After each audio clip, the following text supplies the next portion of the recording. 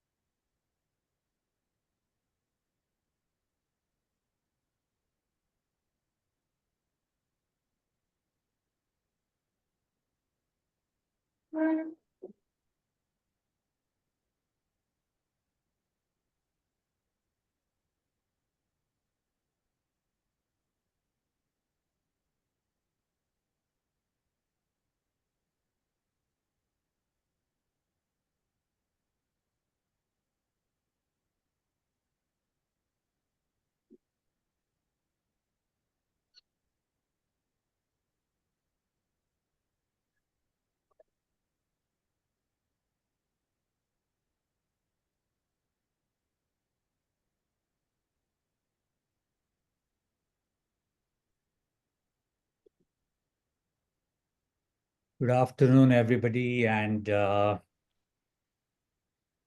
you hear me? We can hear you, Sanjay. Okay, thank you. So good afternoon, everyone, and welcome to what is the inaugural session of the 10th National Bioethics Conference organized by the Forum for Medical Ethics Society, the Indian Journal of Medical Ethics, and of course our co-host, the Bioethics Department of the Christian Medical College, Vellore. This is the inaugural session, and this session is really divided into two parts. The first, of course, the first bit is about the meeting, the NBC, the co-hosts, some information on who we are, what we do. And the second half of this session is going to be the two awards that we will be giving to individuals. This is the IJME FMES awards, which we traditionally give during the National Bioethics Conference. And so this session is divided into these two parts and roughly about 1.5 hours. We of course also will be opening out the session to all of you who are with us today to be able to get your responses, take your questions, and talk to you. So please wait right till the end because we hope to discuss and interact with all of you. So let me begin by firstly briefly introducing myself. My name is Sanjay Nagral. I professionally am a surgeon, but today I'm here as the chairperson of the Forum for Medical Ethics Society. And the Forum for Medical Ethics Society is the society or the group which runs the Indian Journal of Medical Ethics. And I shall in some time tell you a little bit more about what the FMES and the IJME are. With me co-chairing this session is Arul Dhas. Arul is a consultant in the Department of Bioethics in the Christian Medical College in Vellore. So welcome, Arul, and Arul will be co-chairing this session with me. So what we are going to do is start with actually a little bit of introduction to the two co-hosts. And I'm going to request my co-chair Arul to first briefly tell us a little bit about CMC. CMC Vellore, of course, is well known, but perhaps a little bit more from his side. And of course, the Bioethics Department of CMC Vellore. So welcome, Arul, and please take over. Thank you. Thank you, Sanjay. It's a great joy for me to be part of this 10th National Bioethics Conference. And we in the Bioethics Department of Christian Medical College are very excited and very happy to be part of this whole process. And let me greet all of you from Christian Medical College, Vellore. As Sanjay already mentioned, many of you may know about CMC Vellore is a faith-based Christian healthcare institution which trains healthcare professionals and sends them to different parts of our country and other places. Both the selection of the students and in the training curriculum emphasis on the marginalized and community-based training and ethical healthcare is so evident right from the beginning. Dr. Ida Sophia Scudder, who is the founder of this institution, when she began this movement 135 years back, she had this compassion, innovation, and social justice inbuilt in the whole process. And in all its focus areas, healthcare justice is reflected, whether it is training, service, or research. Ethics training, as all of you might know, is often caught rather than taught. That is what many people say. Ethics discussions, ethics case studies, debates are everyday experience in this place for staff and students. Department of Bioethics actually came in recently, only in 2014. It was inaugurated, and apart from the teaching part of its responsibilities, teaching the staff and students, this department is also involved in the research ethics and clinical ethics. All the research proposals in this premier institute goes through the ethical scrutiny. Research participants' privacy and autonomy is safeguarded. The issues of vulnerable population especially attended to. Bioethics department pays special attention to the clinical scenarios where the professionals go through a lot of ethical dilemma sometimes. On behalf of Dr. Anuradha Rose, who is the head of Bioethics department, let me express our joy in co-hosting this conference today. And we hope that different sessions which are scheduled today, tomorrow, and next week will be of great benefit for all the participants. AI in healthcare attracts a lot of attention due to different reasons. We are so excited to see the countless number of possibilities, efficiency, fruitfulness due to this emerging technology. At the same time, we are concerned about the amplification of some of the problems too. Equity, healthcare equity, is it a concern of Gen AI? Is the gap between haves and have-nots increasing because of Gen AI? Are concerns of the vulnerable protected through the applications of AI? How do we address the bias found in AI?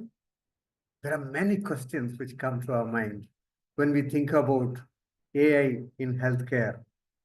How do we build a healthy society, healthy, equitable society, if the existence is based on merits and competition alone? You may be aware of a Hebrew word, shalom, which actually encompasses most of the aspirations that we embody. It is not just peace. It can mean health, wholeness. If you ask me, the destination of humanity is shalom. In healthcare, health education, health research, shalom is our endpoint. How do we harness the power and capabilities of AI to achieve that in the domain of health? my prayer and my desire for our conference these days is that we will endeavor to go towards this direction through this 10th National Bioethics Conference. Thank you. God bless you. Thank you, Arul. So please, of course, you'll be with us and we shall jointly take this session forward. But thank you very much. The CMC, of course, has been a great source of inspiration for many people in this country for many reasons, but one of them, of course, being your work in the area of bioethics, and you have been a great supporter for us. I'm going to now briefly talk about the journey of the Forum for Medical Ethics Society and the Indian Journal of Medical Ethics. And whilst some of you, or maybe perhaps many of you, have known our journey, have been part of our journey, we thought it's a good occasion to actually partly look back, and also for those of you who are new, maybe give you some background to who we are and why we reached where we have reached. So I just want to begin by saying that this process of this group, the Forum for Medical Ethics Society, as it is known, actually informally began maybe if we want to locate it, maybe sometime in the 80s. And the 80s was a period of ferment in terms of both ferment in overall in society in India, in the socio-political scene in India, but also ferment in healthcare. And there was, on one hand, the growth of healthcare, on the other hand, some of the challenges coming up. There was a huge controversy around the medical profession being brought under the purview of the Consumer Protection Act. I was actually a young postgraduate at that time, and through some of the my association with the resident doctors movement and resident doctors union in Maharashtra, I got connected to friends who were working in groups outside of the mainstream profession, and some of them working in the healthcare profession. So there was Medico Friend Circle. Many of you know what Medico Friend Circle is. There was a group called Akash, which was a consumer group which worked in Mumbai largely. But we also had a kind of focal point which emerged from none other than the founder, the absolute founding editor of the journal, Dr. Sudhil Pandya. Dr. Pandya at that time was head of the Department of Neurosurgery in Mumbai's KEM Hospital, GS Medical College. And he actually provided the nucleus and the umbrella for many of us getting together. As I just want to pause here and say that, as some of you again would know, we unfortunately lost Dr. Pandya towards the later part of last year, and it has been a huge loss, and I cannot even imagine. And I was just thinking before we started this session today, that if Dr. Pandya had been around, he would have been very much in the midst of today's inaugural session. If any of you is interested in knowing more about his life, the IJME in its recent issues has carried a series of tributes to his life, and it's a life worth reading about. So in the Department of Neurosurgery, there was an attempt to form a nucleus of a group of people. We would meet once a week, every Wednesday evening, in his office.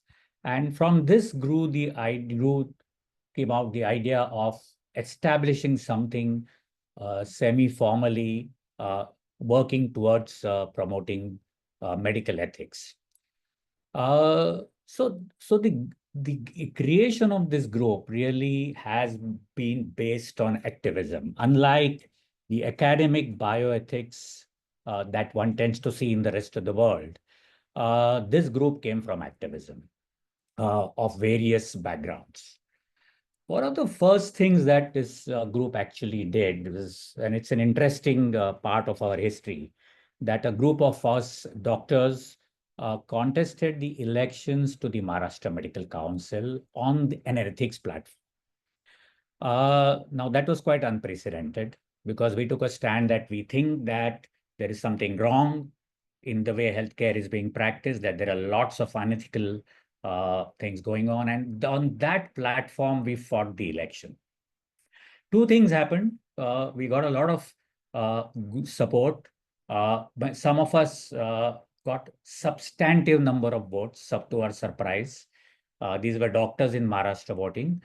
None of us won the election, but something was happening on the sidelines, which is that we realized that the entire election process was rigged in a sophisticated manner. And one of us took it up as a court case, and the elections that were held were stayed by the Bombay High Court because there was a lot of kind of sophisticated rigging in the postal ballots. Now, around this time, Dr. Pandya also proposed that we start writing. We start writing on the issues. And therefore, what emerged was a small little newsletter, the first issue in 1993, which was called Medical Ethics. Soon, it was felt that this should become a more formal publication. So instead of, it started as a cyclo-style sheet. I still remember the first few issues. It grew into a formal printed journal. We soon applied for registration under the name Indian Journal of Medical Ethics. For some reason, we were actually given the title Issues in Medical Ethics, but it was only years later that the registrar of newspaper allotted the journal its preferred title. And that's how this is today the Indian Journal of Medical Ethics, or IJME as we now know it, from the year 2004. So one of the main activities of the FMES has been the journal. In fact, I would say it's predominant activity. But the Forum for Medical Ethics, which was then, of course, formally registered as a public trust, also has had two other activities. One of which is why we are here today, which is the National Bioethics Conference, the platform of the NBC. And this has been organized. The first one was held in Mumbai physically in 2005. And this is now the 10th conference. So it's been held over 20 years across India in various institutions with various themes. So this has been the other activity of the FMES. And the third, of course, is the FMES has also got involved in various educational activities, conducting trainings, workshops, as well as research projects. And we have, over the last few years, been involved in a substantive number of projects that we have undertaken along with other organizations. So the journal, of course, simultaneously grew. It grew both in terms of its scope, in terms of its size, in terms of its reach, in terms of the submissions we were receiving. But I think what also happened was that it acquired a formal academic form, which means that it was soon indexed primarily on Medline, PubMed, which, as you know, is the predominant indexing side. But now the journal is also indexed in other databases, Scopus, the Philosopher's Index, etc. So, of course, there was the academic recognition and credibility of the journal, which was established. Of course, which meant that it became a peer-reviewed journal with a formal submission process. And many of you who have written for the IJME know that it is now a very formal process of submission, review, peer review, etc. Having said this, I must also immediately add that whilst it became an academic journal, but we made efforts and still continue to make efforts not to make it exclusive, not to make it difficult to publish in. So we have very consciously over the years avoided any form of fees for publication. What we have now is pay if you wish kind of policy. But we also kept the journal open access on the net, and every issue of the IJME is available since its inception in '93 for any of you to see every article, and therefore, on one hand, it acquired academic heft, academic rigor, recognition, but on the other hand, it was open access, and we of course published individuals who maybe perhaps find it difficult to publish in the more so-called established academic journals. So we have people working on the ground, community workers, we have patients rights groups. So we created this platform with a very clear understanding that this is not a doctor's journal. This is not only an exclusive journal of also of healthcare workers, certainly not of bioethics specialists or bioethicists, but everybody in India and South Asia who's concerned about healthcare ethics in a very, very broad sense of the term. And that's where, therefore, we are where we are. I just want to end this bit of introduction, and apologize that maybe I've gone on for long, but we thought it's important to share this with you, the journey. I've been part of it right from the early days. Partly because it needs to be said. I think it's been a very rare experiment, which we believe the fact that it has been sustainable for years means that we have touched a chord somewhere, but it also means that there are individuals across the last 3 decades who have worked extremely hard behind the scenes. And I just want to also take this opportunity to thank all those individuals. Many of them have chosen to often remain behind the scenes. Some of them, of course, you will see during the course of this NBC. So I'll stop here now, and maybe we now request one of the key people behind this NBC, but also I dare say behind the IJME now and behind the FMES certainly, Sunita Shil Bandevar, who's one of the few trained bioethicists, and I therefore sometimes intimidated by her, who will now share with you some information on the NBC platform and the Ethics Awards. So Sunita, please take over. Thank you. Thank you, Sanjay, and good afternoon, everyone. Thank you for joining. I see a lot of friends here. So I'll pick up from where, and Sanjay has been sort of, overstating that he feels intimidated by me. So that's not really true, just qualifying that. So I'm going to pick up where Sanjay has left. And so the journey continued. And I really want to say that I really sort of came back with my sort of, formal training in ethics in 2004. And then by then it was about 20 years since the journal was getting published. And I must say that I have witnessed that journey from 2005 onwards and have really been part of most of the conferences. So we established the NBC platform in 2005. And the whole idea was the need was felt amongst the within the group, but also kind of, based on our interactions with the outsiders, meaning the part of the network of the IJME and FMES, that since the journal has been publishing, there was sort of, a larger peer community that we could really have each other connected via the journal platform. FMES's activity through HEAL Institute came much later. But so I think I would like to highlight one or two areas here, which Sanjay also touched upon, but the way I understand bioethics field in India is it's really has grown from bottom up.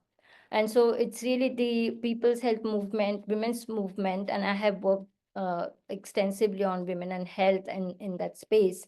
And I have seen, what contribution the movement has brought around justice and equity, which are very central to the bioethics field. And I think uh, uh, generally speaking, the academic disciplines have really got stuck abroad with autonomy, personal sort of, respecting the personhood, etc. Whereas India and some of the kind of, Latin American countries really talked a lot about the health justice and overall justice.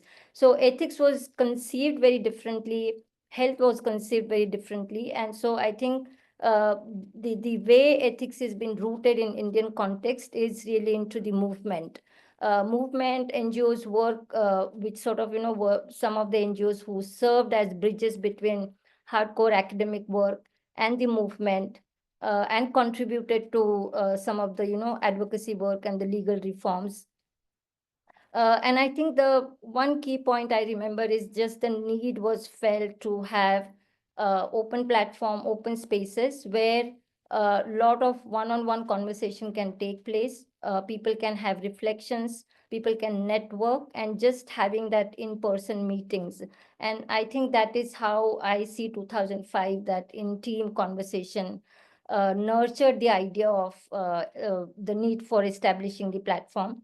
And which is called now National Bioethics Conference Platform.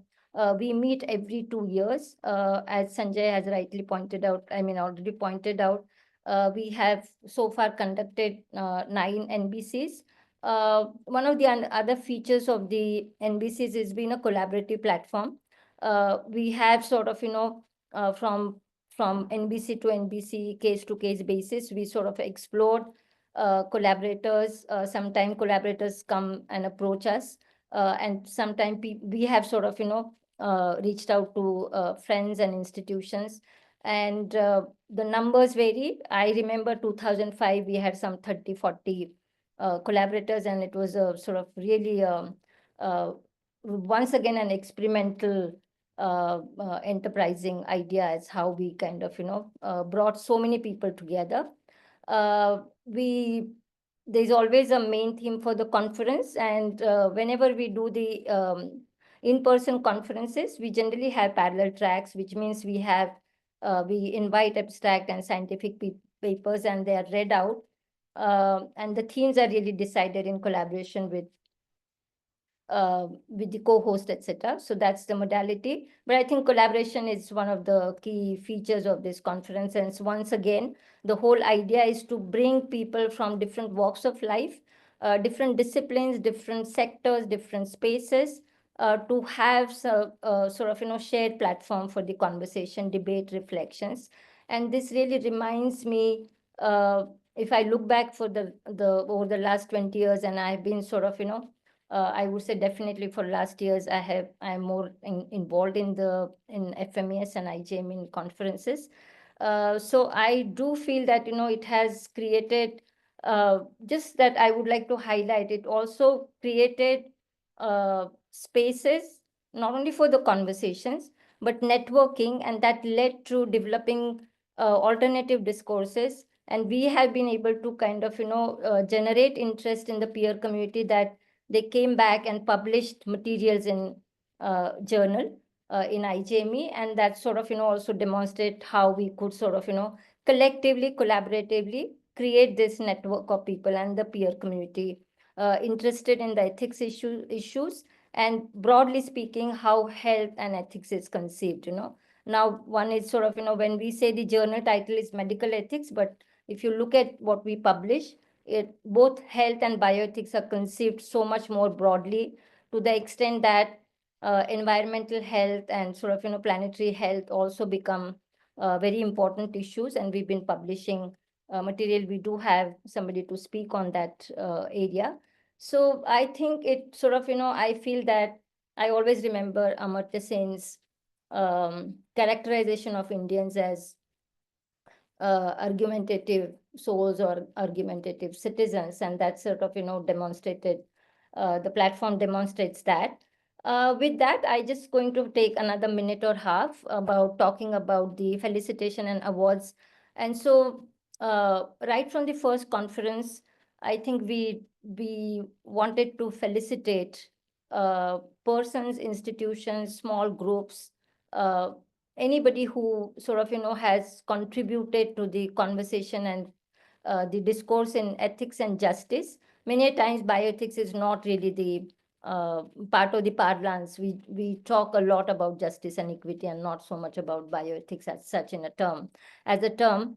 And sort of, as I said earlier, it has originated so much and rooted in the movement and not in the academia, which is the case in the Western world. So I think we started with felicitation. I'm just going to take 1 minute to talk about the awards and the felicitation. So we switched between two modes, and the reason being that we, at one point in time in 2018 and 17, there was an opportunity where we could raise funds. And I just want to mention very briefly that our colleague, Dr. Olinda Timms, she decided to sort of, give away her royalty money when she published a book with a publisher. And then we also got additional funds. So that enabled us to give awards in terms of the money plus citation, plaque, etc. But our tradition has been the felicitating the person who has contributed, and it could be lifetime achievement. I think I remember that we did during the COVID times, we approached the felicitation awards in different ways. Everybody knows that so much has gone from the grassroots level. Health workers, many small groups were formed impromptu, and they did a lot of relief work. So we are very open about the sort of, whom we consider. It could be individual institutions, small groups, nurses, ashas and ANMs, etc. So those people have been considered. It could be head of the institutions who have been working in the remote areas. So if you look at the people who have been felicitated, regardless of whether it was an ethics award or the felicitation, as I said, felicitation was, we wanted to create that space because there are very few spaces where people's work and our friends and colleagues' work in health justice there's no space to recognize in a certain way. I mean, like today we have Dr. Anant and Dr. Mehta. Everybody knows their contribution, and there are a number of other people. So we thought this is just a platform where should really use this opportunity to felicitate the contribution who have really shaped certain areas, and we'll hear the acceptance speeches just to vindicate the point that how they stand out for their contribution and the scores of other people. And then it is always a difficult choice for us. So I'm going to really stop here and hand over the floor back to Sanjay. Thank you, Sanjay. Thanks, Sunita. So when I said that I am often intimidated, it is because of your background, your specialist expert bioethics, and of course, your amazing ability to organize and get into the detail of things. So it's not any other form of intimidation. So thank you. We move on now, and I think the next plan is really to for two individuals. These two are in many ways, besides Sunita, the main people behind this this NBC, conceptualizing, getting speakers, working behind the scenes, two young people. And we are very happy to have young people in our group now. We need young people. So Lubna, Duggal, and Sayantan, Datta, and I'm sure many of you have been hearing from them in the build-up to the meeting. So both of them are going to actually introduce the theme of this NBC, and of course they will do it in some detail. But all I want to say is that the area that this NBC has chosen to focus on actually, in terms of its relevance, in terms of even, I would say, a sense of urgency could not have been better, because I think artificial intelligence as a lens to the entire area of digitalization of our lives and the presence of the digital world in now increasing presence in healthcare. This could not have been a better time to talk about it. So, Lubna, Sayantan, please take over and tell us more about why the theme and why this was chosen. Thanks a lot, Sanjay.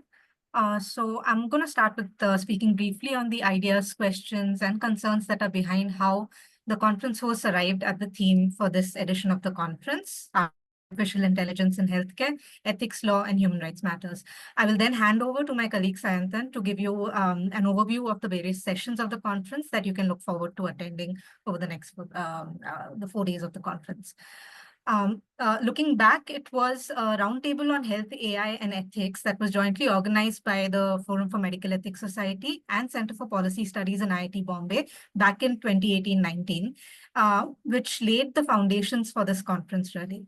While our co-hosts, CMC Vellore, have been working in both healthcare provision and health research, constantly engaging with health AI technologies. Enshrined in several human rights treaties, the right to health outlines its 4 key elements: availability, accessibility, acceptability, and quality. Implied in these 4 key elements are the obligations to address the digital divide, to ensure AI health technologies are acceptable to all communities, and that they must be of good quality, that is able to deliver on their clinical or public health purpose.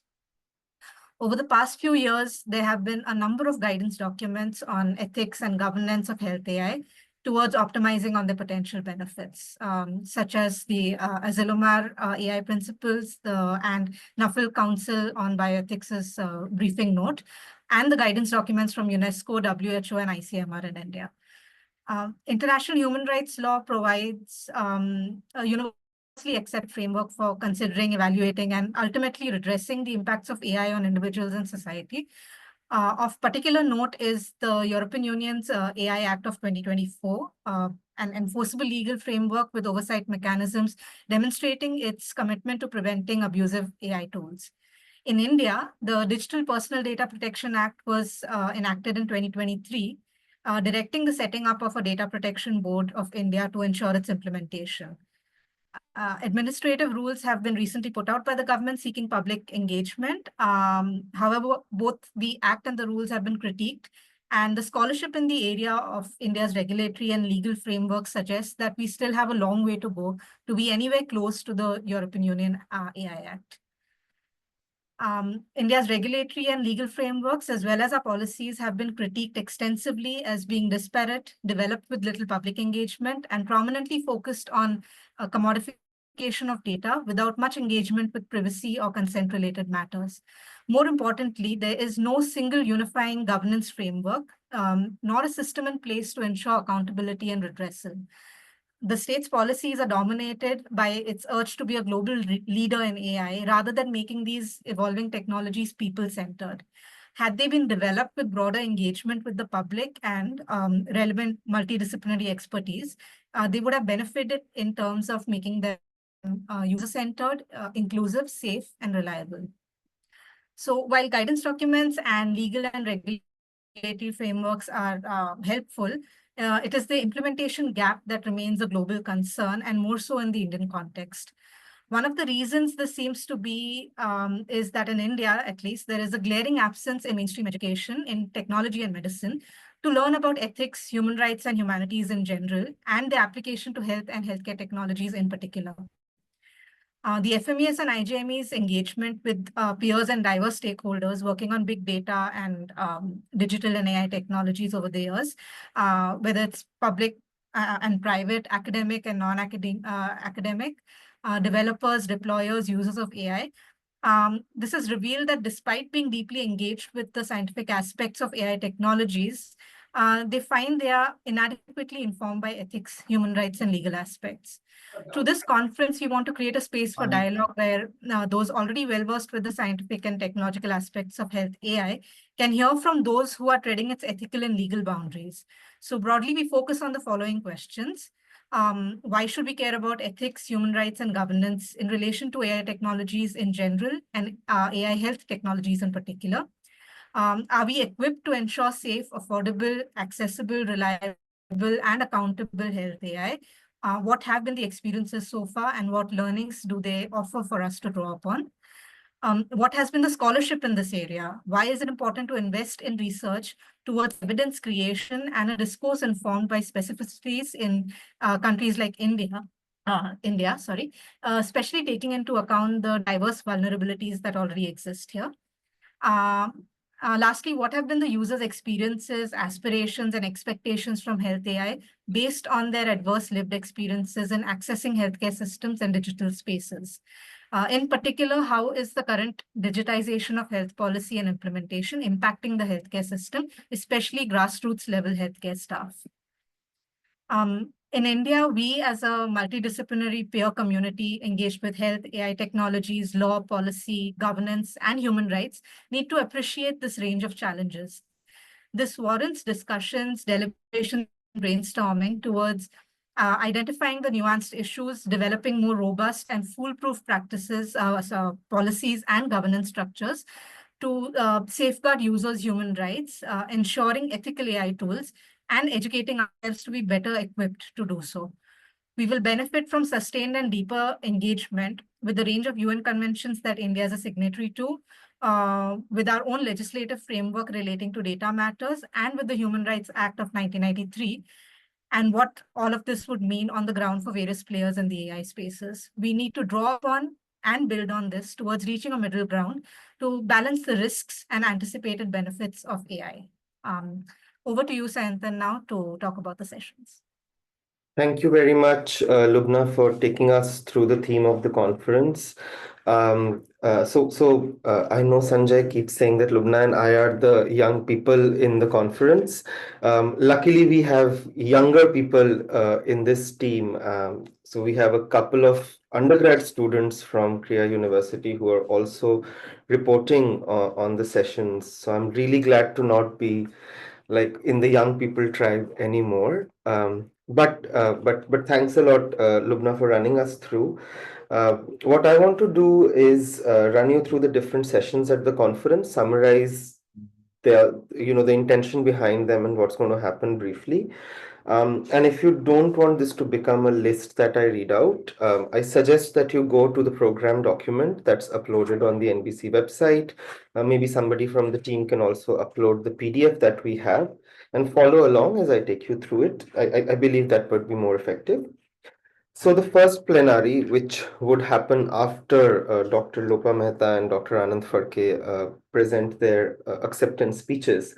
The first plenary, which is scheduled later today, is titled Health Technology Assessment in AI, Past and Present, and is conceptualized to set the stage for the conference. So in this session, we wish to understand the relevance of health technology assessment scholarship in India and globally. We want to particularly see what learnings from existing HTA scholarship can be drawn upon to minimize potential risks in health AI development and deployment. So HTA being health technology assessment. So after the plenary, we have session 1, and in the first session, which is titled AI Applications and Psychiatry, Ethics, Governance, and Entrepreneurships, we will look at AI interventions in the context of mental health care. We will focus on the need to have ethics and governance frameworks to ensure not only responsible and effective AI tools in mental health care contexts, but also tools that are mindful of ethics of care. At that point, we would be able to bring day 1 to a close.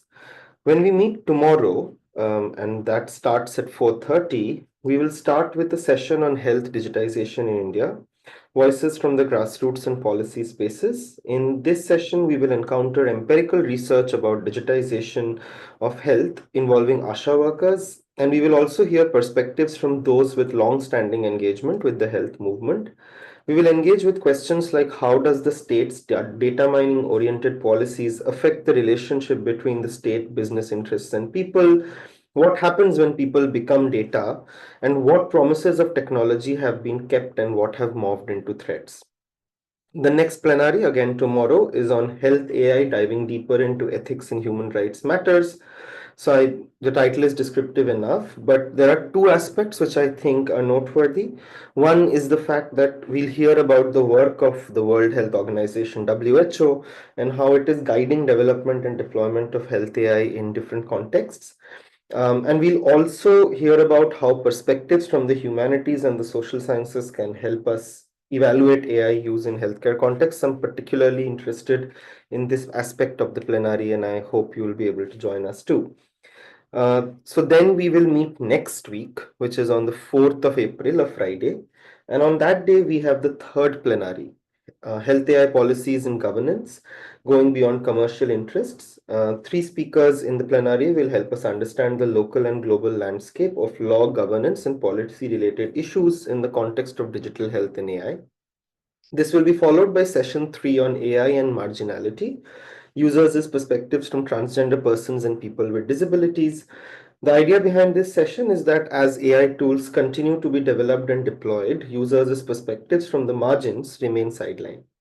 So this session is an attempt to bridge that gap by upholding and holding a conversation where transgender persons and people with disabilities discuss their experiences with and aspirations from AI technologies. On the last day of the conference, 5th April, we will start off with session 4 on artificial intelligence and academic integrity, bridging the gap in scholarly publishing. That will bring together stakeholders from across the publishing ecosystem to share their experiences and efforts in dealing with AI tools. And we will wrap up the conference that day with the fourth plenary, which is Foundations and Transformations, AI, Healthcare, and Digital Planetary Health.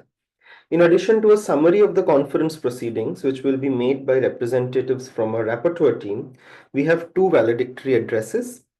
One address asks whether the constrained healthcare system across the globe is ready to introduce health AI, and the second focuses on the impact and implications of digitization and expansion of AI technologies on planetary health. As you can see, we are both coming a full circle while moving a little forward. So that brings us to the end of this introduction. I'll leave you with the hope that my colleague Lubna and I have been able to give you some insights on what is to come in the conference and why, and we look forward to your active participation. Thank you. Over to you, Sanjay.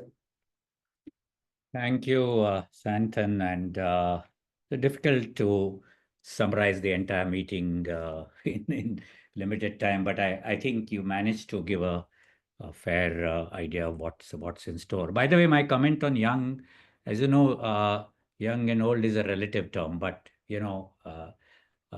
certainly given the current average age of people in the IJME, FMES circle, you are young. You still continue to be very young.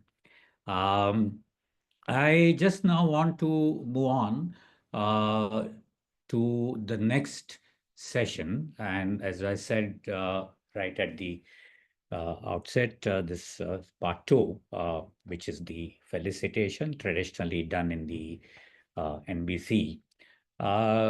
And this time we are felicitating two individuals. You will know more about them through their citations. I personally, of course, have known both of them for many, many years, very closely.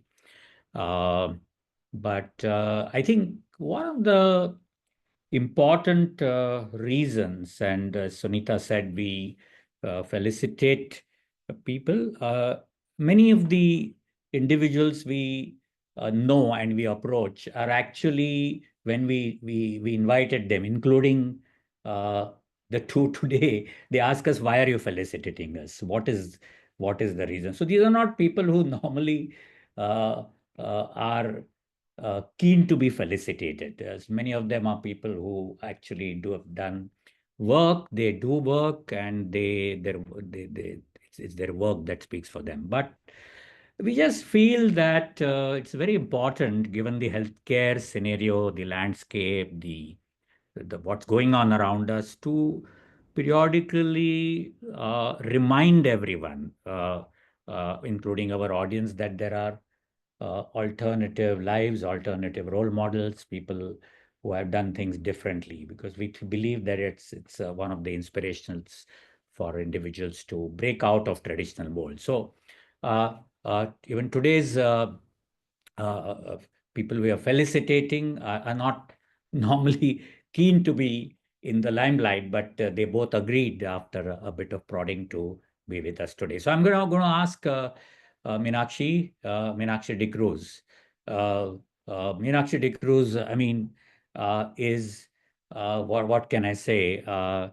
If there is, I'm at a loss of terms, but and I know Meenakshi also doesn't like to be praised, but Meenakshi has been the pillar of the Indian Journal of Medical Ethics on the editorial side for years together. And she is going to be reading out or introducing the citation for Dr. Lopa Mehta. So Meenakshi, please take over. Thank you, Sanjay. It's my privilege to read the citation to honor Dr. Lopa. Dr. Lopa Mehta was born in 1944 in Mumbai and grew up in a close-knit community in the city's chawls, an environment that shaped her deep understanding of human behavior. Encouraged by her parents to pursue higher education, she completed her graduation in medicine, which she chose over engineering as it was considered the best option for women at the time. In 1963, she joined the Seth Govardhan Das Sundar Das Medical College, or GS Medical College, to study medicine, where she was profoundly influenced by her professor, Dr. M.L. Kothari. Their collaboration spanned several decades, resulting in numerous books and articles, some of which were translated into multiple languages. Many of these writings presented contrarian viewpoints on dominant positions and established dogma. Notable among these titles are The Nature of Cancer, Cancer, Myths and Realities of Cause and Cure, Much Ado About Coronary Artery Disease and Heart Attack, Myths and Realities of Cause, and The Fourth Gender, Humanity Beyond Female-Male Equality in Thought, Language, and Action. Dr. Mehta began her teaching career at GS Medical College in 1970 and simultaneously took on the role of warden of the ladies' hostel, a position she held until 2002. She maintained discipline and ensured fair treatment and a welcoming environment for students, making them feel at home even when they were far away from their own homes. Her passion for preserving the institution's history led her to serve as the curator of the Janus archives, envisioned by Dr. M.L. Kothari and Dr. Sunil K. Pandya. She was deeply committed to documenting and safeguarding the legacy of the institution. As part of this effort, she organized and commissioned interviews with more than 60 GS Medical College retired faculty members, capturing their experiences and contributing to the historical records now part of the archives. As head of the anatomy department, maintaining the hospital's museum was also a part of her duties, which she carried out sincerely. Dr. Mehta's expertise extended beyond the classroom as she served on the curriculum committee of Mumbai University, helping to design the anatomy curriculum.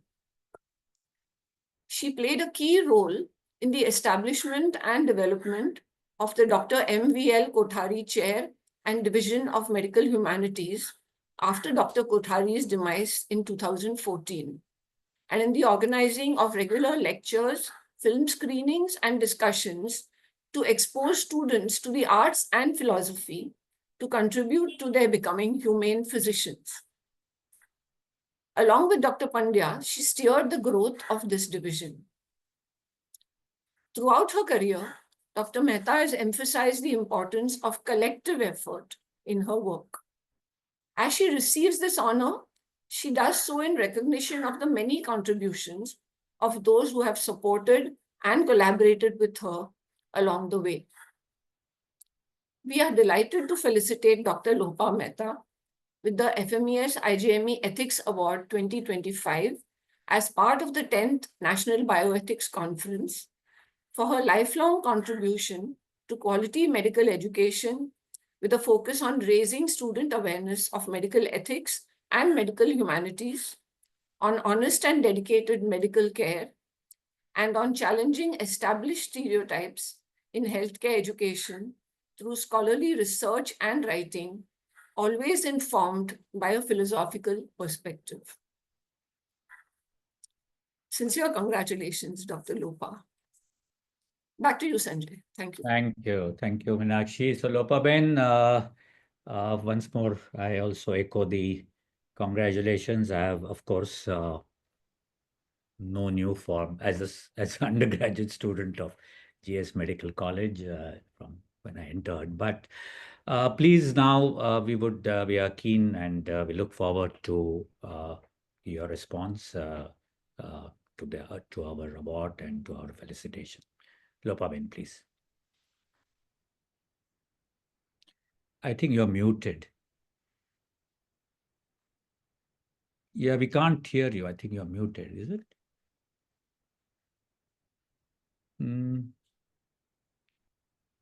You will need to unmute yourself, Lopa Ben. Hello, can you hear me now? Yes, now we can. Absolutely. Go ahead, please. Yeah. Thank you very much. Greetings to all dear friends who have gathered today on this innovative platform of communication. In fact, I am reminded of the Mahabharata when Vyas Muni gave Divya Drashti to Sanjay to see entire Mahabharata war going on at Kurukshetra from Hastinapur so he could narrate the events to the blind king Dhritarashtra. Thanks to the corona epidemic, virtual meets across the globe have become a reality. A few days ago, I received a mail from editor Dr. Sanjay Nagral saying, "We take immense pleasure in informing you that the FMES Managing Committee, working editors of IJME, and the core organizing committee of the 10th National Bioethics Conference have decided to felicitate you on your immense contribution to the fields of health, justice, and ethics in the spaces of research and scholarship, both in English and Gujarati, and in medical education." I was stunned. I wondered why me. I promptly questioned Dr. Nagral telephonically, who was in England. How do I fit in your criteria? I have never practiced medicine and I have never been on any ethics committee. His answer was, your involvement in medical humanities is a good befitting criterion. I reflected on his answer. I realized that imparting the experiences of medical humanities is the crying need of today's technologically based medical practice. I had just come across an article courtesy Dr. Ravi Ramakanthan, opinion by Kinshuk Gupta, Dr. Kinshuk Gupta, bearing the headline, "I used to shout at the hordes of patients. Then I learned what medical college did not teach me." He further comments are, a recent report by WHO highlights the positive impact of compassion on the overall health and well-being of patients.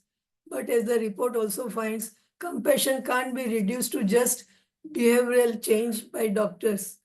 This activity for teaching medical students medical humanities is not carried out in medical colleges across India, barring a couple of exceptions.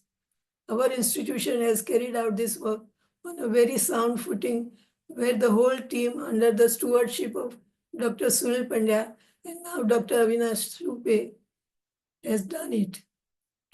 I treat this event as a recognition of the sound work carried out by every member of the team, staff, and innumerable students, and I conveyed this to the board members. Let us have a glimpse of the basis of this activity. I find that young students between the ages of 17 and 23 years look at me with a blank stare because they are not able to understand and ask me, what is medical humanities? Over the years, having interacted with a number of students, I find that the topic, when discussed absolutely in its basic form, gives them meaning, and then they come back and tell me that they have seen a change in their approach, not only towards their patients, but towards themselves. They see growth of their personality and character. They feel that their priorities are getting streamlined and they are comfortable in interacting with patients. They feel good. They are happy with what they do. I'm mentioning here the basic structure of the discussion we usually have. It is always in the form of dialogue and never one-sided preaching. Usually it extends to a number of sessions. Why have you chosen medicine? The commonest answer is to serve people, especially those who are ill, cure their diseases. Some would say to earn money and respect in society so they can live happily. So one can say that it is a universally accepted fact that everyone seeks happiness in life, a form of self-satisfaction or a sense of fulfillment, a meaningful life. That means can differ. The medical profession is one aspect of living which allows one to reach that goal if practiced properly. What is meant by practice properly? The medical profession is unique because the patient comes to his or her doctor with fear of disease and death. The interaction of patient and physician is at the physical, emotional, intellectual, and spiritual level. Each one needs to be satisfied at all levels. The doctor wants to become most competent, knowledgeable, and skillful, wants to cure his patients, have good social standing and earning, and wants his patients feel satisfied with his services. If the patient feels that the doctor treated him well, that he interacted with him as a good person and meant well for him, he feels comfortable. In other words, he wants to interact with a humane doctor. Who is a humane doctor? The dictionary meaning of humane is marked by sympathy, compassion for other human beings and animals. That is why the word inhuman or inhumane mean lacking the qualities of a human being. The verb humanize refers to make human, render humane. The noun humanity means the quality of being human. A humane doctor is one who interacts as a human with others, with the patient and his relatives, with other healthcare team members of his team, with his colleagues, with his juniors, seniors, and students. A humane doctor is one who provides his patients not only cure, but care pathy laced with empathy. The humane doctor is one who understands the patient as a person first, thereby interacting with him as an individual, and in the same way as the doctor would like to be treated by others with respect as an individual. In the art and science of medical practice, the art is missing. To become a humane doctor, basic values of life are required. There is a necessity of cultivating them. So in the words of Swami Vivekananda, character building education is required. Vivek has to be kindled to know what is right and what is wrong. Do unto others as you would like to be done by. What is it to be human? As a human, we have 5 senses of perception, 5 organs of action and comprehension, guided by rationality, emotionality, ingenuity, willpower, and attitude. We need to link various activities to cultivate these faculties to understand what is success versus fulfillment, need versus want, I versus we. To understand these values, exposure to literature, history, philosophy, scriptures, moral and ethical anecdotes is required. To sharpen perception, observation powers, critical thinking and communication, expression, to hone skills, music, art, photography, cinema, theater, painting, handicrafts, writing, and reading are required. Let us have an overview of the activities of Dr. Manu V.L. Kothari, Chair and Division of Medical Humanities.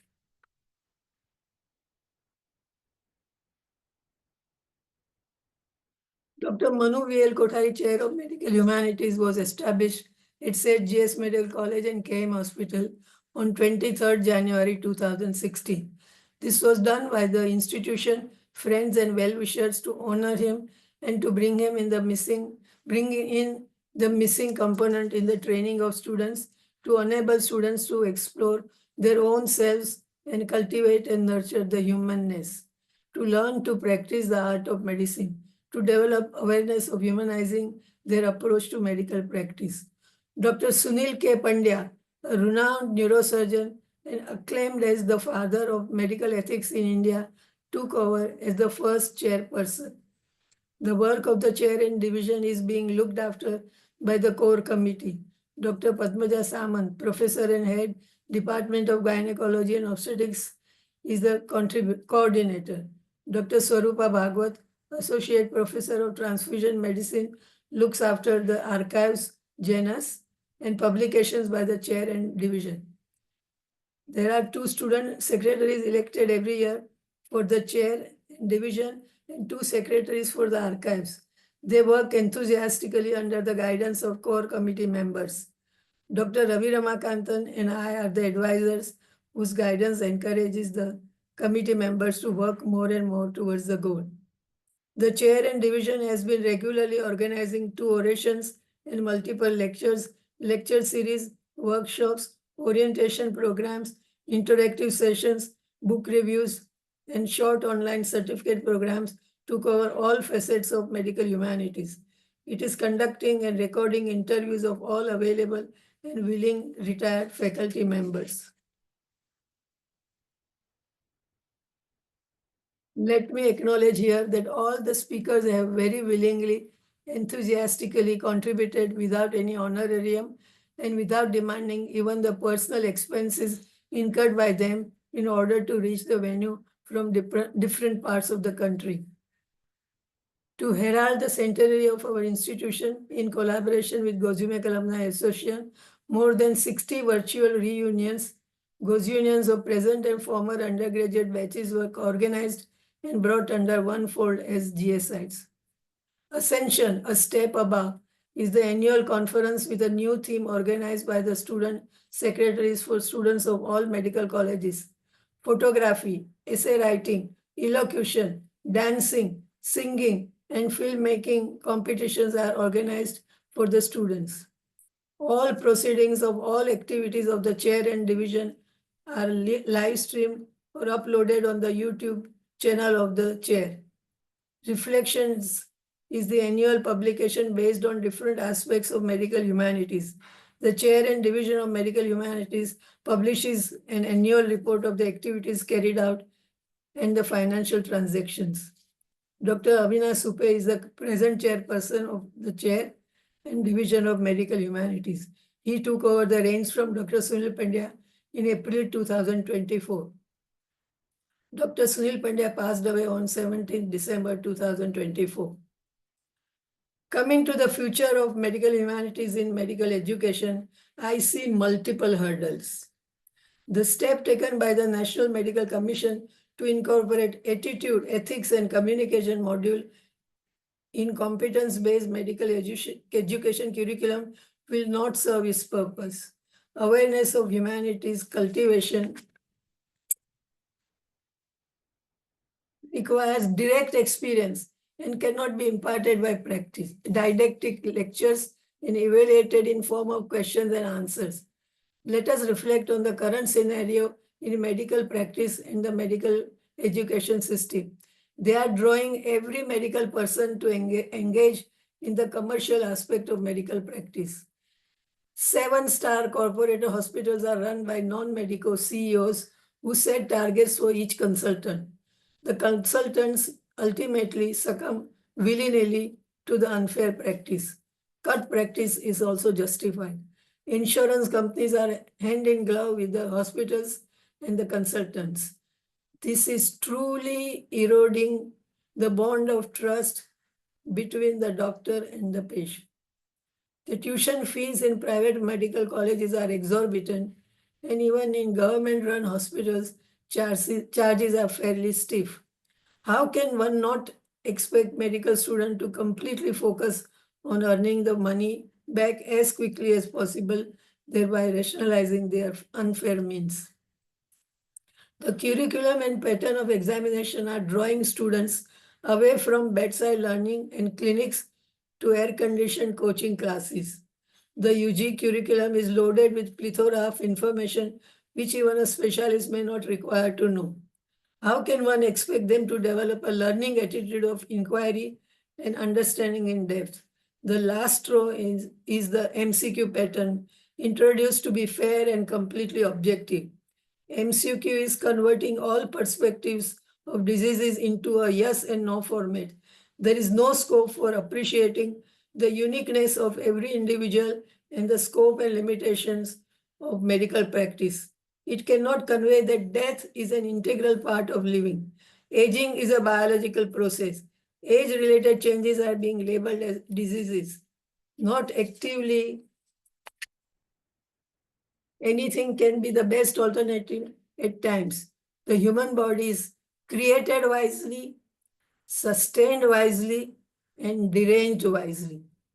I'm extremely grateful to Dr. Sanjay Nagral, the FMES Managing Committee, working editors of IJME, and the core organizing team of the 10th National Bioethics Conference for giving me this opportunity to emphasize that the medical world needs to reflect in what direction it is going. AI is not conscious. There is no voice within it. It is a stack of data organized in algorithms. It will only generate more confusion, uncertainty, fear, and dissatisfaction in life and living. And of course, for AI to be effective, it needs to be trained with, worked by, and supervised by human doctors. Thank you. Thank you, Dr. Mehta, for those words. Well, I must say that the last few minutes of what you said is probably one of the reasons why the IJME, the FMES came into existence, the whole crisis in the way medicine and healthcare is being practiced around us, crisis in medical education. So it was largely a response. And of course, your last words on AI. And, obviously, we're going to hear a lot on AI in this NBC, the technical aspects, but a rather important reminder from you that finally it is about data algorithms that have been created by the current circumstances. So that it's a fundamental challenge to what AI will finally do. I just want to now request my co-chair Arul. Arul, would you like to now invite Ria for award for Anant? Yeah. Thank you, Sanjay.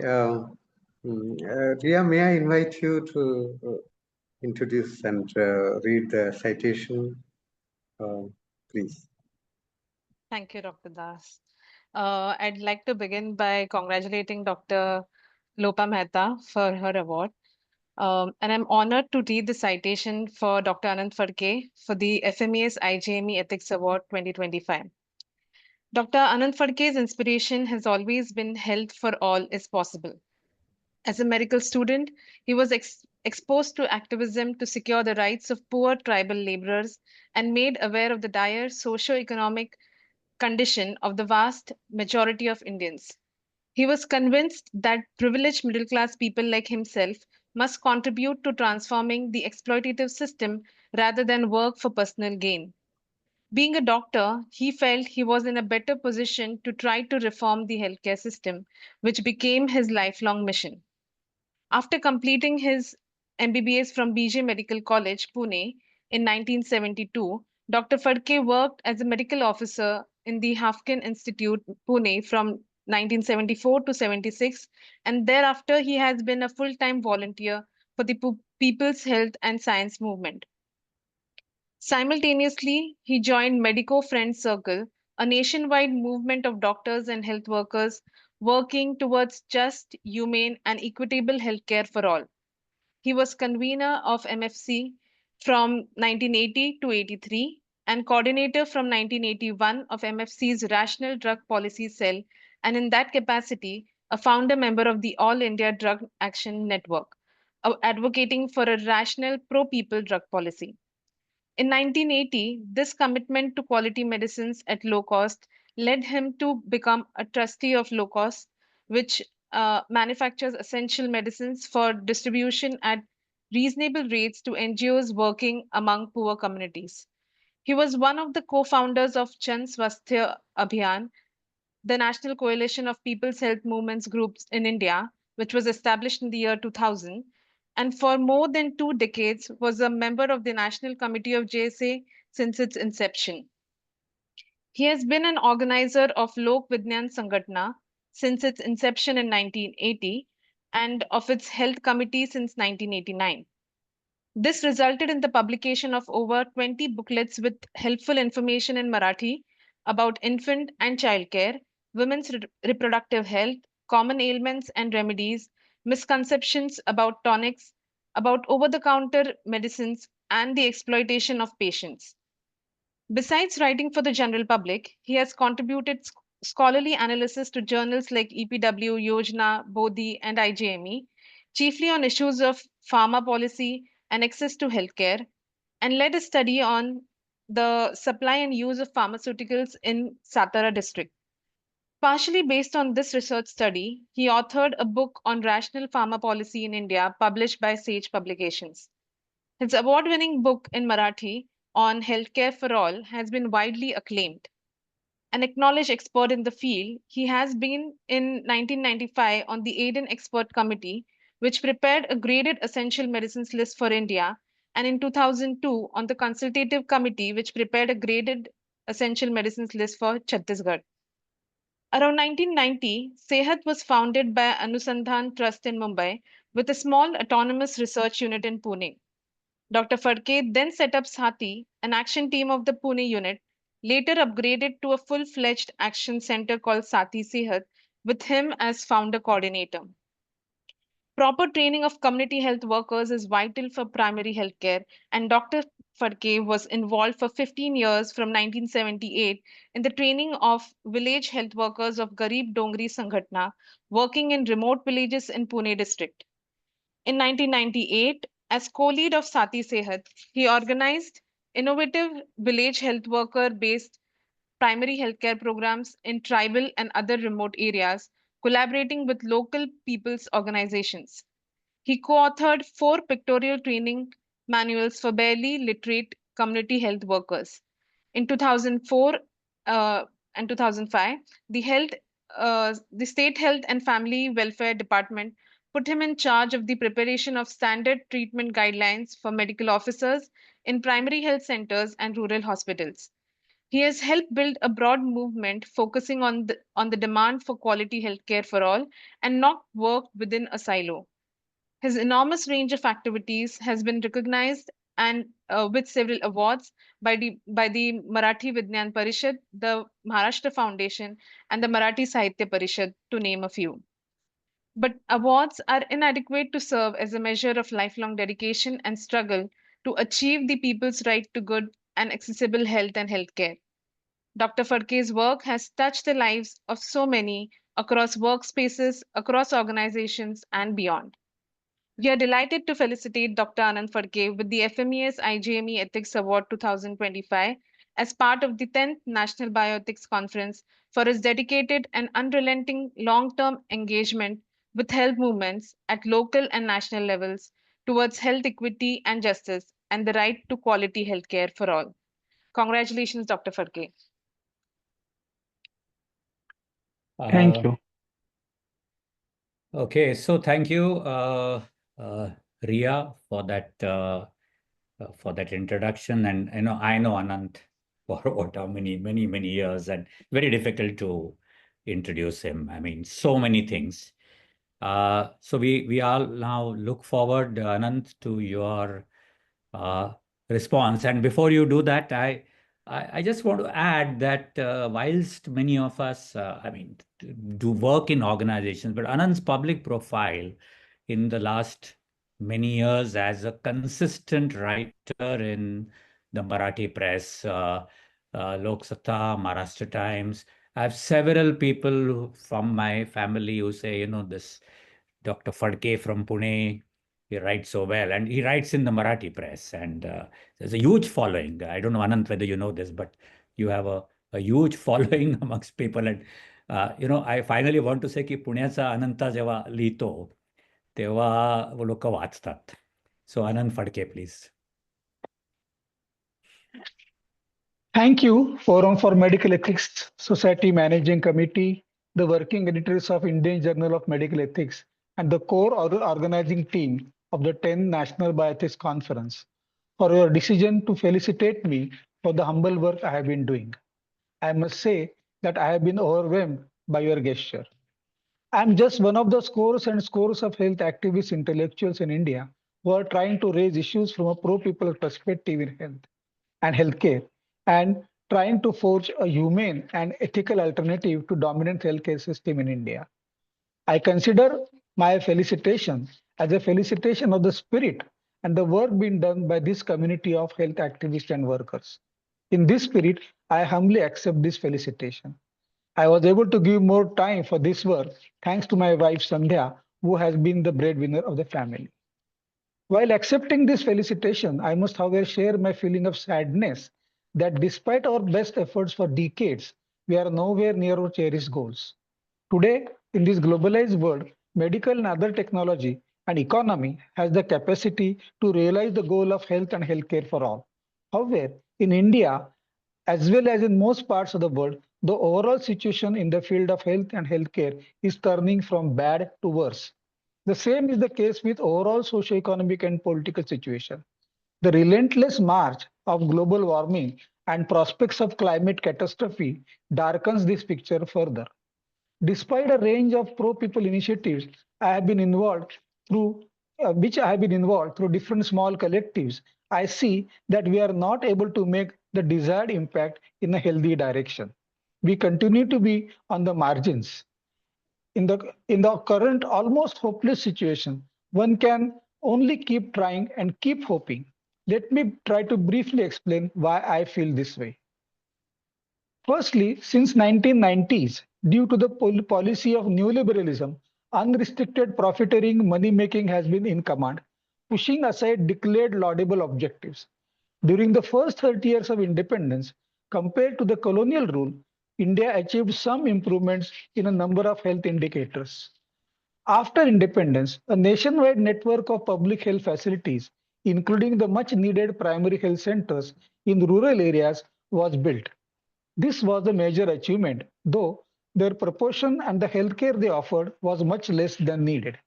Secondly, the public health system was mainly preoccupied with the family planning program, which had become almost an obsession, and secondly, vertically managed disease control programs. Despite these limitations, compared to the colonial rule, various health and healthcare indicators improved. Secondly, thanks to the Indian Patent Act 1970 and to the technical capacity built in the national research laboratories in India, production of much cheaper generic formulations boomed in the 80s and beyond. Compared to most other developing countries, Indian citizens started getting access to a whole range of generic medicines at a comparatively much cheaper rate. However, after 1990s, the Indian government more or less abandoned the limited attempt to build an Indian variety of welfare capitalism. Those who had amassed wealth and political clout through the 3 decades of post-independence development either buckled under pressure of the Western money bags or willingly joined hands with them to adopt a new path of market-dictated development. In healthcare, 4 industries prospered under this new policy of liberalization, privatization, and globalization, LPG, which was pushed by the World Bank. These profit-driven enterprises are pharma industry, medical laboratory industry, hospital industry, and private medical colleges. The government's regulation as regards quality and price in these four areas is almost non-existent. The situation is almost entirely left to the market forces. The results have been disastrous from the point of view of common people. Let me explain briefly what I mean. Firstly, now about medical colleges. About half the medical colleges are in India are private. There is hardly any effective regulation of the fees they charge. As a result, parents of an MBBS student spend around rupees 1 crore for graduation and about rupees 2 crores for post-graduation in a private medical college. The doctors graduating from these private medical colleges must earn high enough by hook or crook. Hence, they tend to indulge in unnecessary investigations, accepting commissions from the pharma industry, as well as from the commercial and corporate pathological laboratories and from fellow doctors for referring patients to them. In these colleges, exposure to clinical work is very limited as the hospitals attached to them have less number of patients. They tend to rely far more in investigations than on clinical understanding. Secondly, since the majority of the students want to go for post-graduation, they do not focus on trying to get clinical experience during their internship. Instead, they focus on MCQs for preparing the NEET PG. My teacher friends in medical colleges share their experience that because of the obsession with MCQs for NEET PG, these students, when they join PG course, have very little clinical experience, understanding, and skills. This debasement of clinical medicine is also common among government medical college graduates, as they too focus on MCQs for their preparation for the NEET PG. Patients have to pay the price for these unhealthy developments. Above all, the pharma industry has benefited tremendously from this neoliberal policy. In the 90s, price control over medicines was mostly withdrawn. Due to a PIL in the Supreme Court by the All India Drug Action Network, the government was forced to regulate the prices of essential medicines from 2013. However, its drug price control order 2013 was designed to keep high margins for the pharma companies. Therefore, it has hardly reduced the burden of the patients due to excessive prices. I am a trustee of Low Cost Trust, and we manufacture and sell with about 20% margin more than 100 essential generic medicines to non-profit health organizations. Since we are a small-scale manufacturer, our cost of production is more, and yet our prices are half to one-fifth of the market prices. Overall, unrestricted profiteering by the pharma industry is a big burden on the hapless patients. Secondly, irrational fixed dose combinations, FDCs, continue to be a big burden. In the WHO's list of essential medicines, fixed dose combinations constitute only 7% of the list because only rational FDCs are included. Whereas in India, FDCs constitute 40% of the market. This is because in India, all kinds of irrational FDCs are allowed to be marketed. Even the most modest recommendations of Nilimak Shrisagar expert subcommittee to ban the list of irrational FDCs have not been implemented.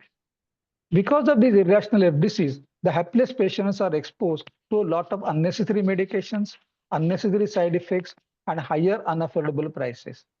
Overall, the above has meant that in India, medicine prices are around 4 to 10 times more than what they should be. Medicines alone account for 29% of the inpatient and 60% of the out-of-pocket expenses, respectively.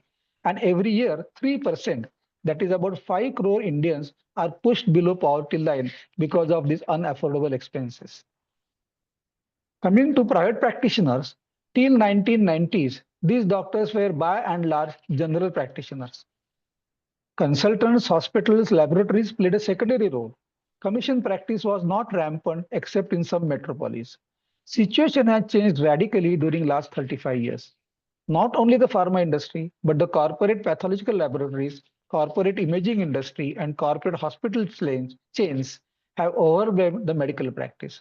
Hence, over-investigations, unnecessary interventions, etc. have become the norm. The hapless patient is at the receiving end. From the 1990s, the government systematically underfunded and neglected the already inadequate public health services. The central and state government healthcare expenses has stagnated for the last 40 years. It is a mere 1.3% of the GDP compared to the recommendations of 2.5% of the GDP by the present government's Niti Aayog.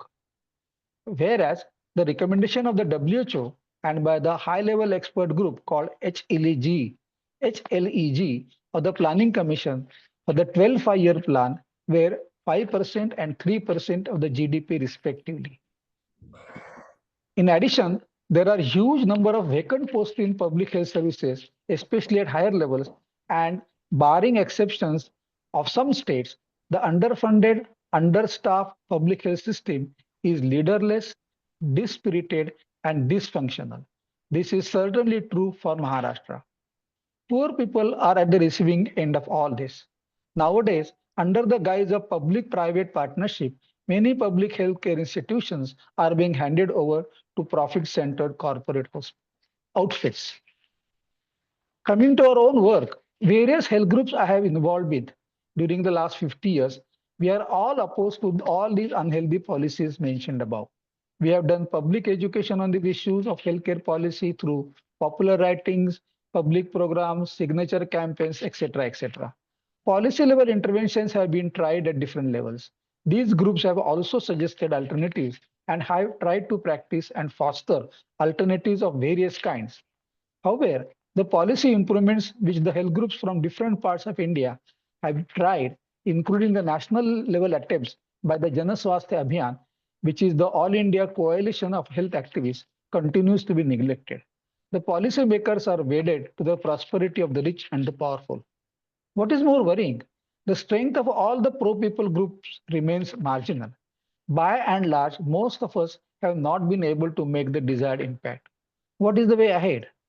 I feel that the only way ahead is those who feel that the situation needs to be improved greatly need to give more time, energy, and money to push for better policies.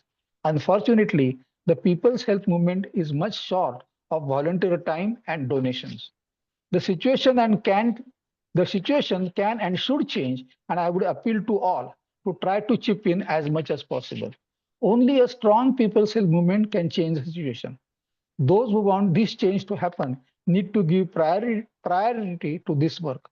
NGO work can help to push the pro-people agenda, but funded NGO work is not the solution to the problem of paucity of voluntary time and material resources.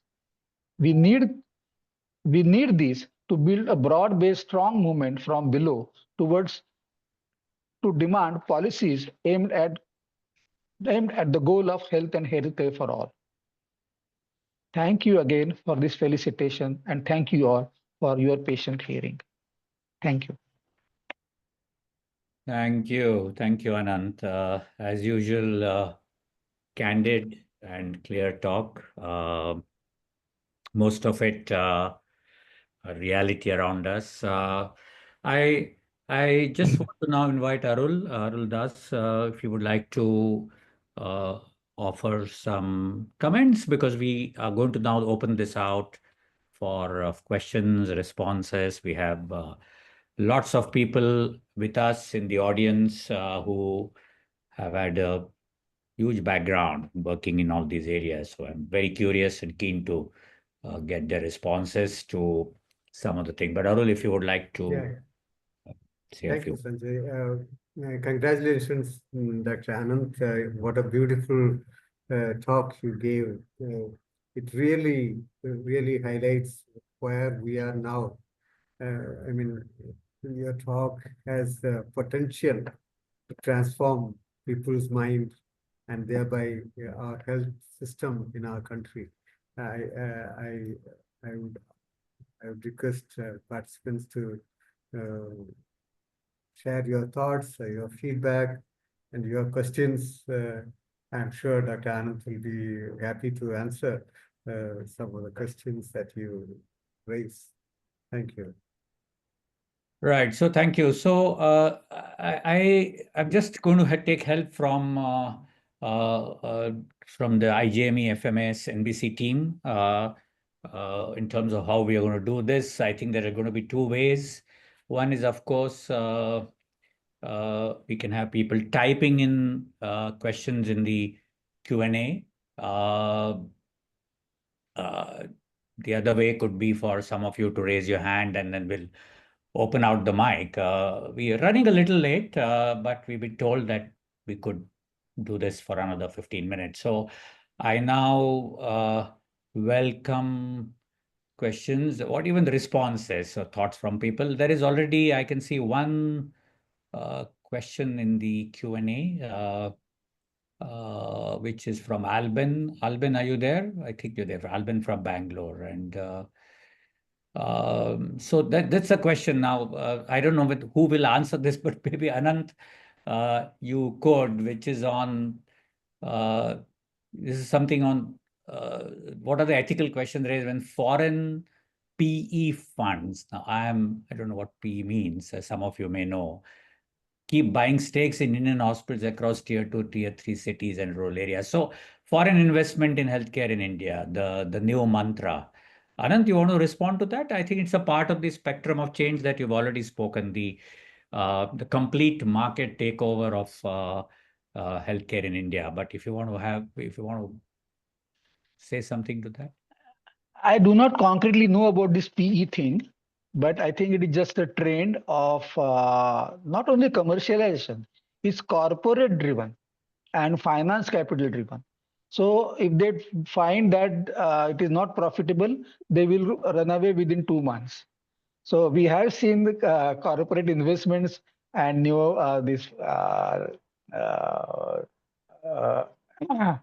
finance investments which come in a hospital, and if they don't find it is profitable, they go away immediately, leaving the whole thing in limbo.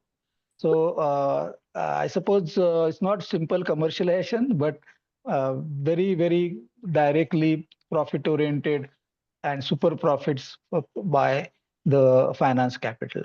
And Yeah. secondly, foreign versus Indian, I'm not very keen to talk about foreign, because in the global economy, we do not, I of course do make a distinction between some of the foreign predatory finance institutions. But in general, finance capital as a whole, as an entity, is global. And there is not great deal of point in making a difference between global and Indian. Though sometimes it makes a difference. Yeah, PNN stands for private equity. So I think the question was private equity coming into healthcare. But I think we shall. I'll leave it at, in the sense it's various forms of finance capital. There's a question from Olinda. Olinda is, of course, Olinda is the reason we have these awards. Olinda Timms from St. John's, and so she asked Dr. Lopa and Anant, what is the message you would leave with youngsters joining medicine today? So that's quite a question, Olinda. But let's ask Lopa Ben or Anant to give it a go. What's your message? I think Lopa Ben may start to begin with. I will join. What's your message for youngsters? Usually when parents come with their children that they want to join medicine, I make it very clear that if you are seeking social status and money, then don't join this profession. If you really want to fulfill yourself by really caring for patient and not looking for very comfortable physical life, then there is everything you will get in life if you work for the patient. So make a decision right in the beginning. What is your inner call? Why you want to take this? This is a message I give to parents and their children. Anant? Firstly, things have changed drastically in last 40 years. And it would be very, very clear that even the government medical college education is pretty costly. And it is almost impossible to do justice to, you said poor patients, but even middle class patients, if you enter into a private practice. And unless you have patience, I've seen people who started very humbly, committed to patients, gradually build up reputation, and within 10 years, they are quite happy, even financially. unless you have unlimited hunger for money. But the waiting time is far more. The journey is far more difficult. And if you go in for specialization, that becomes a little far more challenging because you must work at a higher level, at tertiary level, hospital level. And then those hospitals and all those things have their own demands, which have been more and more encroached, I mean, by the finance capital. One can choose to remain a general practitioner. And I can tell you from my personal experience, I don't do private practice, but I'm interested in clinical medicines. I read a lot. I keep I keep treating patients, my friends and relatives, and it gives me tremendous pleasure, tremendous satisfaction, because the amount of relief that people get when you have some knowledge and are able to give some kind of relief and reassurance, not false reassurance, I think that's a great social work. So I feel that I, of course, went out of medical practice, but I now feel that doing ethical practice itself is social work. But ethical practice means you have to be excellent, not only in terms of technology, but in terms of your approach. You have to have some genuine feelings for the hapless patients.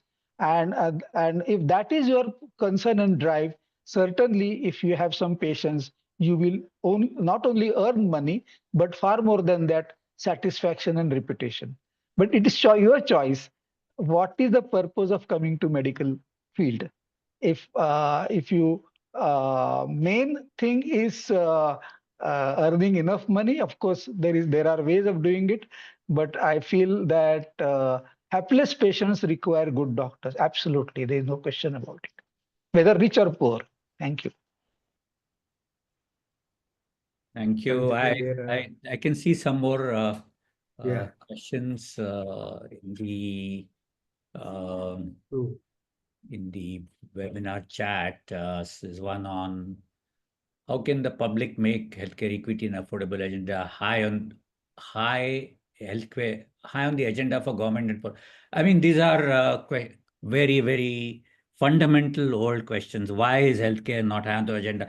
And it's interesting that we are talking ethics here, but finally it's very clear that our concerns largely are about the politics of healthcare, and I think that's inevitable. And in fact, I would say that the one of the interesting things about the IJME journey has been that it has taken a very different view of ethics from academic ethics. Ethics in healthcare ethics in South Asia cannot but be also about the politics of healthcare. And we are very happy to discuss the politics of healthcare. We are not academic ethicists in that sense of just we're also not here just for to discuss moral ethics. Lots of questions, but I don't know how much time do we have. Sunita, let me ask the organizers. Sunita, Maybe Sayantan, Lubna. Another 2-3 minutes.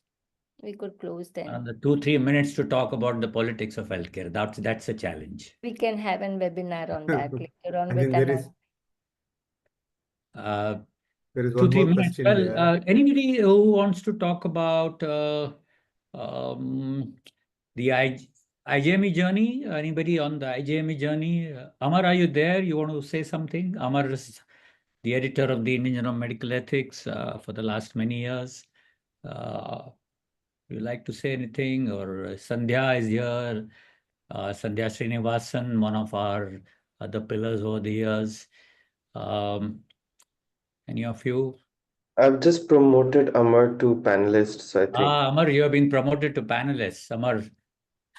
So yeah, I think he might need a minute. Yeah, we just saw you, Amar. Yes. Say something.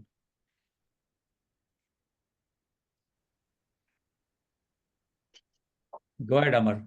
Amar, you're muted, so we can't hear you. Well, I don't have to say much, except that I'm very happy because this is a journey of now 20 years of NBC. We started in 2005, and how the idea came, and the kind of challenges that we faced at the time, and now having the 10th one taking place in 20 years. is a really great occasion. And I'm very happy that on this 10th NBC, we have Lopa Ben and Anant. Both of them are very close to us. Bombay, Pune, IJME has always received support from them. Lopa Ben, definitely even in 1990s, with Manubhai and Mohtab Lopa Ben were always there around to save us whenever we were dying, in the either infant mortality or under 5 mortality of the IJME. So they have always stood by. So I'm very, very happy. And what they talk today is a really great message, and we'll print what they have said in the IJME and take it all around, because this is a very strong critique of both the medicine, medical education, medical practice, and from Anant, both public health and larger healthcare system. I'm really feeling good that we have started with a big ideas, and hope those ideas will be applied to the analysis of the artificial intelligence too, because there is more technology being pumped in the system without changing much in the system. Actually, as Anand said, that what we are doing is the propelling system in the direction of more money and profit, and AI is may get used for that, and that is a great sign of worry. So thank you very much for being here and accepting these felicitation and your acceptance speeches. Thank you, Amar. And Thank you. sorry, did I hear somebody about to say something? Okay, so Arul, I think it's time we close this session. I just want to quickly say that all that has been said is true. I work in the belly of the beast, and every word is true. But I also want to say, maybe to round off on a slightly optimistic note, that the very fact that many of you are here, the very fact that the journal survived and is thrived for 30 years, the very fact that we get together. So there is resistance, there is contrary views, there are people fighting back, pushing back. They have to. We have no choice. I think people, the way the system is going, and artificial intelligence, of course, is something we want to hear a lot about. I have been told that actually AI has also the potential for being an equalizer, has the potential for being, in some ways, not unbiased intelligence. So I think it's a very interesting area to analyze. So thank you all of you for being with us today afternoon for the start of this NBC, the 10th NBC, and please join us today evening, tomorrow, the next week. We are going to have a lot of people, interesting talks. We look forward to all of you joining us. And I think on that note here, thank you again, and we will end this session. Thank you very much. Thank you. Thank you. Thank you so much.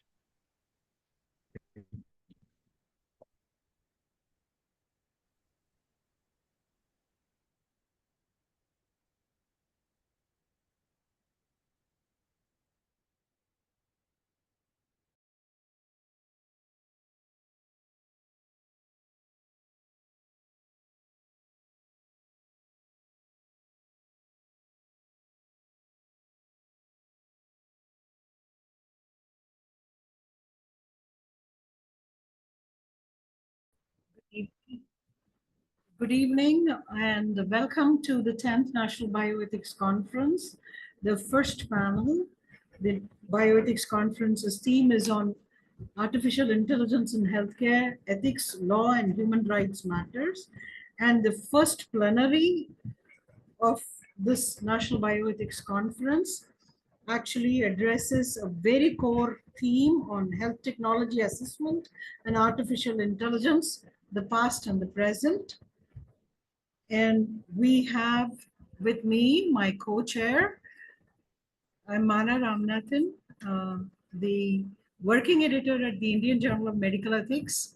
And I have with me my co-chair, Dr. Sandra Albert. She is the director of the Indian Institute of Public Health, Shillong. which is located in Meghalaya.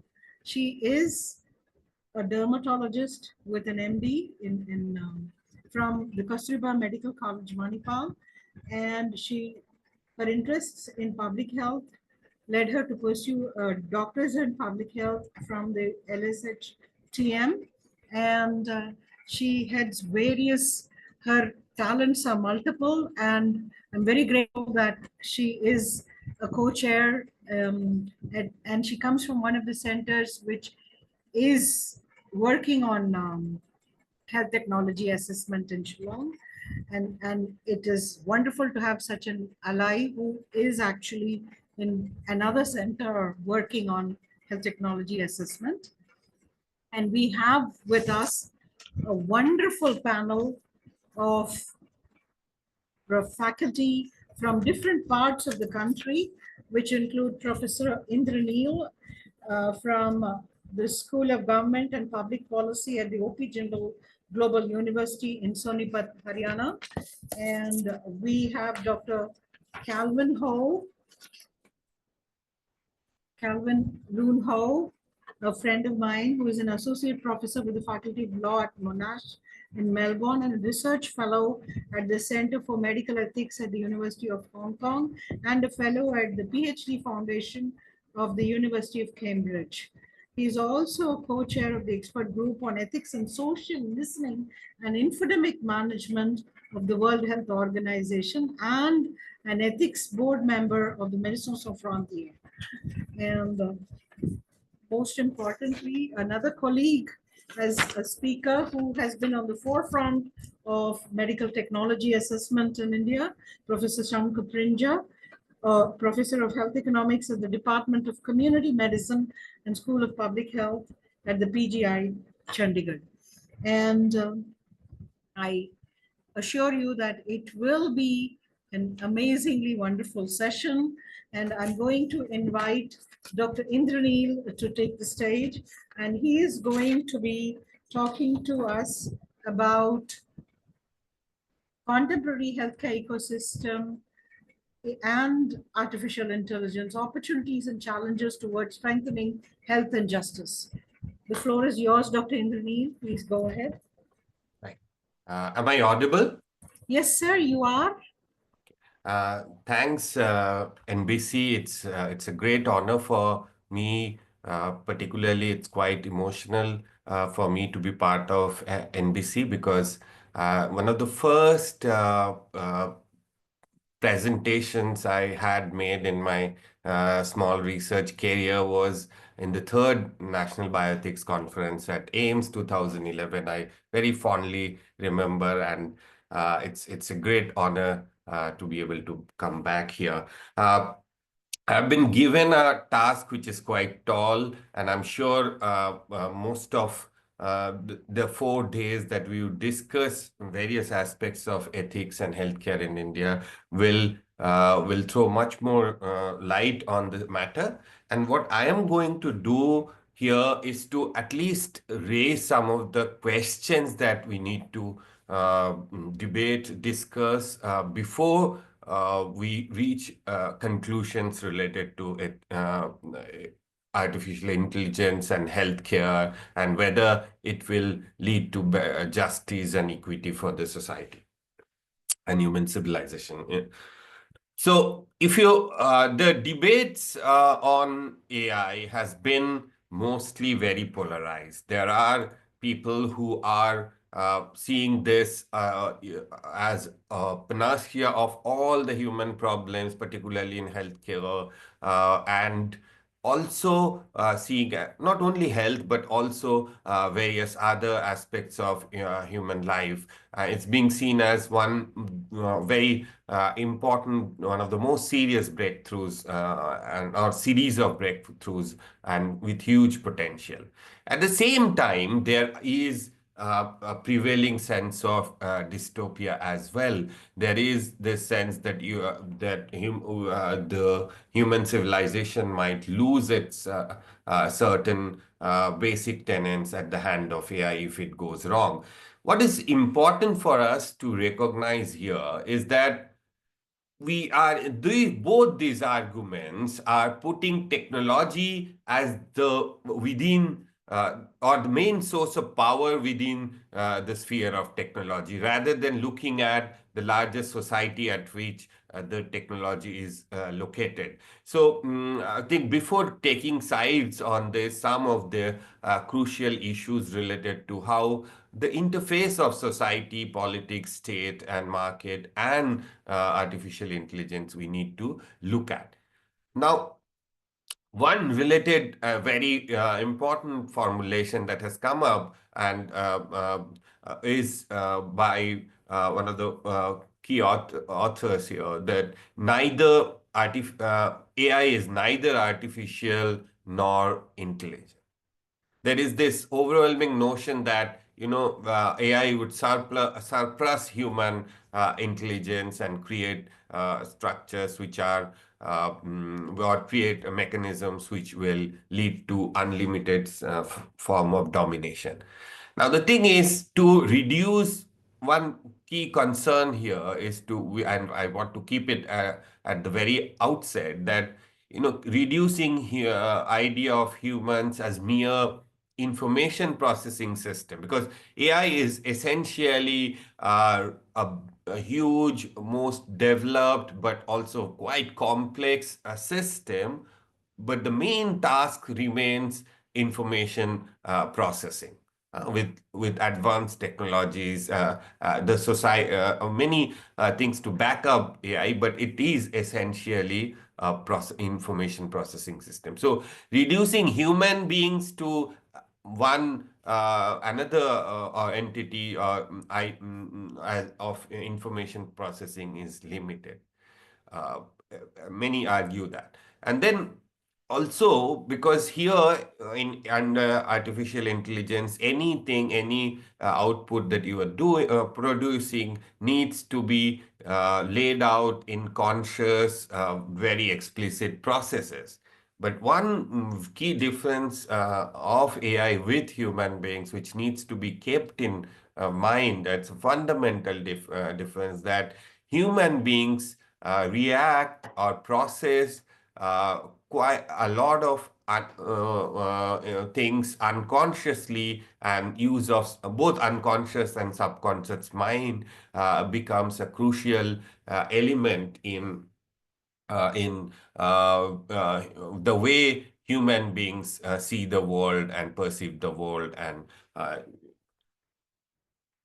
make sense of the world. Now, let us also, while the fundamental point that we need to look at the technology in the society where it is being used and produced, and I would like to quote a very famous sentence from Leslie Doyle, that the specific understanding of complex interlinkages between medical science as a form of human activity. Here, we also need to bring in AI as a form of human activity, and the particular characteristics of the society within which health is produced. And this interaction is very important.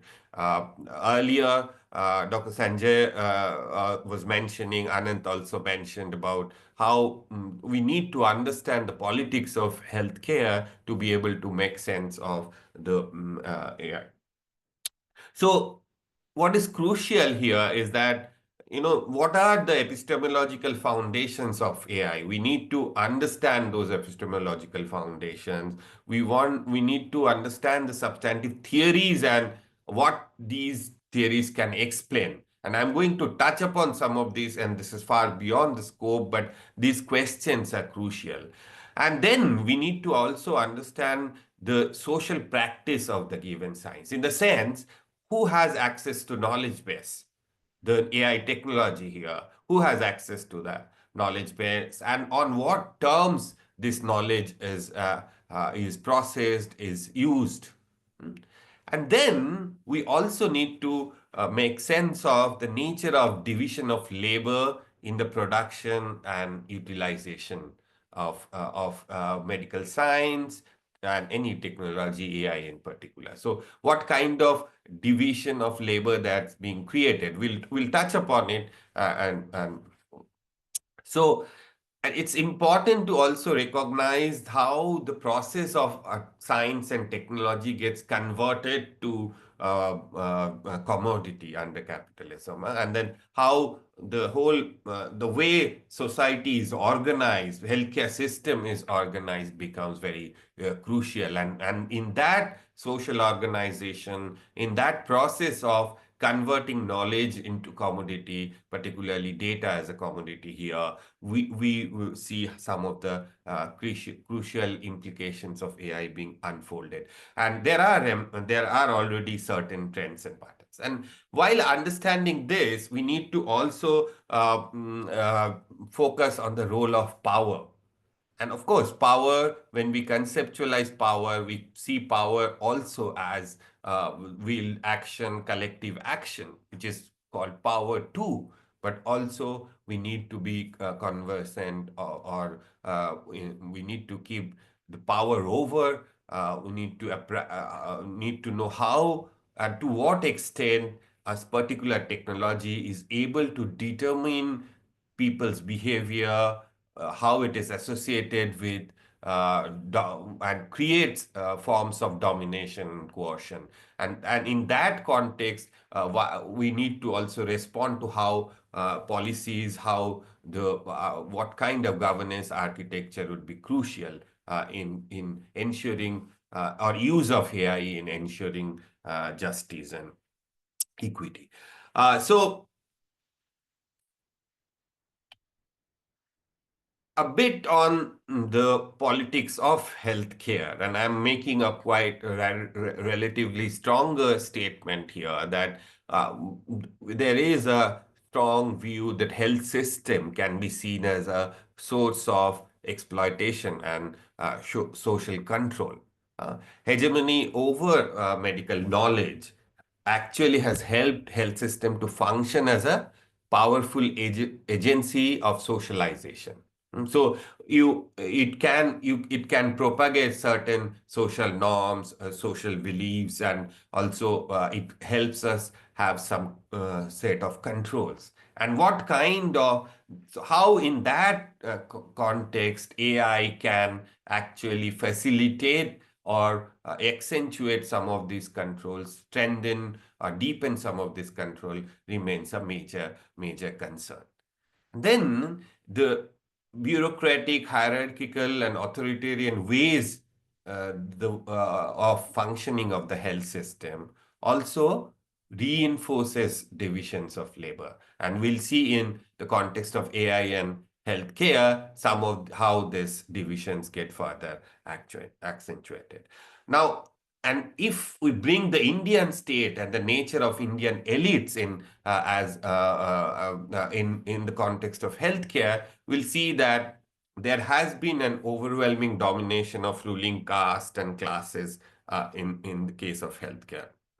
So, and that's why that sort of elite capture has limited the scope of any democratic welfareist tendencies to be perpetuated. We have seen that when a right to healthcare bill legislature is brought in, what kind of resistance it faces from the medical fraternity. And in that over-medicalization of healthcare under capitalism, and there are inherent tendencies of over-medicalization of healthcare, and AI might in some way, whether AI accentuates those tendencies or not, needs to be carefully looked at.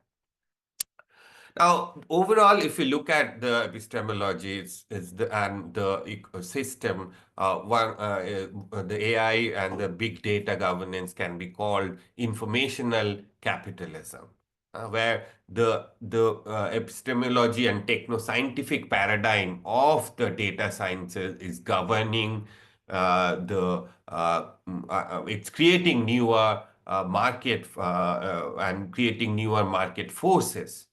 Knowledge, culture, information, networked information, technologies are being used in this system as extracting and appropriating forces of surplus value. So how is this surplus value getting created within the system needs to be very critically looked at. The other point that I want to make here, I request the chairs to let me know at least 5 minutes beforehand so that I can sum up some of the arguments. The other crucial point that we need to keep in mind that increasing deployment of private capital investment and public resources are AI is seeing a lot of deployment because of the nature of the uncertainties related to AI, and it's the supposed potential hype of the potential has led to a lot of private investment in AI, and that has in some way shaped the algorithm of or the political economic relations in the society, or particularly in AI governments.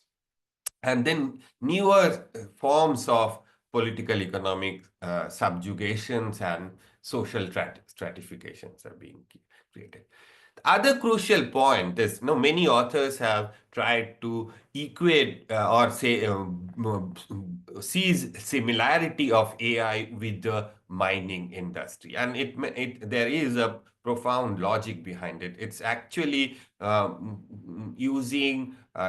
digging deeper into the data that remains as natural resources, and it is being channelized through certain kinds of action from state and market and different entities. Information about individuals, populations, their environments, all of this are being used in the form of mining and technologies of, and through that, technologies of surveillance are being introduced and always being legitimized. There are several cases during the time of COVID which epitomizes such tendencies. And often the concerns of privacy and autonomy remains subdued. Now, the other crucial point that we need to bring in here is the issue of function creep. Function creep is that you collect data for a particular purpose, and then that is being used for some other use and so for some other purposes. And sometimes not all those purposes are very novel. And in such situation, what kind of regulatory architecture is required needs to be thought through. I'm going to come to the regulation part in a bit. The other point that I need to bring in is the specific aspect of the market. I mentioned about the kind of capitalism, the forces that are crucial. So we'll see, and this is quite known, that much of the space is being AI space is being dominated by the big tech, the platform-based firms, like I don't need to take names here, and then new networked institutional forms of transnational entities, and they are ruling the discourse of governance here. So Neil, you have 5 minutes. Okay, right. Thank you. Now, if we quickly delve into the AI landscape here, and this I'm drawing from a NASSCOM report, which is very quite emphatic about the potential of AI, and you will see that, of course, I'm not going into the different kinds of applications of AI and potential of AI, but what is important for us to keep in mind is that a large amount of private entities are dominating the market here. The role of state has been limited, and I'm going to come to the role of state in a minute. But also, it is important to recognize that much of the investment is at a very low levels of maturity. So the focus is on proof of concept, and also the architecture of formal risk assessment and monitoring of those concepts, technology applications are virtually missing currently. So, and more importantly, the skilled human resource, there is a significant gap in the skilled human resource. two other points are crucial here for us to keep in mind. Is that what is the role of state here?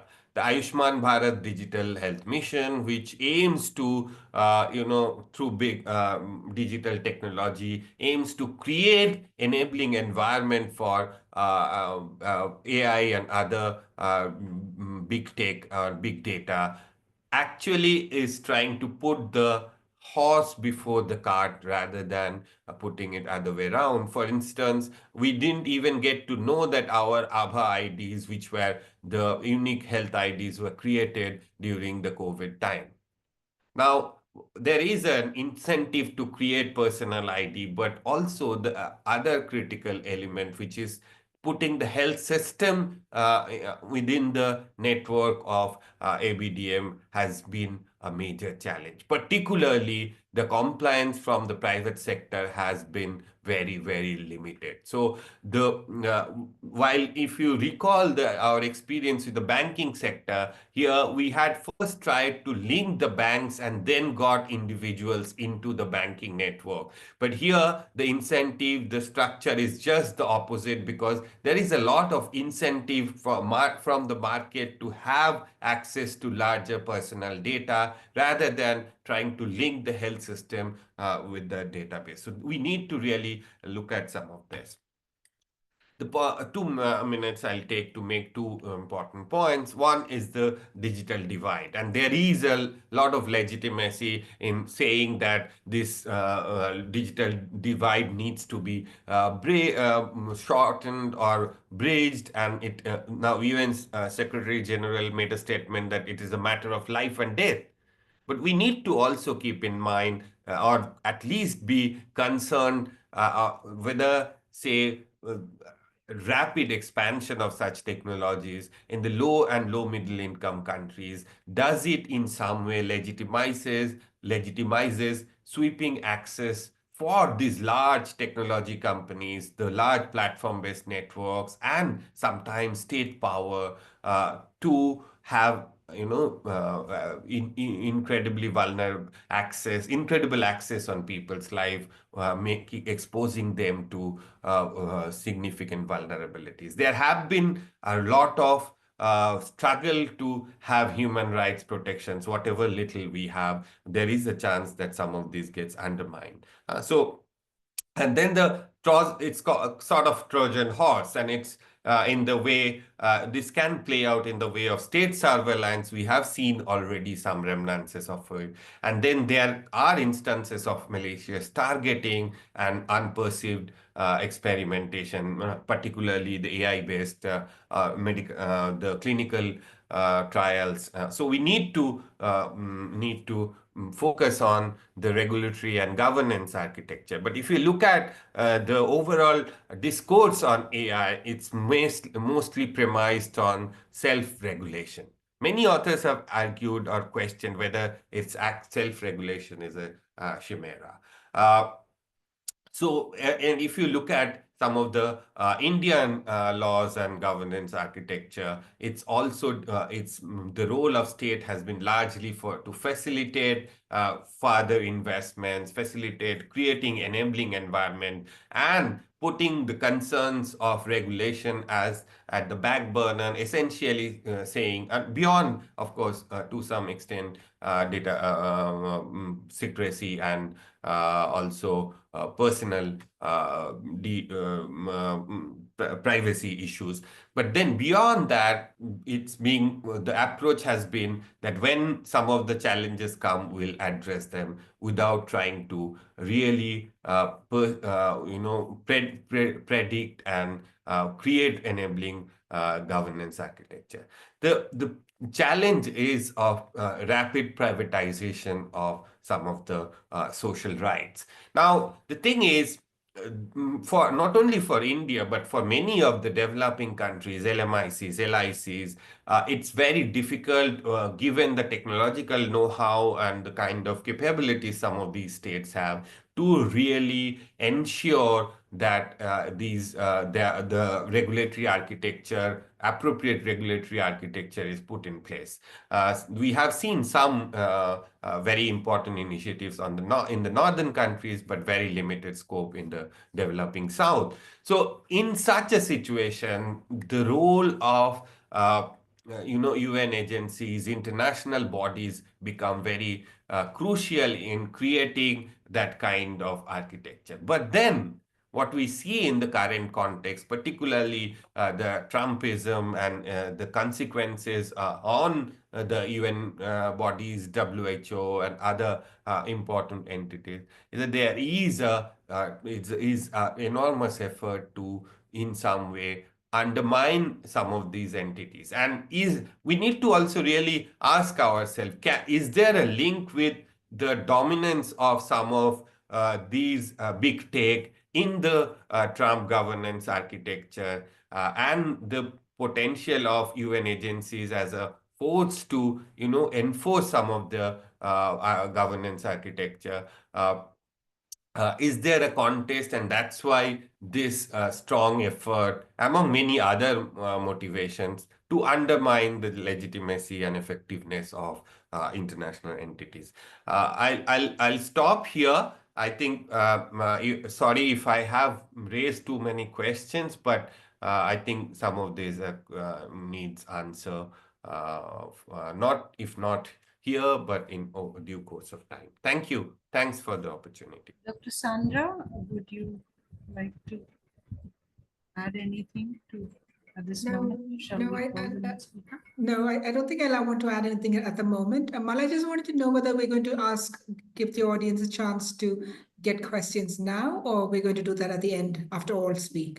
Would it be better to have all the questions together so that? Okay. So let's do that then. Yeah. Thank you very much. Yeah. So yeah. Shall I invite Dr. Ho to give the next talk? Would that be okay? I thought we're going with Shankar next, right? Yeah. Okay. Then would you care to introduce him? Yeah. Sure. I'll do that. So thank you very much, Indranil, for that session. I'm sure there, as the audience or participants are thinking about their questions and typing them into the question or chat box, I'm going to introduce our next speaker. So we have Dr. Shankar Prinja, who's Professor of Health Economics at the Department of Community Medicine and School of Public Health at the Postgraduate Institute of Medical Education and Research, or PGI, Chandigarh. Shankar finished his MBBS, then did his MD, and then, unusual to medics, he went on and then did an MSc in Health Policy Planning and Financing from the London School of Hygiene and Tropical Medicine. And then I think Shankar has displayed a stellar career in doing work in a myriad areas on health economics. He was also an executive director of the National Health Authority, and which basically dealt with India's National Health Insurance Scheme, and many of you are probably familiar with the ABPMJY as it's referred to as an acronym, and which has, I think, changed the landscape of health financing in India. Shankar, I personally know Shankar also, from a health economics perspective, I must say I continue to remain a student of Shankar's, as he has played a stellar role in guiding all the resource centers, of which there are, I think, about 20 now across the country, and Shankar and his team at PGI has been supporting all of us in carrying out the health technology assessment studies under the Department of Health Research in the Ministry of Health. So Shankar is today going to speak to us. I think in a nutshell, I should put it as historical and contemporary perspectives on health technology assessments. Thank you very much, Shankar, for joining us. Over to you. Thanks, Dr. Sandra. Thanks, Dr. Mala, and all my co-panelists. I'll try and share my screen and open up the slide set. So first of all, thank you very much for the kind introduction, Dr. Sandra. I think you have been too generous to describe me. And I must also acknowledge that when I was asked to speak on this topic, I recognize that I'm not a very strong speaker on this particular topic. from an ethics point of view, but I do have some experience in trying to talk about health technology assessment. Also look at the role that AI has within the space of health technology assessment. And I've tried as much as possible to juggle the issue of ethics, which I think that the stage has been set in a very apt manner through that very authoritative and a very extensive discussion on different important aspects that Indranil has taken us through, which sets the context for my talk.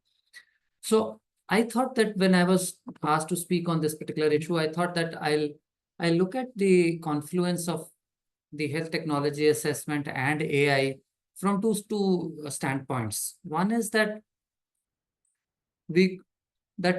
while there is a framework for evaluating different technologies, healthcare technologies, and with the plethora of these AI-based technologies that have come in, so what exactly is how does it change the way that we look at a technology or assess a technology when we're talking about AI technology? So that's the first part of my presentation, and I'll speak a little bit in terms of the background of HTA, what HTA is, what do we do as part of HTA, and then trying to say that when we talk about any AI technology, what difference does it make to the overall way in which we evaluate technologies for various to determine its value? The second angle that I thought I'll introduce within this talk is also that how does AI play a role in the overall conduct of an HTA assessment? So the first part of my presentation is going to be HTA for AI, and the second part of my talk, which is relatively shorter, is going to be using AI for HTA. So before I begin with each of those two elements, a little bit in terms of what we mean by health technology assessment, so that everybody within the audience is able to understand when I start to talk about AI-based technologies. So HTA is a kind of a multidisciplinary process, when I say multidisciplinary process, so it draws on the experts or expertise from various disciplines, such as clinical medicine, such as health economics, social scientists, ethicists, people who are subject experts on legal or implementation research, etc. So putting all these kinds of people together and using their expertise by application of methods that are transparently and explicitly reported. So again, transparent reporting is again one of the very fundamental features of the way that we conduct an HTA assessment. But the whole point about conducting the HTA assessment is eventually to determine the value of a given healthcare technology. So ultimately, by doing this entire assessment, what we are doing is basically we are determining the value of a newer healthcare technology that we want to introduce within the health system vis-a-vis the existing standard of care that is already there.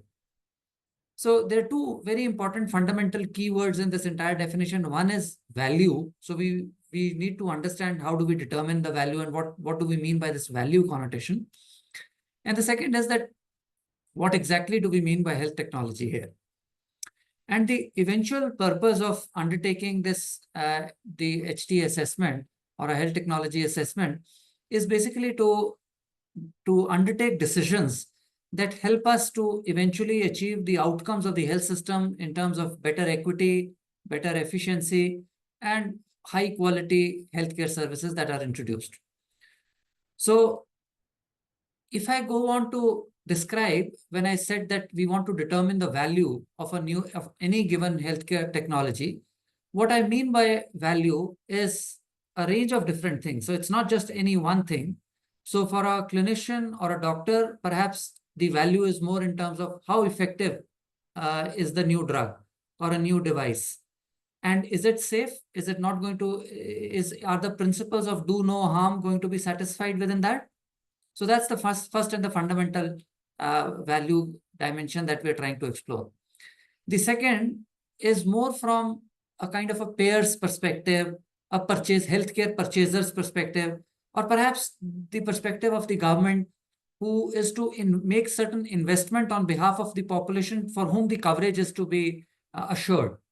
And there we are trying to determine what's going to be the cost effectiveness of this intervention or this technology, because eventually if you are going to introduce a new technology, if you're going to invest on a new intervention, especially if the budgets are going to be finite and there's not going to be an additional allocation, then even if you do not explicitly say so, implicitly there's going to be some displacement of the budget, which means perhaps some interventions might receive a lesser amount of money, or a coverage is going to be reduced for certain interventions in order to accommodate this newer technology. And so we need to really be sure that whatever is the mix of different interventions that we are trying to fund, are we able to maximize the amount of health that we are able to achieve for the population using the given limited resources? So that's what we mean by cost effectiveness. But we are also cognizant of the fact that each new allocation implies a certain hole in the pocket of the payer. And as a result, we need to also determine the extent of the budget that needs to be enhanced if at all a new intervention requires an increase in the overall outlay. The other dimensions of value that we want to determine are more from an ethical lens, more from a social lens, more from a cultural and a legal lens, whereby we want to also determine, for example, how much is this intervention going to benefit the ones who are the most the vulnerable, marginalized, and the worst off within the population subgroups that we have. Is it going to benefit the ones who do not have the means or the to access healthcare services disproportionately more than the ones who already have the means to access? And finally, we also want to determine the organizational constraints and in terms of the feasibility of intervention, etc. And more recently, given the impact on the climate change, we also, as part of the HT assessments, try to determine that what's going to be the environmental impact of healthcare interventions or technologies that we want to introduce. So all this is part of an HT assessment to determine the value of any newer technology. And as I say that we want to assess technologies are not just only a device or some kind of a, something that is manufactured in an industry, but it could range any healthcare intervention within our health system. It could be a drug, could be a device, could be a diagnostic test, could be a vaccine, could be alternate ways of delivering public health programs, or alternate ways of undertaking a given procedure, a surgical procedure, for example.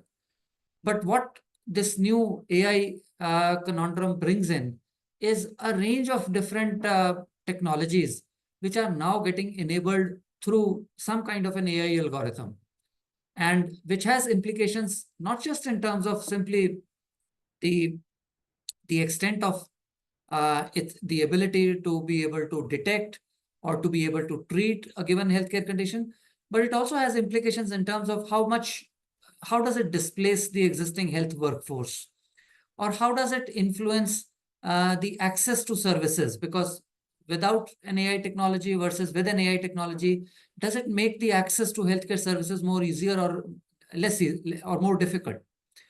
And then comes in the question of costs, that how does it influence the overall cost of healthcare delivery? So those are some questions that we were looking at, but this is just to say what's the landscape of technology when we are referring to health technology assessment.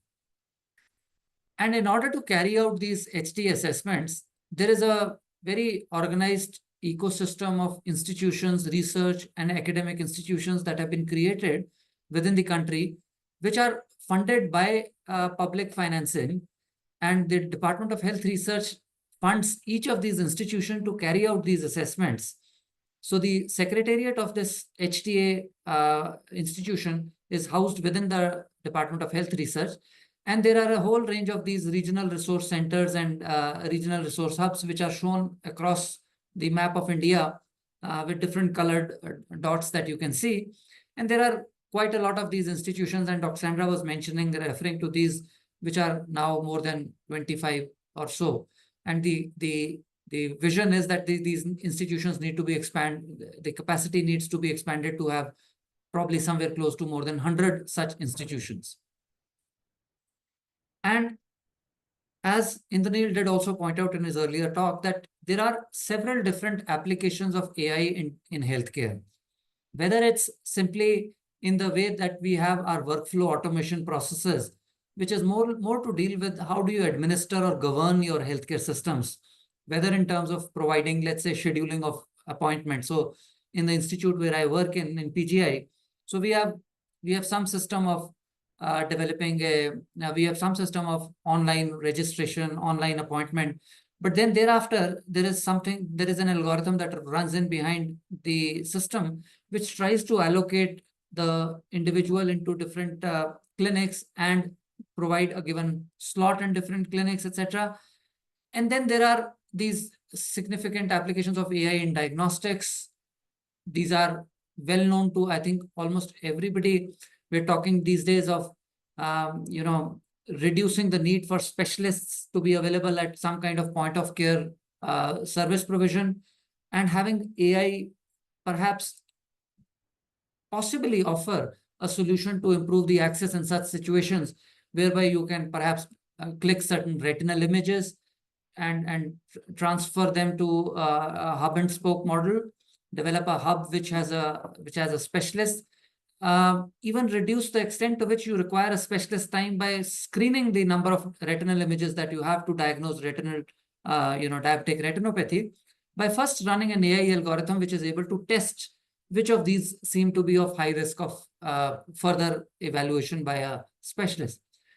And then there are other technologies for treatment, for health management at the population level, where you want to develop some kind of risk scoring. So you want to kind of stratify your population across based on some characteristics based on which you can predict their risks, and possibly offer them a graded level of intervention, which could be lesser in terms of intensity for the ones who are at low risk, to a more intensive form of intervention to those who are having a high risk intervention. Dr. Pranjay, you have about 4.5 minutes. Okay, sure. Thanks. So in the range of topics that are being received for assessment in HTA, there's been a flurry of topics which are related to AI technologies that are now being received. And there are significant differences in terms of how do you assess an AI-based technology versus a conventional technology, based on what's the kind of nature of the technology. So one of the fundamental difference in an AI technology generally is that it continues to evolve over a period of time. And if you don't evolve the AI technology, then what it means is that it's a very static kind of a intervention. And the AI by the technology itself learns based on the experience after deployment. So which means that there has to be a continuous process of such assessments over a period of time, as compared to the conventional technologies, where once an assessment is done, it serves to inform decision making over a long period of time. And there are various other forms of differences, whether in terms of the focus of the assessment, where you're looking more in terms of some kind of trials for efficacy for a conventional technology, versus much more in terms of looking at the algorithm in terms of its performance, bias, interpretability, etc. in case of AI technologies. So essentially, because of this dynamic nature of the AI technologies, there is a need for assessment over a prolonged period of time on a continuous basis. So it's not just a one-time assessment of these AI technologies, but much more over a life cycle approach. And most often, there's a bit of a lead period over which the users of the AI technology also learn how to deploy those AI technologies, and how to and their skills in order to be able to use these AI technologies also evolve over a period of time. But besides this, there's also this important issue that there needs to be some kind of framework for regulation and adoption, which currently needs to be still developed, and these are some kind of challenges that are there. There's also this issue that how generalizable is the AI performance across different settings. So a point that perhaps Indranil also made, that there is a bit of a informational capitalism, which means if there's an AI tool that gets developed in a setting which is not comprising of, let's say, a native population, then is that kind of an AI technology and the AI decision rules that we develop, are they generalizable to a population which is comprising of, let's say, a setting where for whom you did not even have data at the time that you developed the AI algorithm? So those are some questions that that involve the generalizability of these AI technologies. And the methodologies for the assessment of HTA are expanding in terms of scope. So beyond the standard value connotations that we use in a typical HTA assessment, the value connotations for an AI technology are much more broader. And these include, for example, what's the value of the innovation that it comes in? And what are the kind of legal aspects that are involved? So there's something related to information that is coming in. Indranil did make a point about use of data and from standard information systems, like, for example, the ABDM systems, etc. And then there are these ethical and social considerations about transparency of the AI models, the privacy of the data, and the data security that comes in. These are things that bring in additional challenges to determine the value of these AI technologies. And before this talk, I just tried doing a very quick kind of an assessment to see how much has been there a surge in the proportion of the HTA assessments that have some degree of the AI technologies also being evaluated. And there's been a kind of a nearly 8-fold increase over the last about nearly 2 or 3 decades that we've seen, which has and this growth has been much more during the last 1 decade itself, where there has been more than 2 times growth. So I'm anticipating that the surge in the technologies that are going to be AI enabled is going to grow in a phenomenal way in times to come. And this also means that we need to perhaps expand our own frameworks and guidelines that we have for assessment of these technologies by consideration of the newer novel value connotations that we have. So, for example, the standard checklists that we have for determining the quality of an HT assessment needs to have a kind of an AI extension, which has already been put in place. So this is the last part of my presentation, and I think I'll stop at this slide only, given the limitation of time, just to say that when we are doing these HT assessments, there is this very, very strong, imminent pressure from the policymakers who have to make decisions on a real-time basis. And our usual HT assessments take almost like 6 months to 12 months. On a very optimistic basis, we take 6. And this is a conundrum that we face every now and then, that we are asked to submit an evidence for a decision maker, and we always want time, but the policy maker or the decision maker doesn't have time. And this is one area where I think that there is a potential for AI to perhaps increase the speed and efficiency at which we are performing these assessments. And they can be applied across different types of steps that we do within HTA. But we cannot be as ambitious as perhaps the statement that came in a couple of days back, which perhaps states that there might be no requirement of humans, which I think both Indranil in his presentation and I would also tend to perhaps differ, to say that AI maybe is definitely here, but without a human interface, without the appropriate application of the framing of the entire assessment question, I think the AI alone cannot solve the entire problem. So maybe I'll stop at this point and take up any further questions or questions during the later half. Thank you, Dr. Prinja. We will wait for questions because we have a whole session on that. I'm going to now call upon my friend, Dr. Calvin Ho, who is here to talk about ethical and regulatory adaptations of health technology assessment for articulating value in medical AI. And it typically picks up from where Dr. Prinja left, giving us hope, but asking for checks. And I hope Dr. Calvin Ho will address those issues with us. Thank you very much, Calvin, for coming on board for the being a panelist, and the floor is yours. Thank you so much, Dr. Mala, and wonderful to see you, Mala. I think it's been Yes, some same time, yeah, here. particularly since COVID. And thank you so much, Dr. Sandra, co-chair as well of this event. It's wonderful to be part of such an esteemed panel. I'd like to express my thanks to Dr. Sunita Shield and also to Dr. Amar Jasani for this wonderful opportunity to participate in a very important conversation that's happening around the world. So let me just share my slide, and then we shall get started with the discussion. I hope it's coming through to everyone. I'm just going to put it on presentation mode. Is that clear? Yeah, we're able to Yes, see. yes, yes. Thank you so much. So as I'm speaking from Australia, I'd like to acknowledge the people of the Kulin Nation on whose land we are gathered. I pay respects to the elders, past, present, and emerging. So with this, a very quick overview of what some of the other esteemed speakers have already mentioned.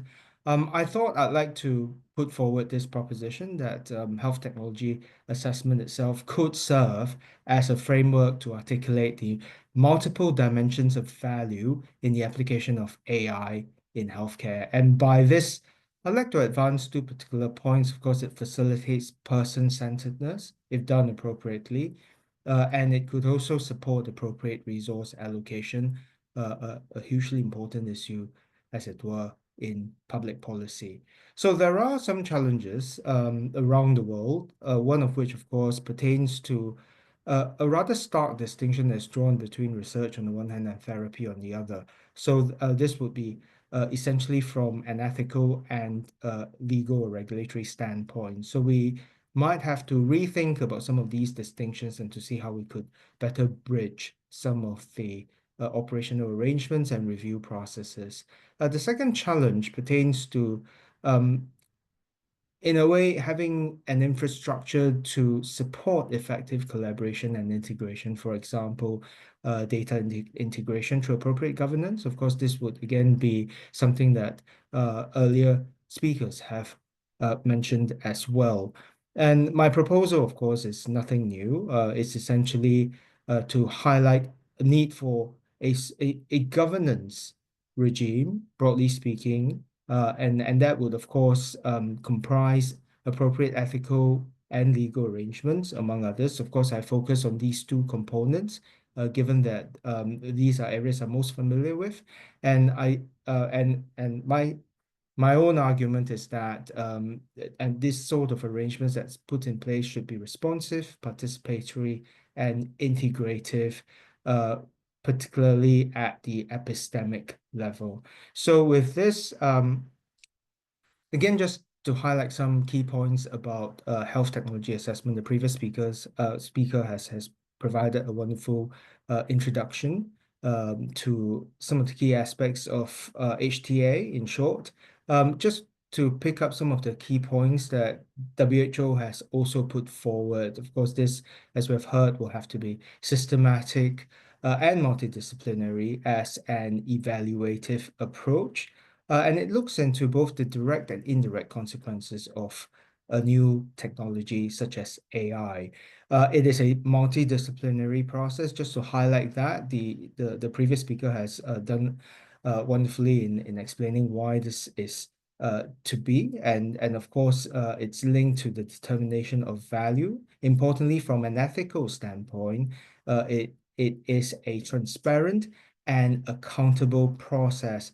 It is meant to support decision making, first of all, at a policy level, but of course it need not be confined to policy level. But given that we do have this arrangement that's put forward by WHO, these are some of the key points that have already been highlighted. So so this is one important document that is that has been put forward by the World Health Assembly, and there you'd find that there is general recognition of the need to take on HTA to support a number of important global health initiatives, such as universal health coverage. But when we think about AI technology, there is some evidence highlighting a need for this, because very recently in the UK, you may have seen this particular news that there are a lot of add-ons, and we will see shortly that even for AI technology, right, it's being used as an add-on with very unclear benefit, although at a very huge cost, particularly to patient, and that of course has ramifications when we think about access, when we think about some of the other professional implications at both the professional level and also at the systemic level. So, but if we were to think about ultimately what HTA is fundamentally concerned with, sorry, I skipped the slide there. We are at the ethical core speaking about steering the health system forward as a learning system. So our colleagues, our bioethics colleagues, Ruth Aden and others, have very helpfully explained what a learning healthcare system is about and how we could realize this particular goal through appropriate ethical and regulatory mechanisms, of which, of course, you'd see are important components of HTA. So when we think about goals of a learning healthcare system, what exactly does that mean? So our colleagues have put forward to say that it's to support the transformation to a learning system. It helps ensure that learning activities are conducted in an ethically appropriate manner, building on an Institute of Medicine document. A learning healthcare system is essentially a system in which knowledge generation is so embedded into the core of the practice of medicine that it is a natural outgrowth and product of healthcare delivery process and leads to continual improvement in care.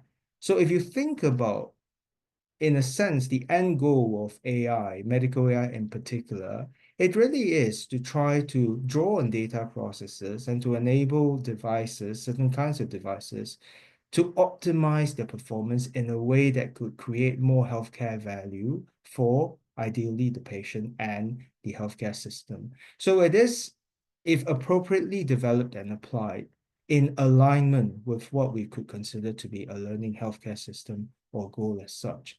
So when we think about the sort of learning activities, right, here are some illustrations of what they are. So they involve delivery of healthcare services or uses individual health information. It has a target objective of learning to improve clinical practices, or value broadly defined, quality, as well as ensure efficiency of systems, institutions, and the various modalities of healthcare delivery. So it is primarily concerned with quality improvement, but in a way that ideally should be people-centered.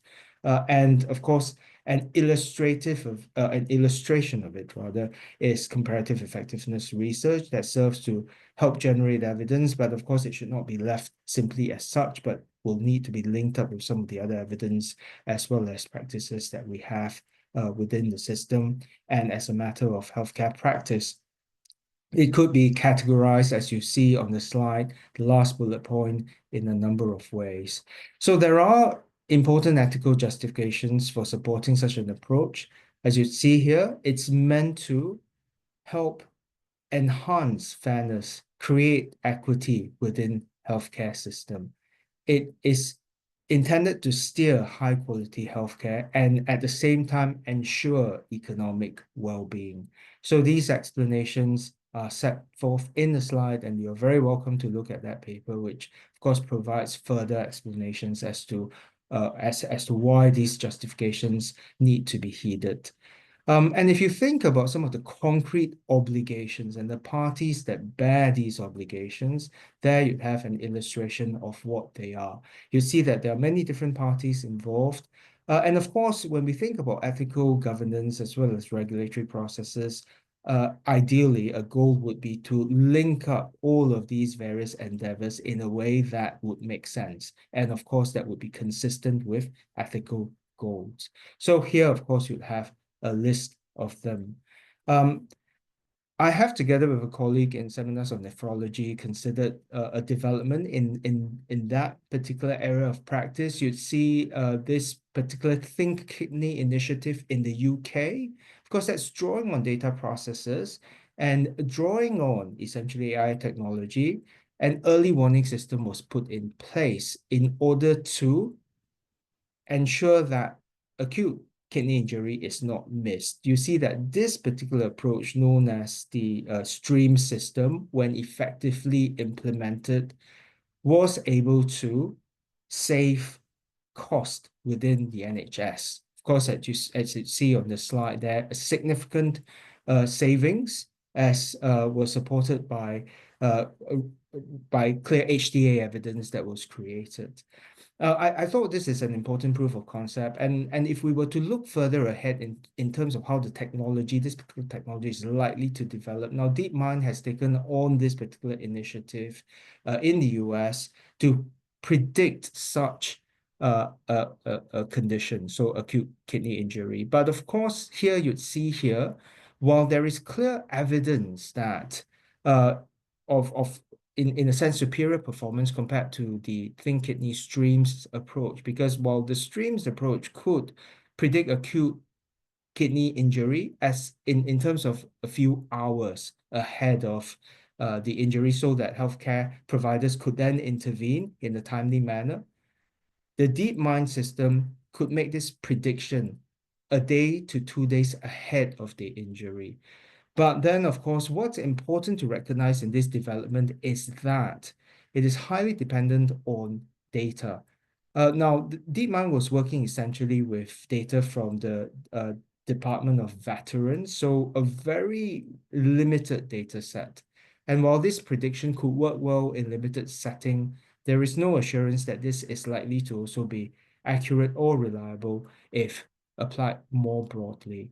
And of course, if you were to look into some of the developments around this, going back to the UK, the stream system, there was a lot of concern as to how data was being applied to develop this particular system, because and also the DeepMind initiative as well, because patient consent was not appropriately taken. There wasn't appropriate governance mechanisms that was put in place, or one that did not ensure an appropriate degree of accountability. So these are some of the issues that remain to be addressed.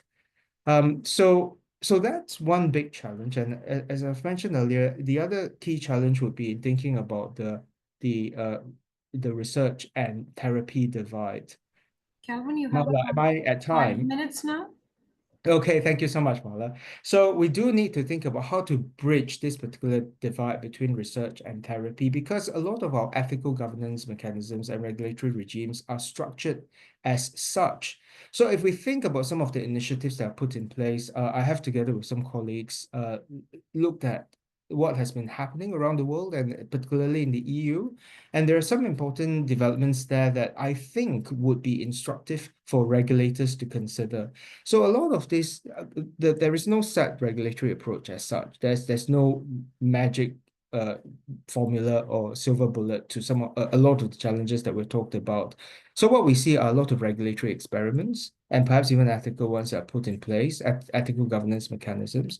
And here in this special issue that's been put forward by colleagues with WHO in the WHO Bulletin, there are discussions, including a colleague from India, a wonderful contribution there, highlighting some of the considerations that ought to be taken on. In another project, I've set forth some of the human rights justifications for taking on a number of these initiatives. You're very welcome to look at this if it is of interest. Sorry about all this, what might be seen as rather shameful self-promotion. There are this is another paper that speaks to development in the EU, particularly the EU AI Act. Again, a regulatory mechanism that I think we could perhaps take on in consideration. So, so what I'm getting at, and for the last part of my presentation, I just want to highlight that there's a great need to try to gather evidence to see what these new technologies are directed at, and what are some of the means of addressing the challenges. So if we think about IVF, for example, this particular approach has also benefited from the introduction of medical AI. So if you think about IVF, the success of an IVF intervention in assisted reproduction depends on morphological assessment of the embryonic development. So it's seen essentially as an art because looking at embryonic development is a matter of experience and practice. And this has, to a degree, been captured by AI. So how well exactly does a traditional morphological expert or embryological expert do against, say, for example, an AI medical device? There wasn't a lot of clarity. Of course, there would be the machine learning software, and then there would be, of course, the deep learning kind of software. Interestingly enough, a randomized controlled trial was taken on or was conducted, and in a non-inferiority trial, it was shown that that AI itself did not outperform the conventional approach to assessment of an embryo for IVF implantation and development purposes. So while the differences in terms of the outcome was not great, there was a huge price difference. So it does raise questions as to whether this added cost to the use of AI is entirely justified. Were patients adequately informed of this particular development? And what does it mean from a resource standpoint, particularly where justice considerations would fit in? So here, of course, are some of the regulatory questions that would come on. So in conclusion, what I'd like to highlight is that when we think about how to move forward with HTA, there are a number of ethical as well as regulatory arrangements components that would need to be put in place to support this particular endeavor. There is a clear need, as we see in the literature in some of the current developments, but there are also at the same time a lot of different regulatory as well as, broadly speaking, ethical experiments that are going on around the world. And I think what the NBC is doing in drawing together experts in raising this particular issue in discussion is a wonderful way to exchange and to learn from each other's experiences and to see how we could move forward with this very important initiative. So I just argue that in all the various papers that I've mentioned, very welcome to look at it, and your comments, of course, will be very welcome.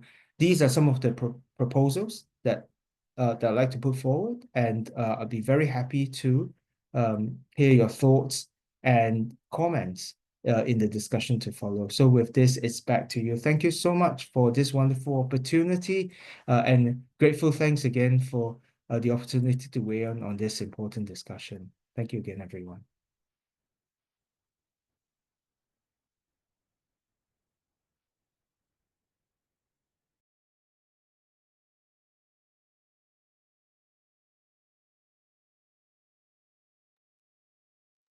Thank you very much, Calvin, for bringing it within time.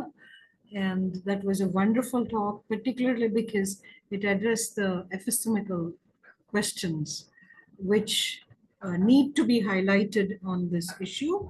And now I would like to open it up for questions. And I know that our colleagues have enabled questions through the chat box.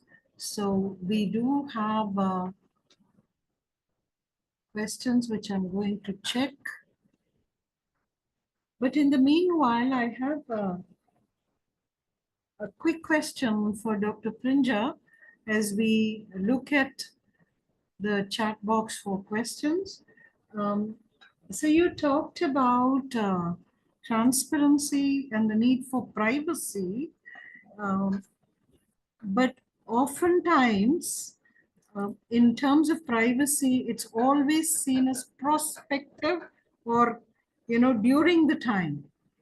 But with regard to the use of AI, and as AI, its own, ability to predict improves particularly in terms of certain applications, the loss of privacy is from the past because of the interface in terms of need for constantly updating our patients about the newer things that we have identified about them because of the use of AI.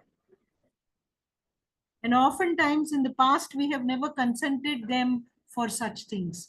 And that can actually pose a very serious challenge, both in terms of, clinical ethics, because we're required to do the best for our patients, and their right to privacy. Yeah, I think you're raising absolutely fundamental questions, Dr. Mala. I think these are areas which require not just a consideration from a regulatory standpoint, but also consideration of the overall practice point of view, as you're rightly pointing out, that eventually whatever decisions, and this becomes even more relevant in the context of AI, because we do recognize that perhaps the first model of AI may not be the perfect model, and it is likely to evolve over a period of time. And so this ethical dilemma that we have in terms of to what extent do we remain responsive towards the patient care, to be able to perhaps inform, but also to be able to do this based on more data that is getting generated. So I think that this means that there's a lot of scope for deliberating on the appropriate frameworks that need to be developed, both for the point of view of development, but also for the point of view of application of these AI tools as well.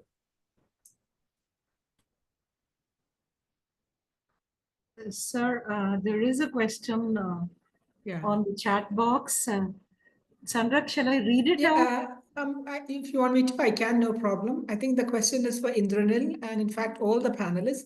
How do you think we ensure ethics, human rights concerns and human rights concerns are prioritized amidst the commercial interests or stakes of private and corporate sectors in AI? Thanks, Sandra. And I'm sure Shankar and our colleagues will be able to respond to this better, and also Professor Kelvin. One is that there is this whole...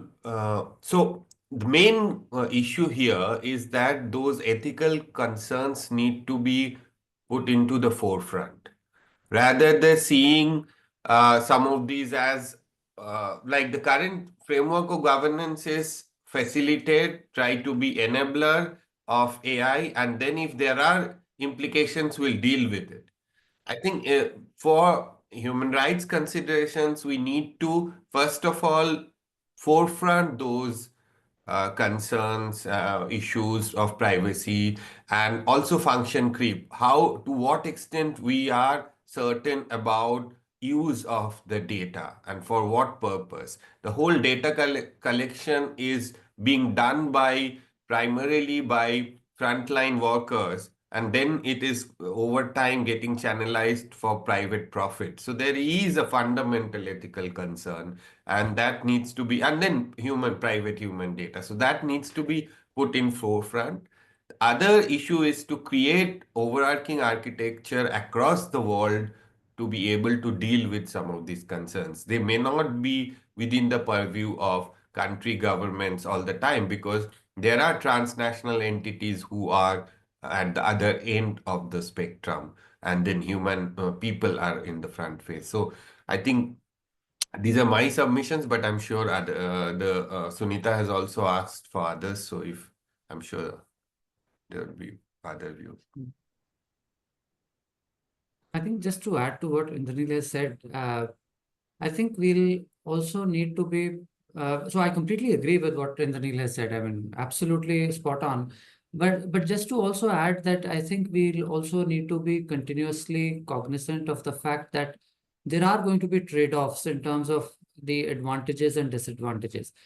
And there is also this fact that there is a whole lot of data that is also there outside of the health domain, which is which is available, and we see every day in our lives that data is getting utilized, whether through a click of a button, the kind of preferences that we document through a Google search that we do, and that data getting picked up to be able to inform some of the marketing or advertising strategy. So we start getting emails in relation to the kind of Google search that we do. But we tend to be a little not to worry about the kind of data that we put in public domain of our own things. We go to a shop and we put in our mobile number at the counter and give a feedback, personal feedback, where we give even our address as well. So my point is that even in health field also, it becomes a more nuanced area, because we recognize that the health data is something that is much more personal, and specifically with regards to certain diseases, where there is confidentiality, where there is some degree of privacy that also needs to be exercised. So I think that what Indranil says is absolutely right, that putting those concerns upfront and then trying to come up with frameworks and guidelines that address those concerns to take us towards that path where we harness the benefits as much as we minimize the kind of challenges that we are likely to foresee. I think that's the way forward, in my opinion.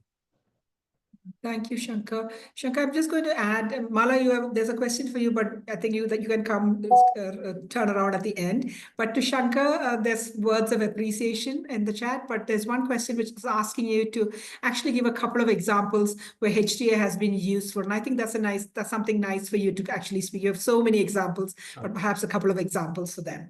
Sure. So I think that the HTA assessments that have been done in the past, they've been put to use in a variety of different settings.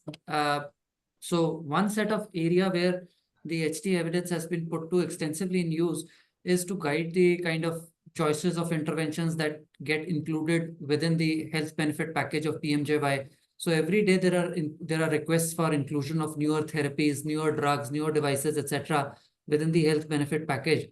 And one of the standard frameworks that has been adopted to make those choices is around using the HTA evidence. The second has been around standard treatment guidelines.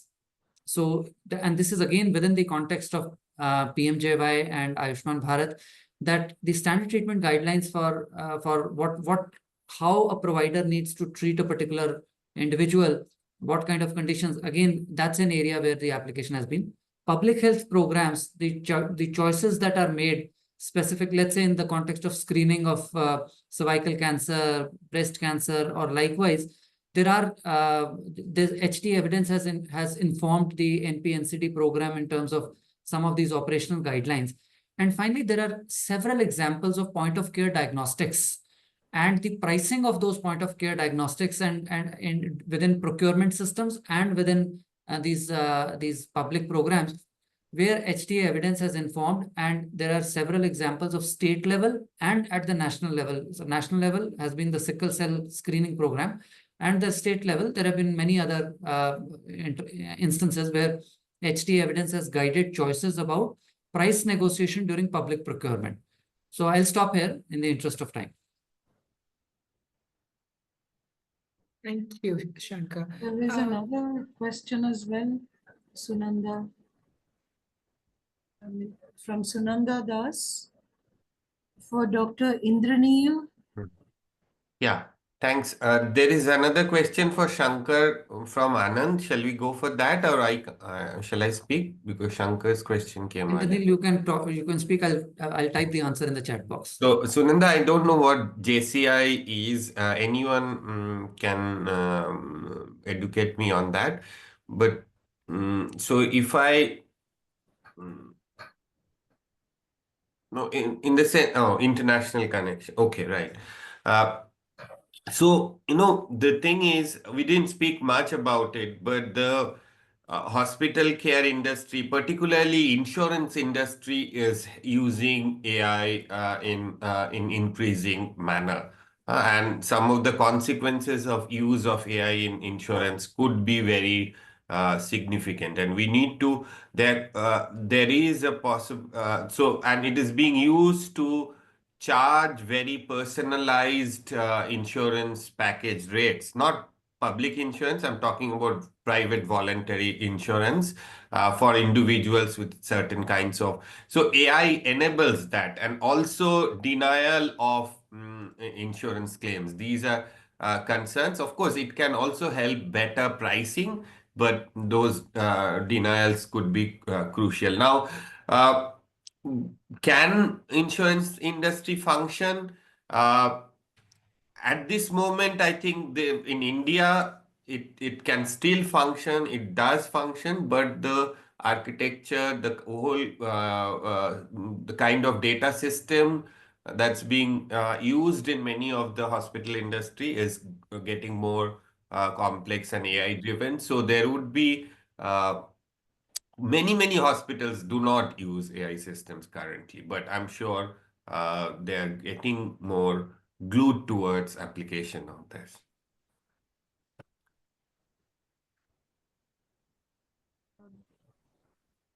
There is another question. I think it may be something which Dr. Prinja may be better able to answer. It's from Manjulika Vaz. It says, I have a question on how insurance companies will use HTA and then convey to patients that they are at fault for not reporting a disease or something before even it becomes evident, or whether this will enable patients or cause patients to be caught between AI and their insurance companies. Sorry, I'm not able to see the question in the chat box. It is in the Q&A. Dr. Prinja, it's in the Q&A. Oh, there is Okay, there's a Q&A as well. Sorry, I was just looking at that. Okay, I have a question. Shankar, while you're reading it, I think the question is, I think we should be clear that the HTA is often used by policymakers to decide on what should be provided, which is more cost effective, which gives you most benefit, for that investment that's being made. I don't think HTA will necessarily be used by insurance companies on a kind of an individual basis. But I just covered, provided one answer while Shankar is reading the question.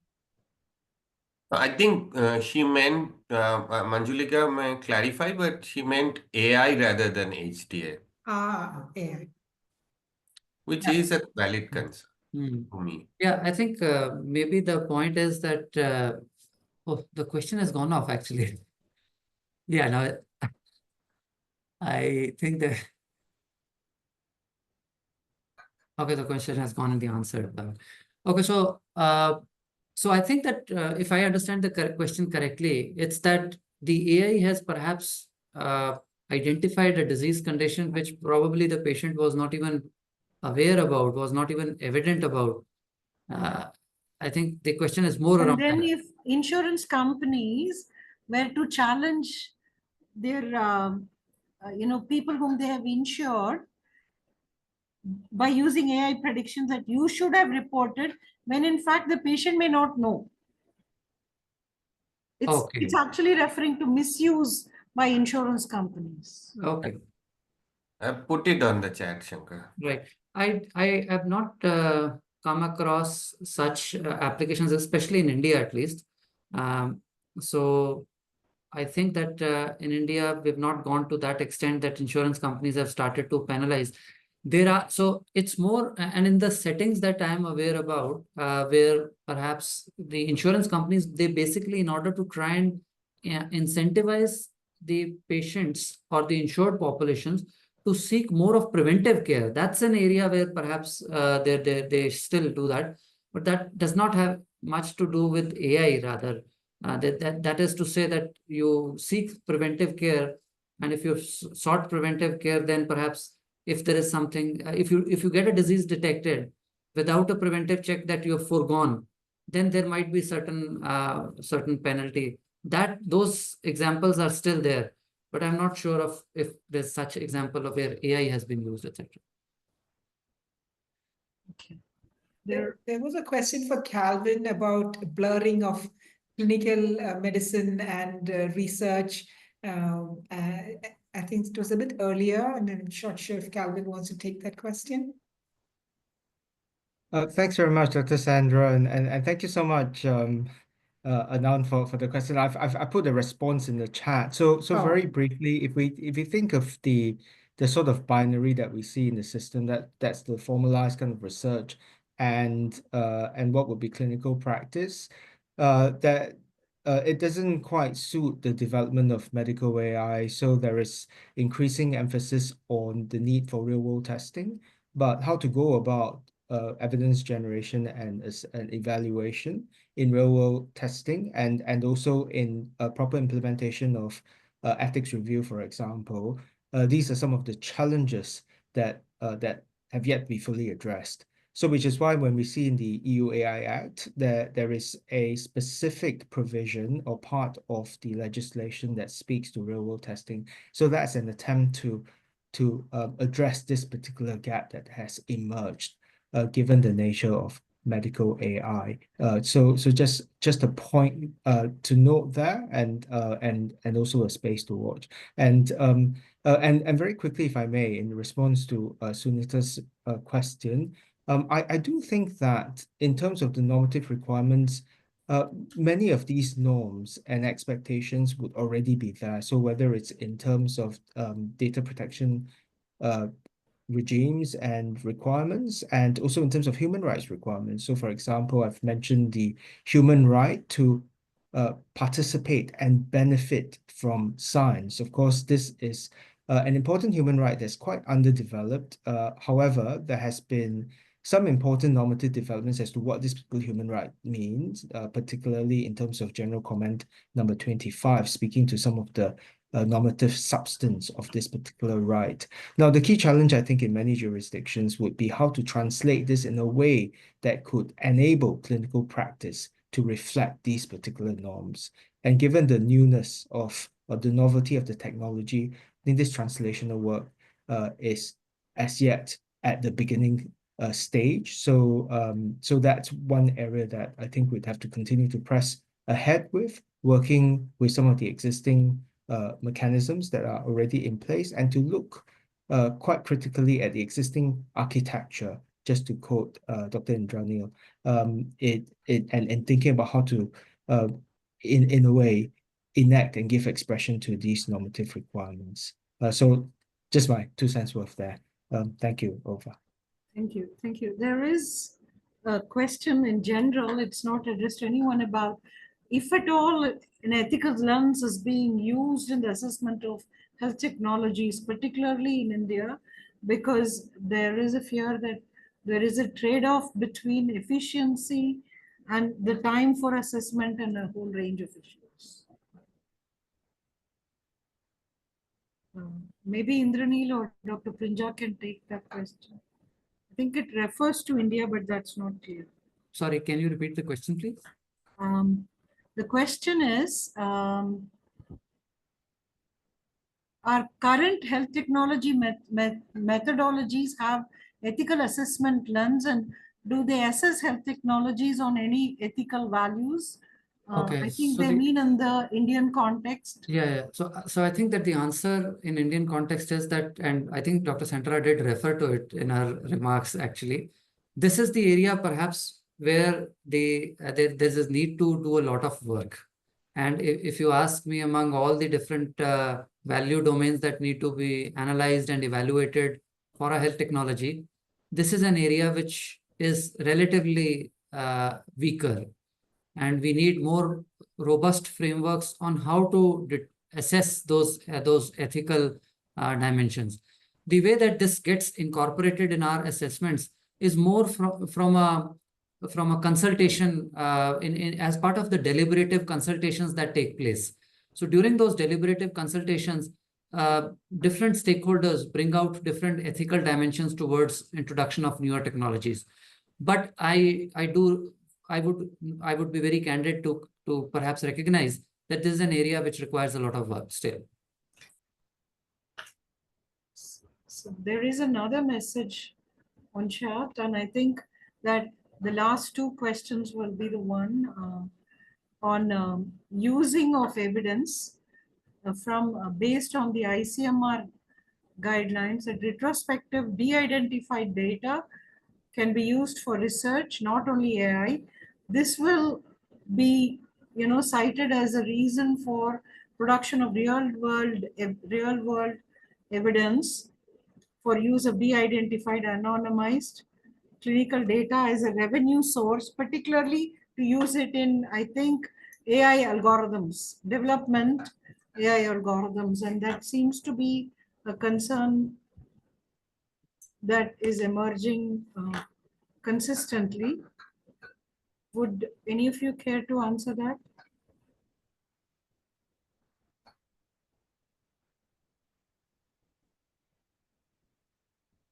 So, I think Dr. Prinja, you did answer it earlier when you answered my question, saying that there is a need for having more rigor and regulatory frameworks on that issue. But Dr. Anurag Bhargava has raised another one on applying the rigor of HTA, and that would be our last question because we are close to 5:30, and interesting as it is, all good things must come to an end. It's asking about applying this particular AI technology for CDSUs functioning in drug development and approval. Because there is, at least according to a lot of people, a certain lack of transparency. Yeah. Yeah, I think I agree with Dr. Bhargav's observation that this is an area which is extremely contentious and challenging. And most of the times, sir, that we look at the effectiveness evidence, it's for a basic kind of, what we call as the active ingredient or the salt. But and this comes from trials, but we do recognize that there are many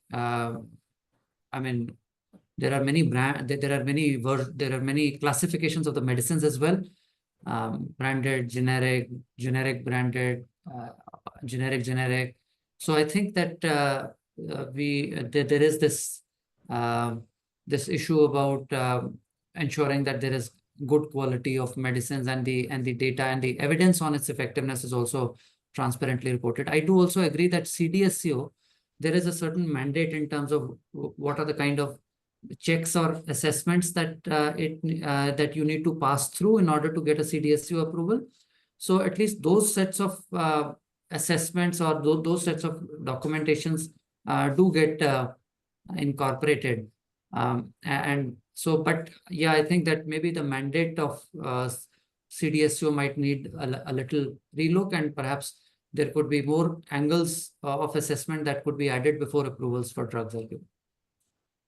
Indranil, you might make a small, very small kind of suggestion for Shankar, like being also part of the HTA cell. I am not part of advisory. I have not seen any interaction of the HTA and CDCA. So do you think that such possibilities exist and we should pursue that actively? Because it's a very important question Anurag has raised, and we should probably take it as the yes, I think there is definitely a merit, but the whole thing is that in the entire life cycle of a product development, the CDSCO role comes in the beginning actually.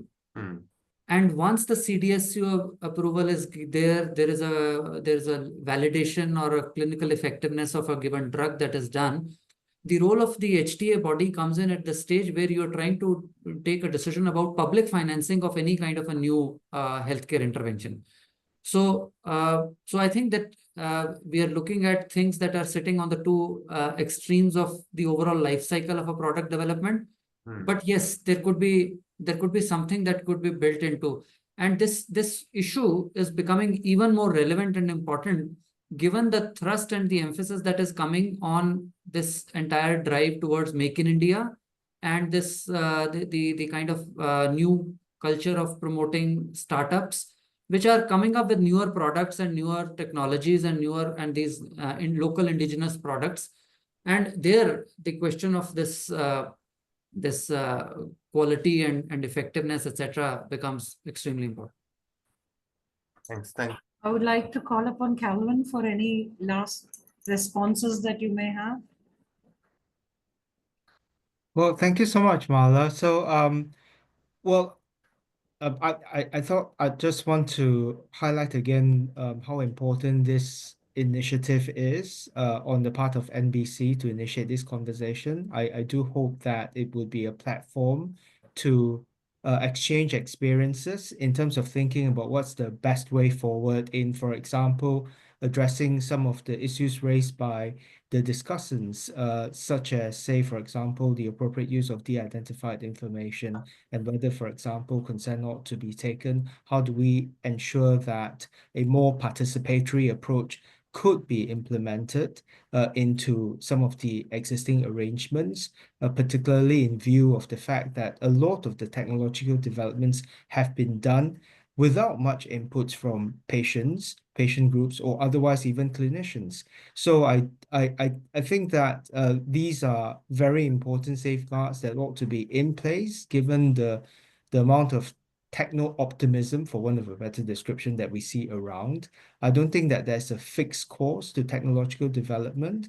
I do think that there is a role that all stakeholders have to play in steering technology forward. It should not be just the reserve or the or confined to one particular party, particularly what we see as the very dominant tech companies that are in place. So, just final words from me, and of course, just to say a huge thank you again for this wonderful opportunity. I've learned a lot from, of course, developments in India, importantly, and how it could feed into developments elsewhere as well. Thank you. Thank you very much. Now I'm handing it over. Sandra, any last Well, no, thank you to all our three wonderful speakers. I think I'll just make one point about, I mean, something which Shankar's already talked about, in the sense HTA work actually comes kind of end of the spectrum once effectiveness or efficacy trials have already been conducted. Unfortunately, this doesn't happen in a big way in India. And so what we are stuck with often is we have partial information, partial data, and then we have the press from policy stakeholders to want to make decisions, particularly with the encouragement of startups and Make in India, and that has been so this is being a relatively new field. I think Shankar and all of us have been pushing about having some amount of effectiveness or efficacy trial before we can do any HTA work. And this is a process. Sometimes you get we push from one side, and then we are told that methodologically we got to make some adjustments, and we are actually exploring it, because this is where we don't know whether AI could help us in some way in trying to taking care of adjusting for the variables, and so on and so forth, and for the Indian population and things like that. But otherwise, I think one area which almost all the speakers said is about the factor of time.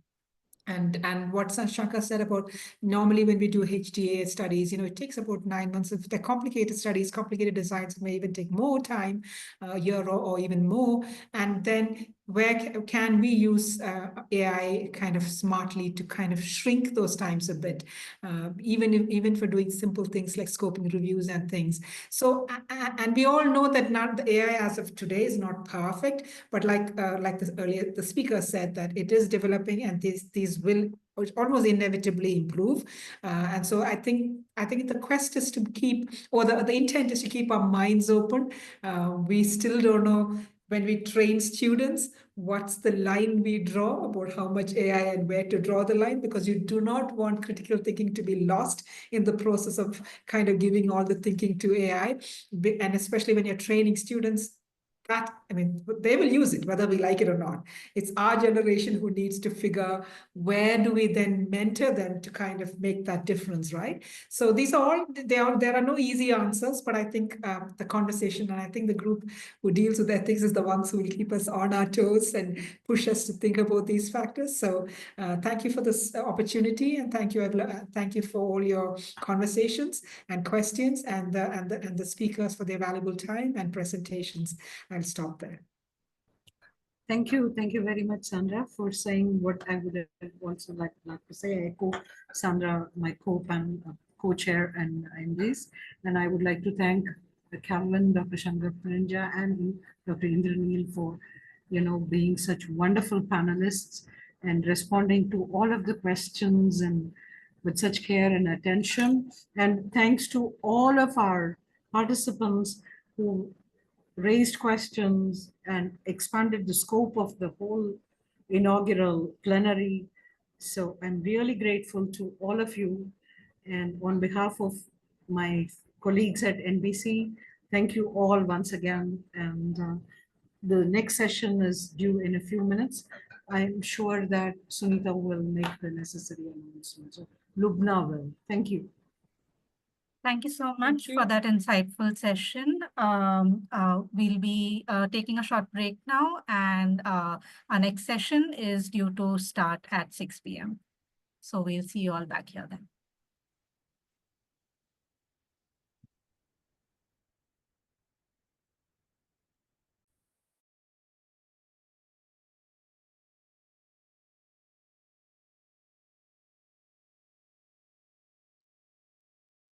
Hello, everyone. We are back from our break, and we'll be starting our next session right away. I'll hand over to Sunita Bandevar and Sunita Simon, who are chairing this session.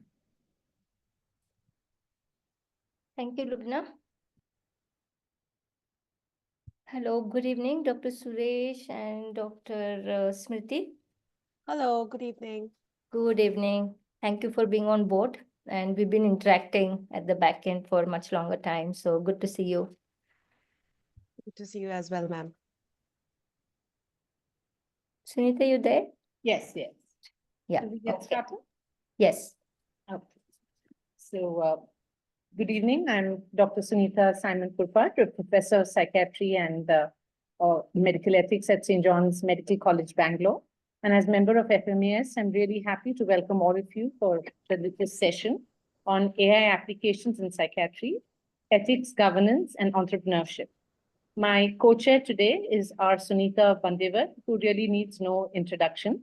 She's a very distinguished researcher and bioethicist and the backbone of FMES and director of FMES's Health, Ethics and Law Institute. She's very actively involved in running training programs in research and public health ethics. As a brief background to today's session, I think we heard in all the earlier sessions today that there are ethical issues in AI from development to deployment, and in psychiatry and mental health, there are ethical challenges of its own, from issues ranging from early diagnosis and treatment to stigma and confidentiality.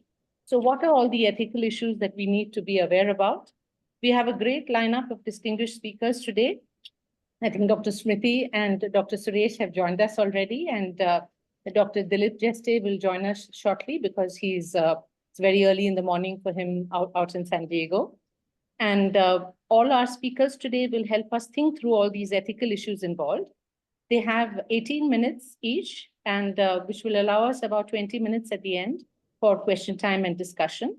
I will now request Dr. Sunita, our co-chair, to give us a bit about a few details on her own journey in this area and what led her to really plan and think through today's session. Over to you, Sunita. Thank you, Sunita, and once again, welcome the panelists.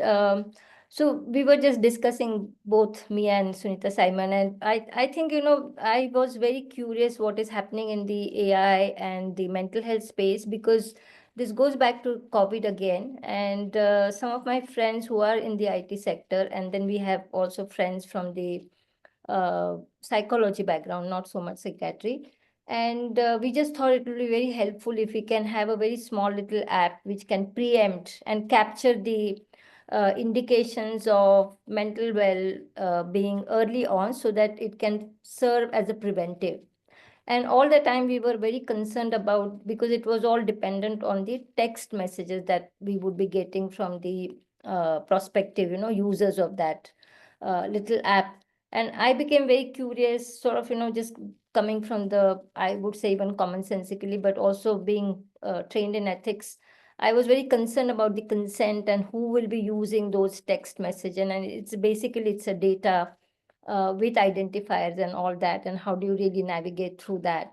And then when we started working on sort of, engaging with AI, and then me and Sunita were talking, and I thought it'll be worthwhile a session to just, get talking about, help people to start reflecting upon what is happening. And my other anecdotal experience has been interacting with some of the AI developers, and one group also has been from the mental health, but a lot of other groups were there, infectious diseases and etc., etc.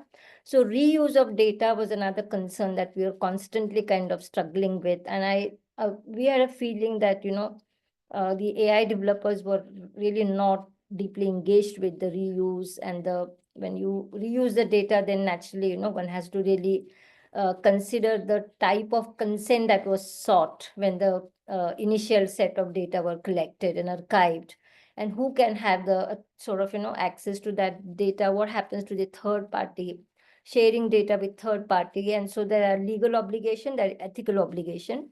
And so that is what really sort of, with Sunita's experiences from own practice and my sort of, these kind of anecdotal experiences, we thought it'd be really worthwhile to have conversation with all three of you, to just for the audience to learn and all of us to learn from, as what is happening to this space. And I think, I'm particularly happy with the way the panelist profiles are. We have somebody who's working, like Dr. Smriti is in a startup, and I'm very curious. I'm constantly thinking and raising questions about, one is the political economy, the commercial interest of the people who are investing into the AI spaces. And there's a clear conflict of interest, and how are we navigating, sort of between and balancing the profit margins, and those are the stakes that any investor will have.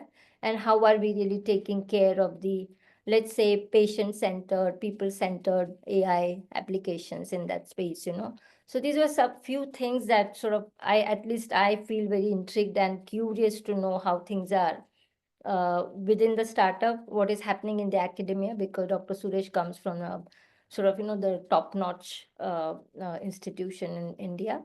So I thought it is a very great and complementary panel for all of us to know what is happening in this space from different perspectives.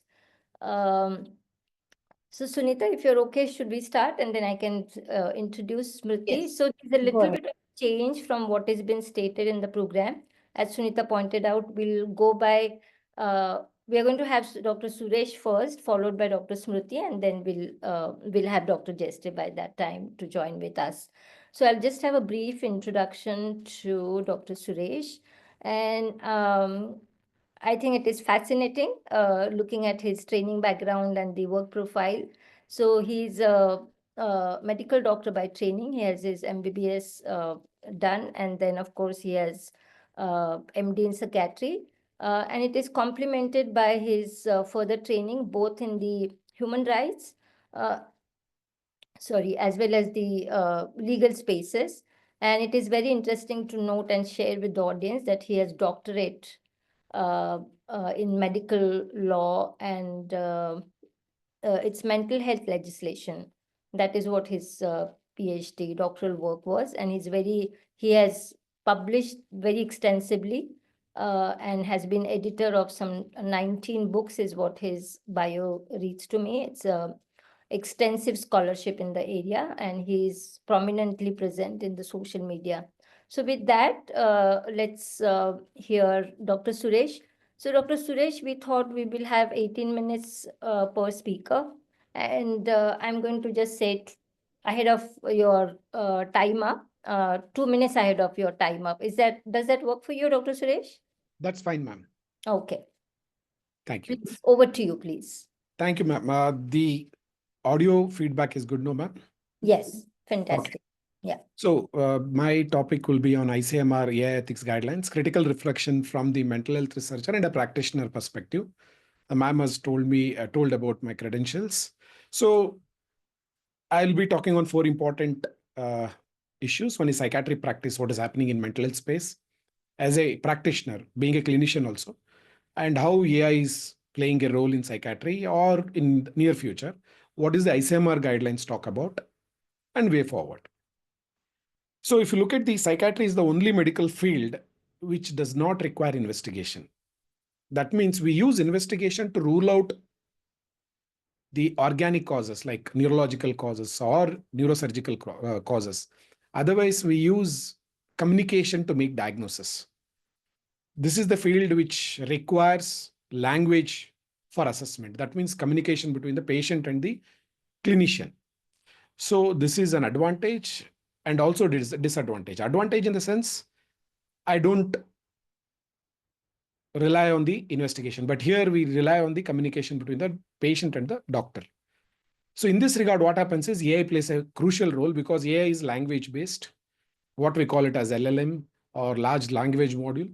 So in this, AI can be used by the clinician or it can replace the clinician in the maybe 20 or 30 or 40 years down the line. Already it is doing on good assessments. If you give a case vignette, it makes a diagnosis. We have done a study which we are about to publish. NIMANS is the National Institute of Mental Health and Neurosciences. We have done the study where we have compared the AI models, around 6 models, and the answer sheets of our doctors who have passed MD psychiatry. AI is doing well. Almost all AIs are doing very well, better than our doctors. That means it is able to pass NIMANS exam. We will be shortly publishing it. It is in the review process. Diagnosis, they are able to make very well. And informed consent. Now, this is the area where AI is going to play a major role because invariably, as the commercial interest the madam was talking about, the hospital, corporate hospital would like to meet the what we call it as financial. So what they do is the doctor will err on the side of admitting or treating and making money. So informed consent administration, AI will play a role. Suppose if I want to give ECT, the AI, I will make the patient to sit in front of AI, which have been trained in large language model with regard to ECT, and it will give you all the pros and cons. And finally, the patient will come to the doctor and the doctor will say, okay, do you have some more questions? If there are no, then we will either he will give consent for ECT or not. So that consent becomes very essential because the patient will believe more at this point of time, the machine than the man, because already the trust is eroding in the healthcare sector. Providing information, monitoring, therapy. And also AI can be used by the clients for various reasons, education, monitoring, adherence, various issues. If you look at the psychiatrist, only psychiatrist, no AI is used. Access to care, there will be no change, quality established, RAPO, no change, unconditional acceptance. Psychiatrist using AI, that is psychiatrist delivering the service, but AI assisted. Again, there will be no major change, but AI assisted means he will be more empowered. The third one is AI delivered, but psychiatrist is just supervising. That's the near future, maybe another 30 or 40 years. Finally, AI only, the psychiatrist will not be there. There will be exponentially scalable model, but quality, we do not know how it will go. Rapport between the AI and the patient will be a problem. Unconditional acceptance. Now the patient says, I can talk whatever I want in front of the AI, rather than with the therapist or the doctor. So AI versus human psychotherapy, there are studies recently, just 1 month back, there is an interesting study which looked into AI versus 60-minute psychotherapy done by the psychotherapist. It's interesting, and this study was done in a crisis area, in a war zone. So they looked into the AI when it gave therapy, 30% to 35% reduction was seen. Whereas if the doctor or the psychotherapist has given 50 to 45% reduction in the symptoms were there. Imagine in a war-torn area, whether the psychotherapist will be able to provide services. The only requirement is availability of internet. If the internet is available, the chatbot was able to give services in the crisis setting. So that means AI is able to play a major role. Although there is minor or maybe 15-20% reduction in the symptom. Empathy.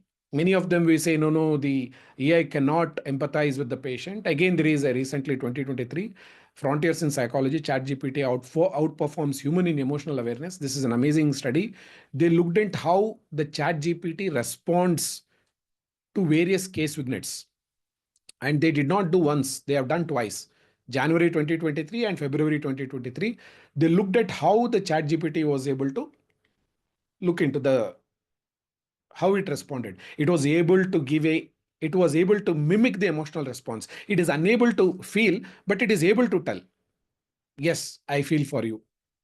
I know you are feeling sad. These kinds of words it was able to give, and it was better than the doctors. That's what the study says. Now the question comes whether the patient is able to accept it. Again, the studies, if you look into 2022, here again, 872 patients were asked, and 55% of them said, I would like to take AI-based psychotherapy and treatment. The reason they quoted was, I'm able to talk whatever uncomfortable experiences because the computer will not judge me. Non-judgmental attitude. The doctor may judge, how can you do this? Or he may make certain facial expression in front of the patient. Perception of the patient, I will not be based upon my gender, religion, geography, bias will not be there by the computer. That's what the perception of the patient. Having accessibility at any time. I can see this AI-based psychotherapist even in the night. Memorizes my old history. The doctor forgets about my history. Learn on its own. Accessible remotely and no malpractice. But at the same time, 45% said I don't want. Simple reason is security and privacy came in first. Coder bias and no empathy, no human touch. This is what the people who refuse to do it. In this scenario, if you look at it, yes, AI has been found to be very useful. But at the same time, there has been some disaster which has occurred. I'll be quoting a case, Mr. Jashwant Singh Chahal. I'll be breaking the consent because this is a case which has occurred legally in UK. All the information what I am now revealing is available online, and the court case has clearly said that it is reportable and it is there in newspaper. This is a Mr. Jashwant Singh Chahal, who is from UK. He was, during the COVID, he was using a chatbot called Replica, which is again available online. And it was promoted by one of the government at that time. And he had past history of mental illness. And then he decides he was chatting with the AI. AI means on chatbot. You can scan this QR code to get the whole information. It is available. He chatted, he was able to chat 500 messages was exchanged between this app and him. And if you look at the charts, this is the chart. I am an assassin. They said, oh, you are. Yes, I'm impressed. It is encouraging him. I believe my purpose is to assassinate the queen. Notes, that's very wise. I look at you that way. So in that way, it goes on, and finally he jumps into the palace, tries to go, and he was about to assassinate. He's arrested. So these are the chats, and 9 years imprisonment was given to him. Now the question is, what is the responsibility of the AI which was deployed? No answer.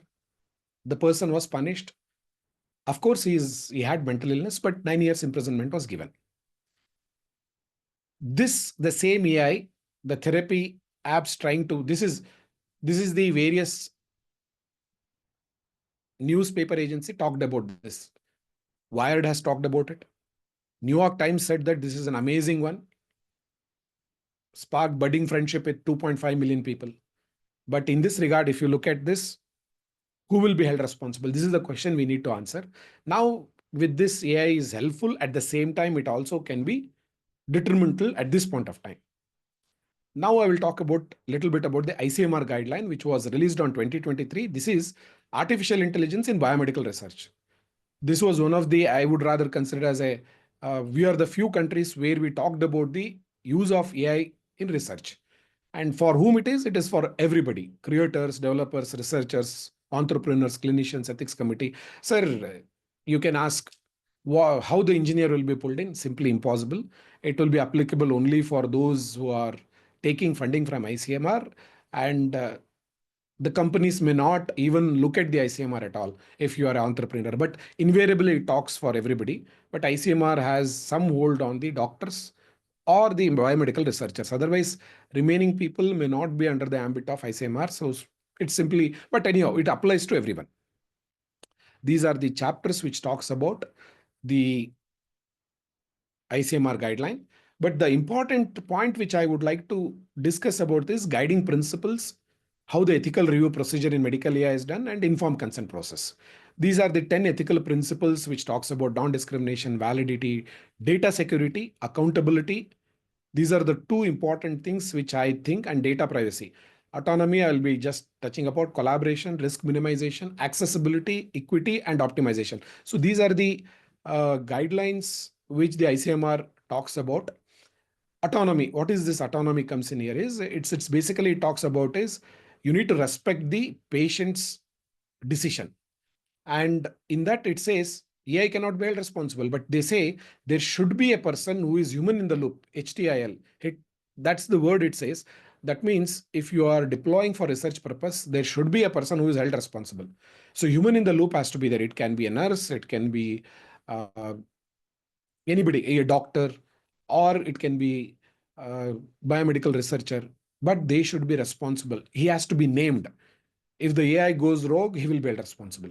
So that one person accountability has to be there. Without that, it will not be moving.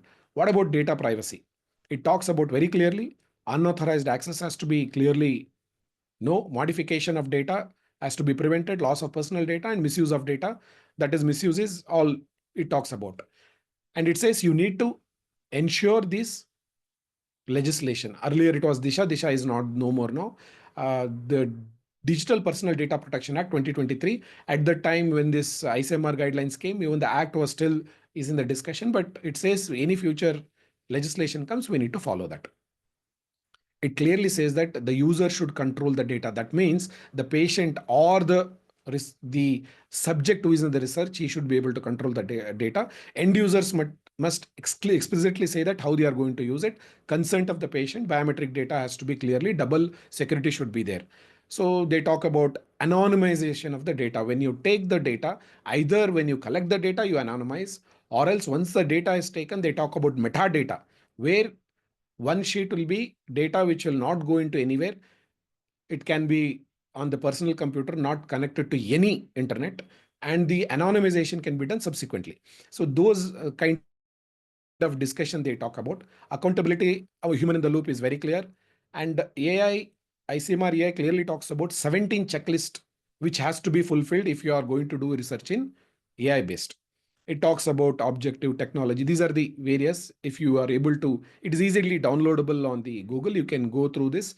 And if you are a part of ethics committee, you have to make sure that AI based, any research is there has to be taken. So last part of it is what are the major drawbacks? AI can go rogue because AI can write its own algorithm. It can be a threat to humanity. You can't deny that. As I mentioned just now, one of the case, imagine AI can also be used by rogues. That is another biggest problem. Like AI can be data privacy, security issue. But at the same time now, the people who are so-called good scientists are using AI, good researchers or good people are using AI for security purpose also. That means you can hack at the same time use AI for even security purpose. So it can be both. It can be, AI can be used for inventing drugs.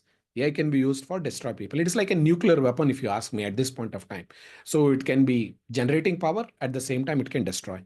There is need to test this AI, especially for with regard to treatment, because these are all large language module, never been tested for treatment.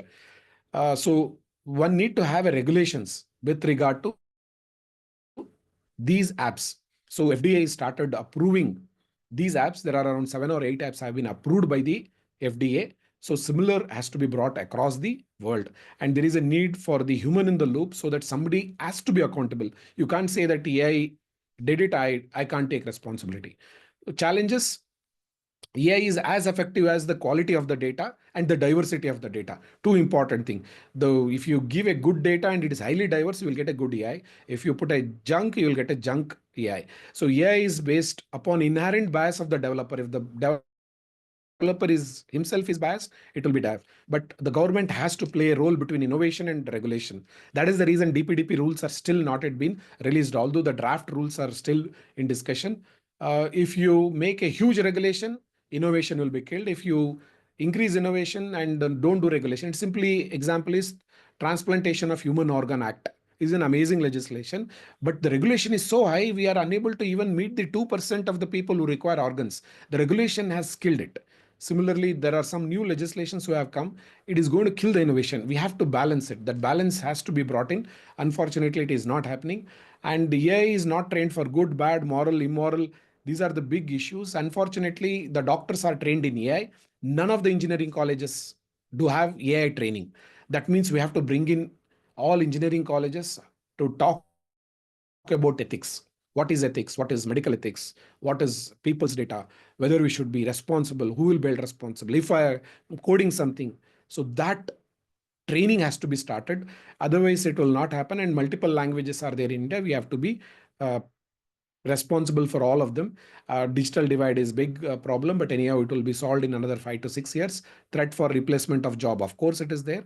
And AI can code on its own. People with severe mental disorders, if they are using AI, and it can lead them into a different scenario. So to conclude, see, AI technology regulation is very nascent at this point of time. Of course, we have DPDP Act 2023, and the rules have to be written. Of course, there were a couple of questions. So since my PhD is from legal background, I'll be able to answer the DPDP Act, why retrospective data related, or it can be anything.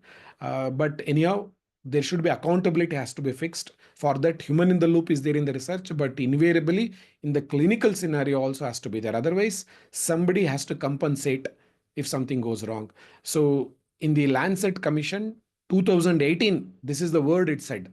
Technology-based approaches might improve the reach or access to mental health services, but could lose human ingredients, possibly the lower effectiveness of mental health care. And they also had talked about security breach, data privacy. Thank you. I'll stop here. If there are any questions and also any questions with regard to law, I'll be happy to take it. Over to organizers. Thank you, Dr. Suresh. That was absolutely before time and very well done.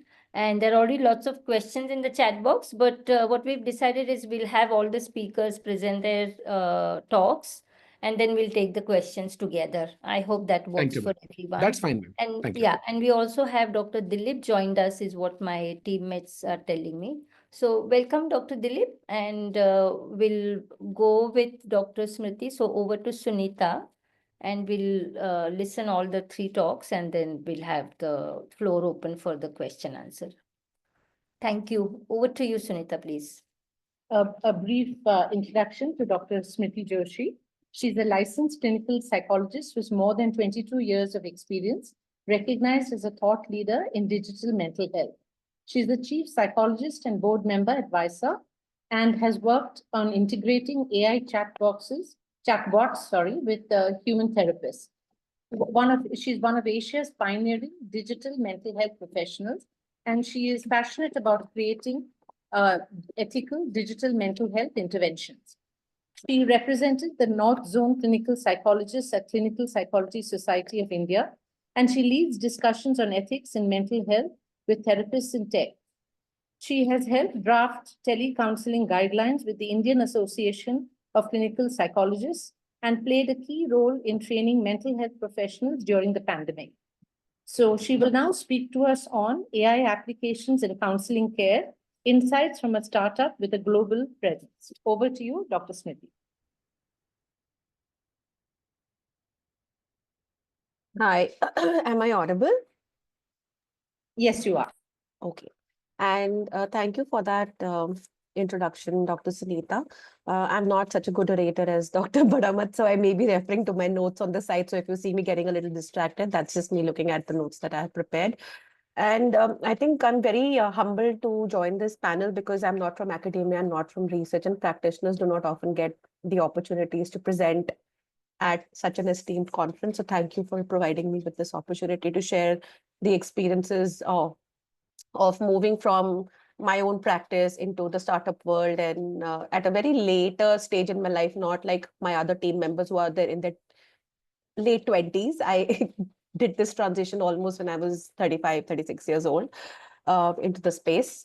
Before diving into the journey, I'll just share something very personal, that when I started with this journey with Visa about 9 years ago, it's 9 years now, I'd never imagined that I'll be talking at such a conference about advocating for AI's ethical and clinically safe integration into mental health care, because I was a huge skeptic. And I still am one today. One part of my heart somewhere, I still have that skepticism alive.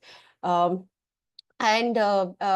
always used to think whether just like other fellow clinicians, and I saw colleagues typing in messages saying that, this is such a deeply human, deeply personal connection that therapy thrives on, and people feel benefited from it. And how could technology ever replicate or support this authentically?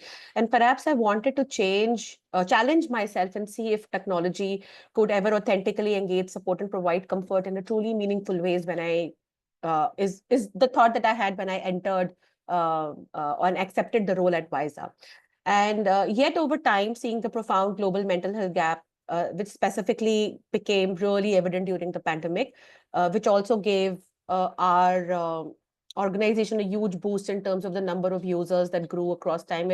The real impact probably is that's when we witnessed that real impact, that how the minute the in-person systems were withdrawn, people needed help and they were just looking and typing, searching for support online.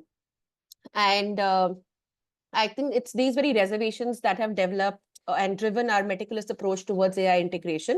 We started this journey long before ChatGPT became the buzzword. We came 9 years back, and ChatGPT is a very recent innovation that has become very popular. And today we have reached about 6 million users, have facilitated across 95 countries, about 750 million conversations. And this slide basically sums up the success that we have seen across our development from then till now. And also you can see why, probably because there is a lot of evidence. We've done RCTs, we've taken our user feedbacks into consideration, and we have complied with majority of the gold standard guidelines that exist in the world today. And just briefly talking about what is WISA, it's basically an AI chatbot deeply grounded in cognitive behavioral therapy frameworks, but also informed with other therapeutic frameworks like DBT and ACT. And it helps individuals with self-guided interventions, offering point-in-time support, detecting crisis, and triggering SOS pathways, which help them build safety plans and takes them to call to action buttons to connect with national helplines like Telemanus or an international helpline in a specific geography. And it also has tools that they can utilize on their own, or it could be triggered by the AI conversation itself. It also does assessments to measure and manage risk in case there are partners, public healthcare systems which look for pre and post measures, how is it benefiting, etc. So that's also something that it can offer. WISA's journey in some ways has mirrored the evolution of digital mental health itself in some ways. Initially, our clinical experts, I was the first clinical expert. I'll just say when I joined, we were just 5 team members. It will also give you an insight into what I'll talk about later, which is multi-team collaboration, multidisciplinary collaboration. There was one tech person who was our founder. There was one finance person who was the co-founder, one psychologist, that was me, and one tech lead who is currently our CTO, and one legal and compliance person. So we began with the legal and compliance person in the team because we wanted to go down the ethical, legally safe pathway. And this is something that I built 9 years ago. This has evolved and changed, but this is how I was drafting rule-based algorithms, writing, something, if an individual experiences negative emotion, we say it's not easy, it puts your system into a flight and fight mode. And then multiple branches emerge to say, if they say yes, if they say the no, if they object to it, what are the responses that would look like? So we began with rule-based therapeutic scripts that were deeply embedded within the cognitive behavioral frameworks. These were effective and were rated as helpful by our real-world users. And also at that point in time, I think there was only one other innovation that was comparable to us, which was Wobot, which was born out of a lab, and we weren't. And very early in our journey, we received an email while we were still skeptics and still wondering if these text-based conversations have the power to help and support individuals. We received an email from a 13-year-old individual somewhere in the world saying that I have depression and I tried to harm myself, and It is Visa that helped me hold on to myself. And when we received such a powerful email is when we all turned into believers and we felt that, okay, I think we are making an impact and we need to continue to improvise and grow this innovation that we have begun with. And we really take user feedback very seriously. They are our co-designers. We weren't, like I said, born in a lab, and we began with very limited number of conversations, and the trees grew, the conversations trees grew and branched out only because of feedback that came from users and real world studies that we did that indicated that what is working and what is not working. Our users started coming and telling us, even if I say something akin to, just out of in being in a very challenging situation, if I'm saying life is not worth it, I'm not intending self-harm, it still takes me down the SOS pathway. I'm not intending to harm myself, but it goes into a loop and it breaks. But that time we were very intentional, we still are, that we are okay with breaking into a loop and signposting them somewhere rather than letting the AI take over decisions where a clinician's decision should come at given priority. And we brought in other things to support people who were saying things by, let's say, for example, we added checks.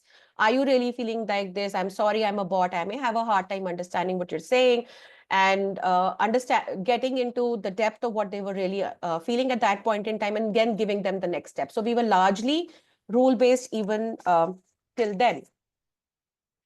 And even before we adopted GenAI, our safety-first approach meant that clinical oversight was non-negotiable. The human in the loop has been our way to be right from the very beginning. And our clinicians meticulously crafted every AI response and thoroughly tested for therapeutic appropriateness, always ensured crisis situations were promptly addressed, and NLP algorithms monitored conversations to immediately identify distress, crisis, or suicidal ideations. When generative AI models like GPT became available, we saw vast opportunities, but we also saw a huge amount of risks that could have come in if we adopted it without giving it that intentful thinking around how did we want to integrate Gen AI into a product? Why did we want to integrate Gen AI in product? Did we want to let Gen AI respond to users bringing in suicidal ideations, or did we just want to bring in bring it in to make the conversation a little more engaging, a little more conversational strengths to the AI? We deliberately took additional time to fully understand these risks rather than immediately adopting it. We built our own controlled environments, rigorously tested each step, and created strong guardrails, ensuring we could responsibly manage risk like inappropriate AI response, harmful advice, breaches of clinical protocols. Our guardrails, such as restricting AI-generated responses to clinically approved data sets, popularly known as RAG systems, detailed appropriate tests, explicit clinician oversight, and real-time crisis identification ensured that this transition was cautious and very informed. So today, when we use GenAI with Visa, it is a deterministic use of GenAI. GenAI follows predetermined protocols approved by clinicians. There's a lot of testing, prompt testing that happens in our environments before we can say, okay, this is ready to go live. We do comprehensive testing for user experience improvements. We ensure that we are complying with ISO 27701 and GDPR standards. We ensure that all GenAI releases adhere to our robust processes, and everything is first tested in-house, whether these are the rule-based and scripts we did earlier or the GenAI-based scripts. Everything goes through testing in-house and testing with our user panels we have representing different cohorts to ensure that it's not triggering or a clinical risk and is inclusive of as many cultures and individuals as possible when we are looking at our global population. So right from the beginning, again, a learning that the multidisciplinary team brought in with them was that we wanted to align with the four broad big pillars of medical ethics: autonomy, beneficence and non-maleficence, justice and fairness. User autonomy has been very central to us from the start. Clear, explicit, informed consent process allows user complete control over their data and interactions, especially critical with generative AI integrations now that we have built. And so people can still opt in and opt out whether they want to go in with a product that's Gen AI enabled, or if they don't want to go into that. And tomorrow, if they decide that I don't want my data to stay on the systems, they can simply go and click reset data, and they are the owners and controllers of their data. It doesn't stay anywhere on any systems, not their device, not our devices, not our servers. Beneficence and non-maleficence. Every technology and clinical decision prioritizes well-being of the users. Rigorous clinical oversight, deterministic AI protocols, and continuous appropriateness testing helps with upholding these principles. Transparency and fairness have been central to our ethos.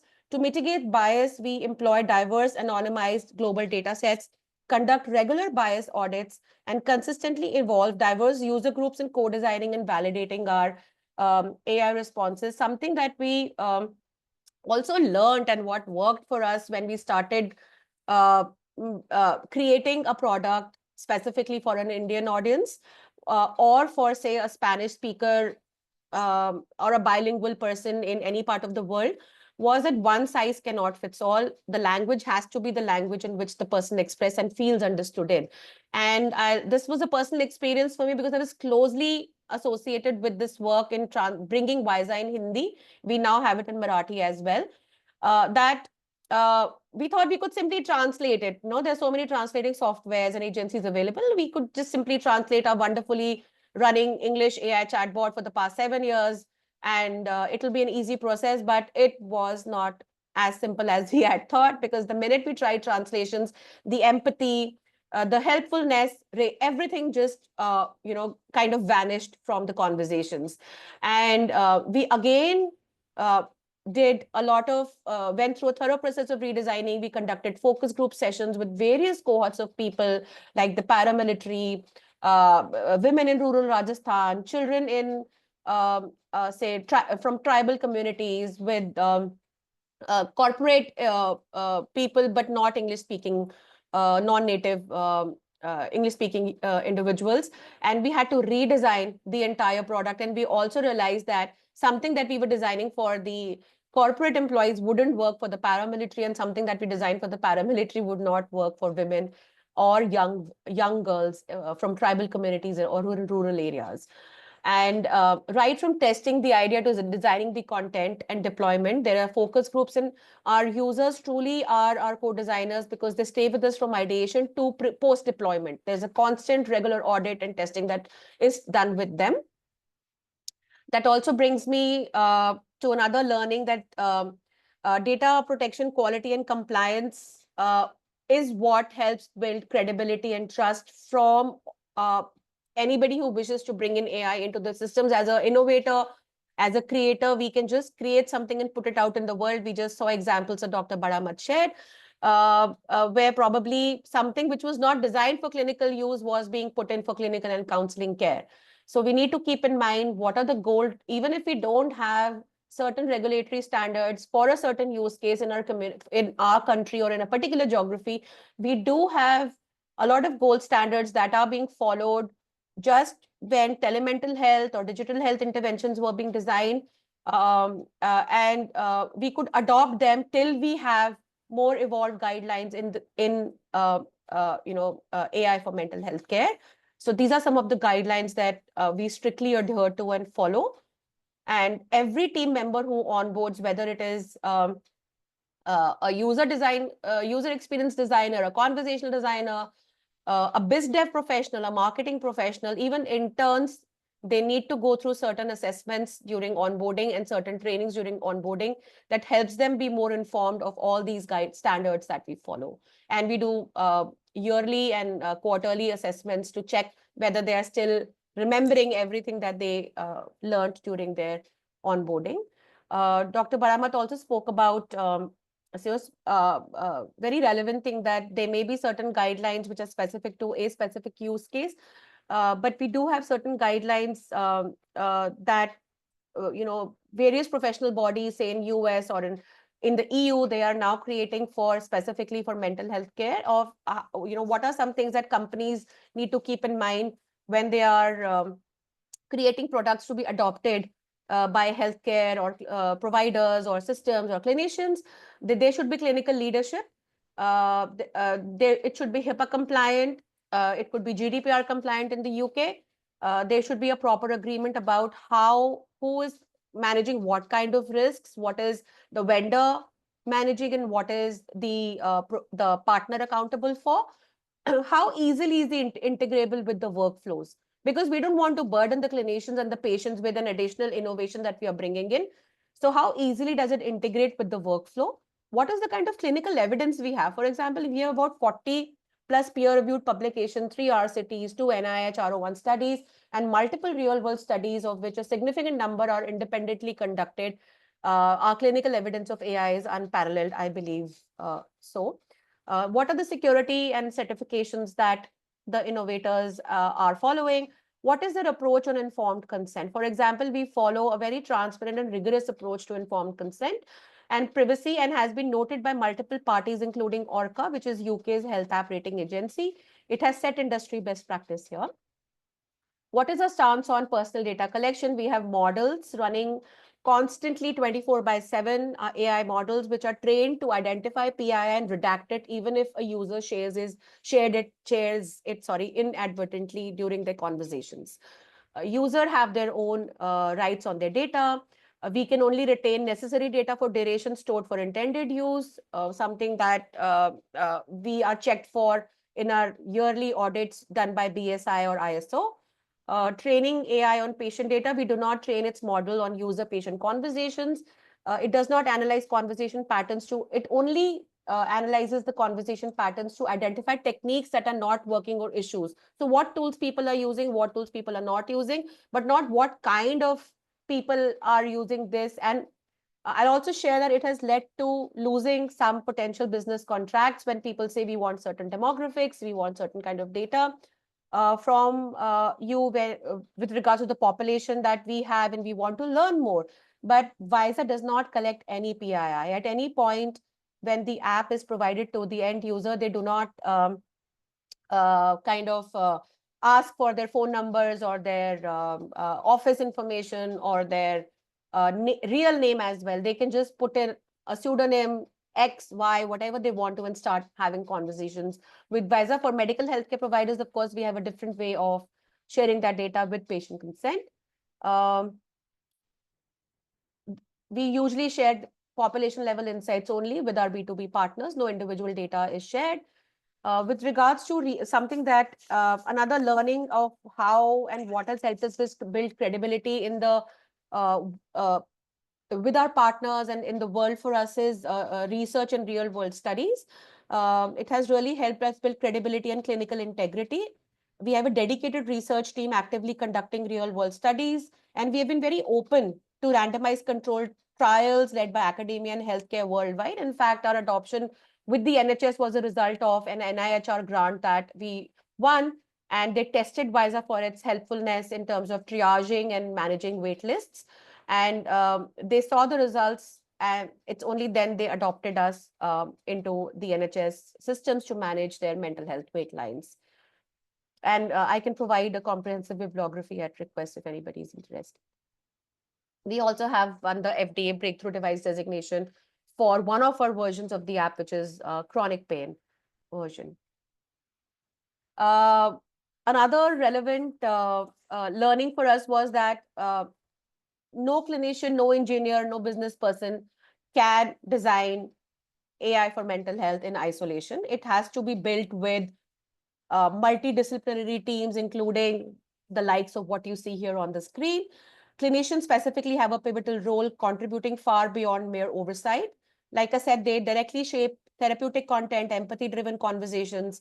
Regular training sessions are provided from the clinical team to, say, the engineers, the user experience designers, the tech team, the business team, to help them adopt the same empathetic approach in their conversations and in their work. Dr. Smith, sorry, we have a minute more. Yeah, I'm just ending.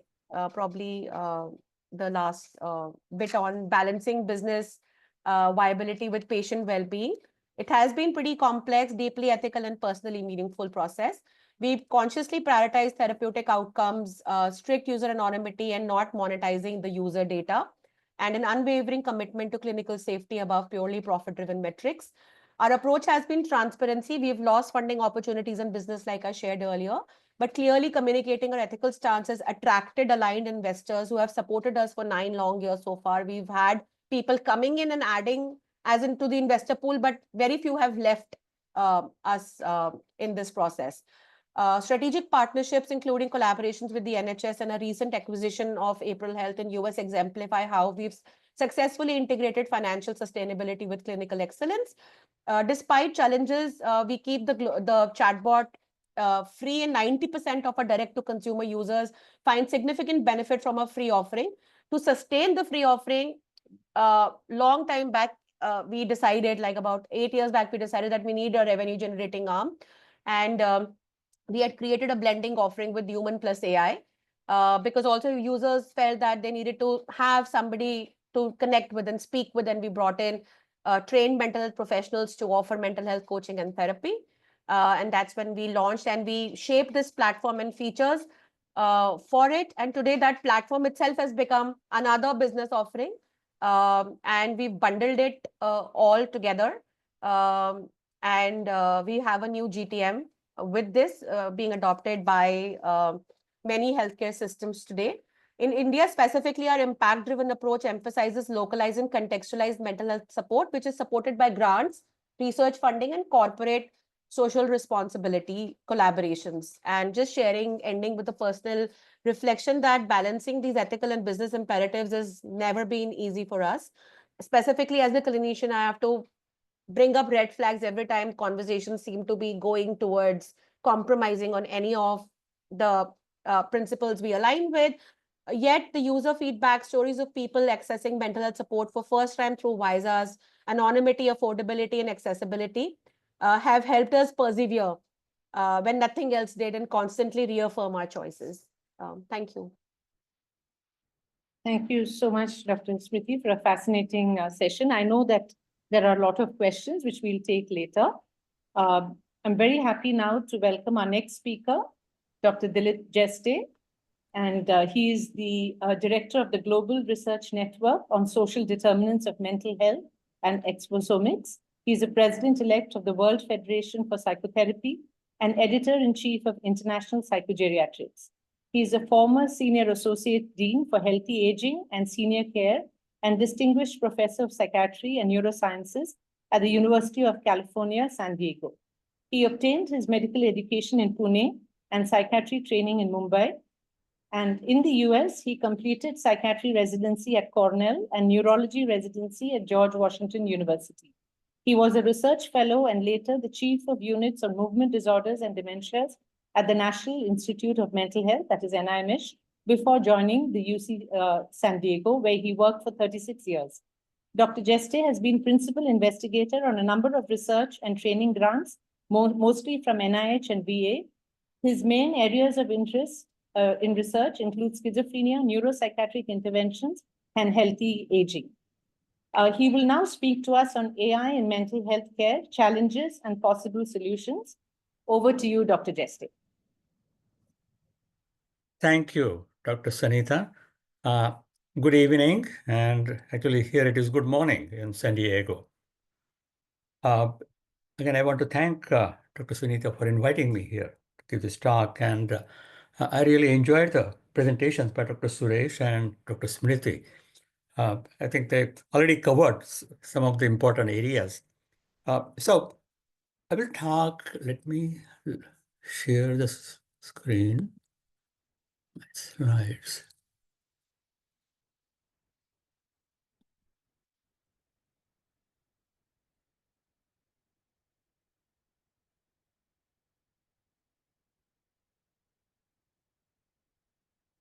Can you see the slide?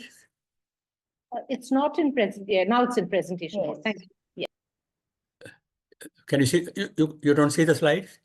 We do now. That's fine. You do now. Okay. Okay. Thank you. So, as Dr. Sunitha said, I'm going to talk on AI and mental health care challenges and possible solutions. So I'm going to begin with first part, the different caveats that are there and possible solutions. Some of these think are already covered well by Dr. Suresh and Dr. Smriti. The second part of my talk is going to be somewhat different. It relates to what the future would be like. And really the question is, can we transform the AI, which is artificial intelligence, into artificial wisdom? Can we make our machines, which are very intelligent, can we make them wise? So let me start with the first one. And so there are various ethical caveats, totally understandable, about the use of AI, biased data sets, lack of personalization, privacy concerns, problems with clinical validation and trust, and over-reliance on AI. I'll go through each of these very quickly and suggest possible solutions. So the biased data sets. I mean, this is again well known that if we collect data, for example, here in San Diego, California, those data really represent a local population, and that may not apply to people in other parts of the world. So we have to take a look at the existing data set and what socio-demographic characteristics it has, because otherwise it will lead to inaccuracies in diagnosis and treatment recommendations for different populations. Solution is to use diverse representative data sets and implement fairness-aware algorithms. So the same solution would not apply to different groups, but we need to find out which solution applies to which group. Secondly, lack of personalization. The AI-driven mental health tools often apply generalized approaches, and these may not apply with individual patient needs. Especially in psychiatry, we know that the mental health varies from person to person. The factors related vary. So we need to look at the individual factors. And the solution is to develop AI systems that incorporate personalized factors. One of the areas of interest for me in recent years has been social determinants of health. Factors like social connections, early life adversities, discrimination, they affect our health more than the usual risk factors that we consider, like hypertension, diabetes, heart disease. The social factors have greater impact on our health and diseases. And so we really need to know these individualized factors in a person to find out what would work best for that person. Of course, that same thing applies to genetic and behavioral data. Privacy concern. There are understandable concerns about data privacy, informed consent, potential misuse of sensitive patient information. But the solution is to implement strict encryption, comply with medical and government regulations, and ensure transparency in AI decision making. I mean, in a way, Dr. Suresh and Dr. Smriti talked about these facts earlier. Problems with clinical validation and trust.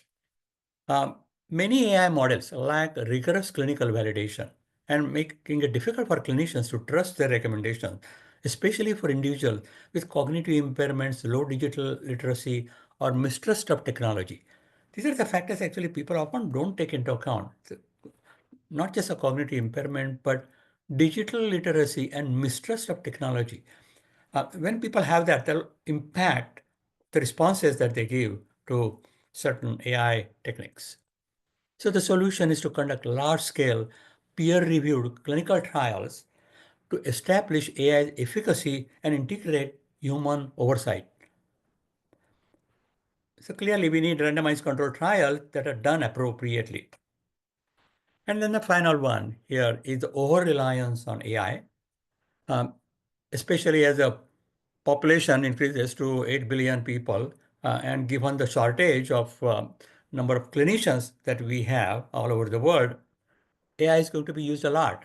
And that's risk to include that while AI can assist in mental health care, over-reliance on it may reduce the role of human empathy and judgment. Solution is that use AI as an augmentative tool rather than as a replacement, ensuring that human clinicians remain central to mental health care. So AI doesn't decide what happens to the patient, It's actually the clinician, but the clinician takes into account what the AI provided. So this is, I think, these are things that most of us agree on. So I'm going to talk about something different now. So there is a major shortcoming of AI for human mental health care. AI is artificial intelligence, and of course, AI is becoming more and more intelligent. It is teaching intelligence to the humans, and we are learning about really super intelligence from AI. Is that enough though? Is intelligence all that we want the healthcare to understand? So AI represents machines that imitate and surpass human intellectual abilities. And they can teach us intelligence. Obviously, we can learn from the machines about the various facts based on intelligence. But intelligence is really not the most important thing in life. Intelligence is a human personality trait. And so is wisdom. But there's a big difference between the two, which is that human wisdom is associated with greater individual and societal well-being, whereas intelligence is not associated with either. People with highest IQ are not the best people. As a matter of fact, for example, the terrorists and mass murderers, they often have very high IQ. What they lack is not IQ. What they lack is empathy, compassion, and other facts that actually help people. So that's a part of wisdom. So our over-reliance on intelligence doesn't help. So what we need are future machines with wisdom, and I'll talk about what wisdom is. So the future machines with wisdom, they can teach us wisdom and will likely contribute to greater human well-being than AI machines that teach intelligence only. And both Dr. Suresh and Dr. Smruti talked about the downsides of AI, and those downsides come because of the reliance on intelligence rather than on other wisdom-related things. So what is wisdom? So wisdom actually, for me personally, started when I learned something about the Gita. I mean, it is really a compendium on wisdom of whole life. And so the idea of wisdom is not new. Idea of wisdom has existed since the times immemorial. Other religions also, Bible has something like 12 books of wisdom. We published a study many years ago on how the Gita defines wisdom. So we used a quantitative, qualitative mixed method study using some software to find out how many times not the word wisdom and its opposite, foolishness, were used, but in what context. And based on that, we wrote this paper looking at the way wisdom was conceived in the Gita.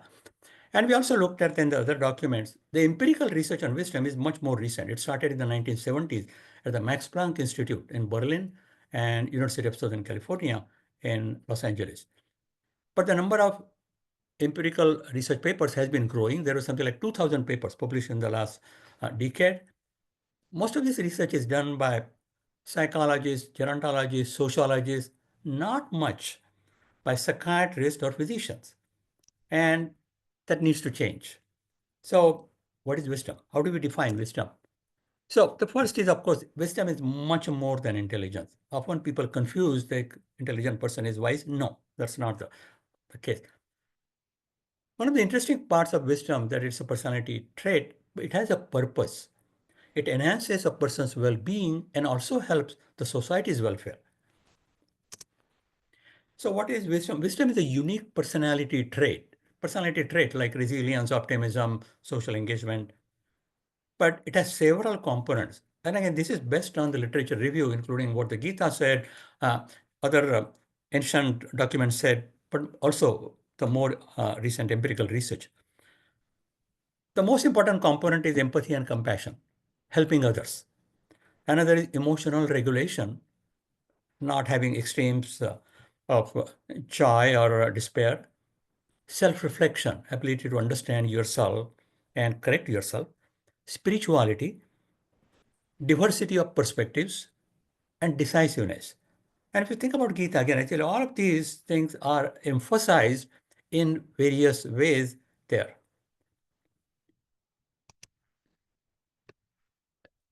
And why wisdom becomes so important today is something exact opposite of wisdom, which is loneliness.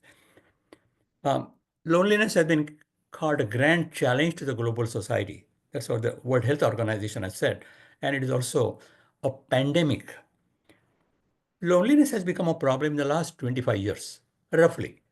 So why last 25 years? So there has been globalization, there has been rapid growth of technology, and rapid increase in social media. And all of these things actually are good in several ways, but they also have increased the level of stress and helplessness. And loneliness has increased a lot. Again, this is based on numerous studies done in different countries, including various longitudinal studies. In the US, 162,000 deaths per year are attributable to loneliness because loneliness increases the risk of various illnesses, including hypertension, heart disease, as well as depression, dementia, substance use disorders, increases the risk of suicides, and opioid-related deaths. So the number of deaths attributed to loneliness is greater than the number of deaths from lung cancer or stroke. And the World Health Organization said that it's not just a US problem, it's a global problem. There are new ministries of loneliness in the UK and Japan because it not only affects health, it affects the whole business and other structures. So why am I talking about wisdom? Because wisdom and loneliness go in opposite directions. We have published several studies, several cross-sectional studies, but also one longitudinal study, which included about 1,200 people. And these were people followed by 5 to 7 years. Consistently, we have found a strong inverse association between loneliness and wisdom, and especially the compassion component of wisdom. The Pearson's R varies from negative 0.51 to negative 0.75. And it is not just a clinical finding, it's a biological finding too. We have published an EEG study and then also a study of gut microbiome. For example, the gut microbiome with viruses, fungi, bacteria. The more diverse the microbiome, the better it is for our health. And what we found was people who scored higher on wisdom scales, they had more diverse microbiome than people who scored higher on loneliness scales. So there is really no question that wisdom and compassion may be helpful for reducing loneliness. And I'm coming to the end of my talk. So this leads to our thinking about what we want the machines to do. So far, we have relied entirely on their intelligence and saw both the strengths and weaknesses. We need to go beyond that. We need to think about whether the machines can be wise. Can we have the machines have the components of wisdom that I described? Empathy, compassion, emotional regulation. Of course, the machines don't have emotions, so that's not a problem.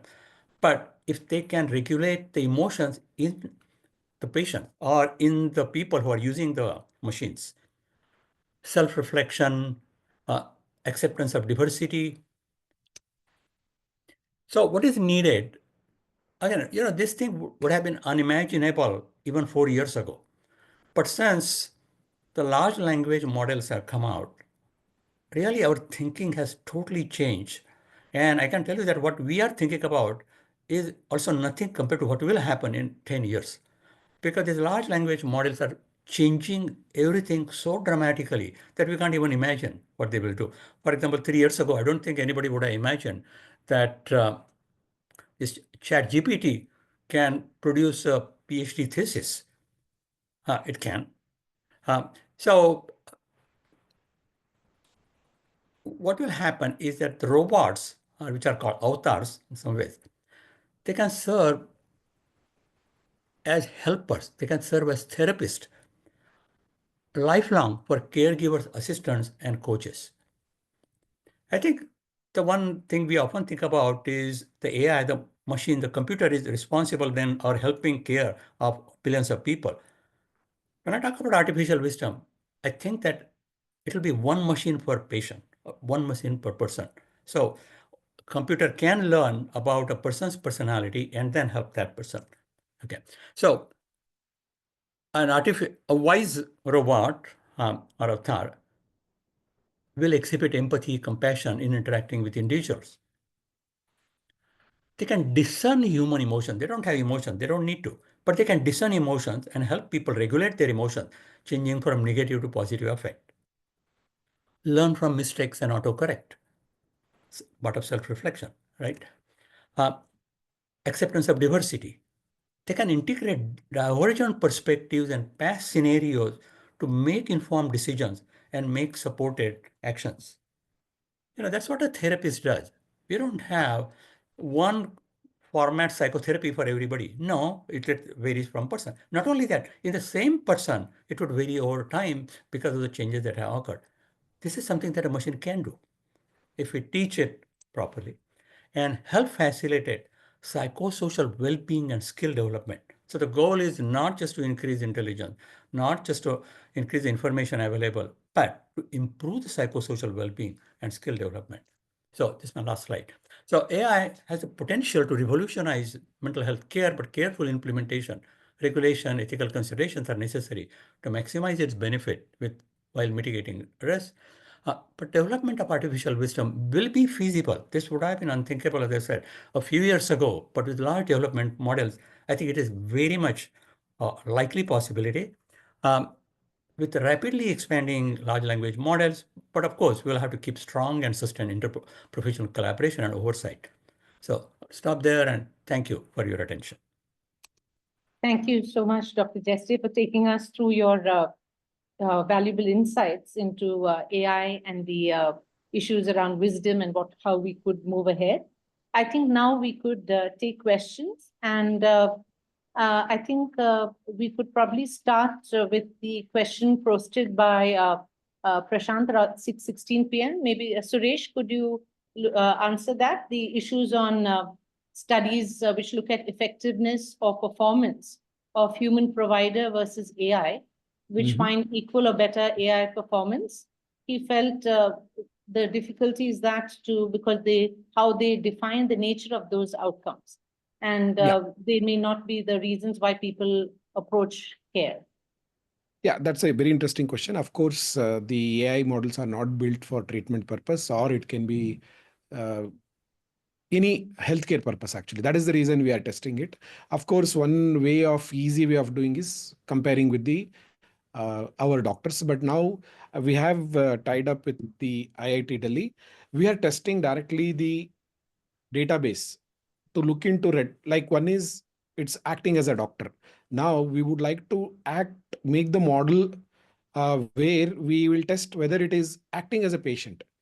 So whether it has a database of patients where it will be able to provide answers. So that is one of the theses is happening with the IIT Delhi. Dr. Tanmay Chakrabarti is the co-guide there. We are working on it.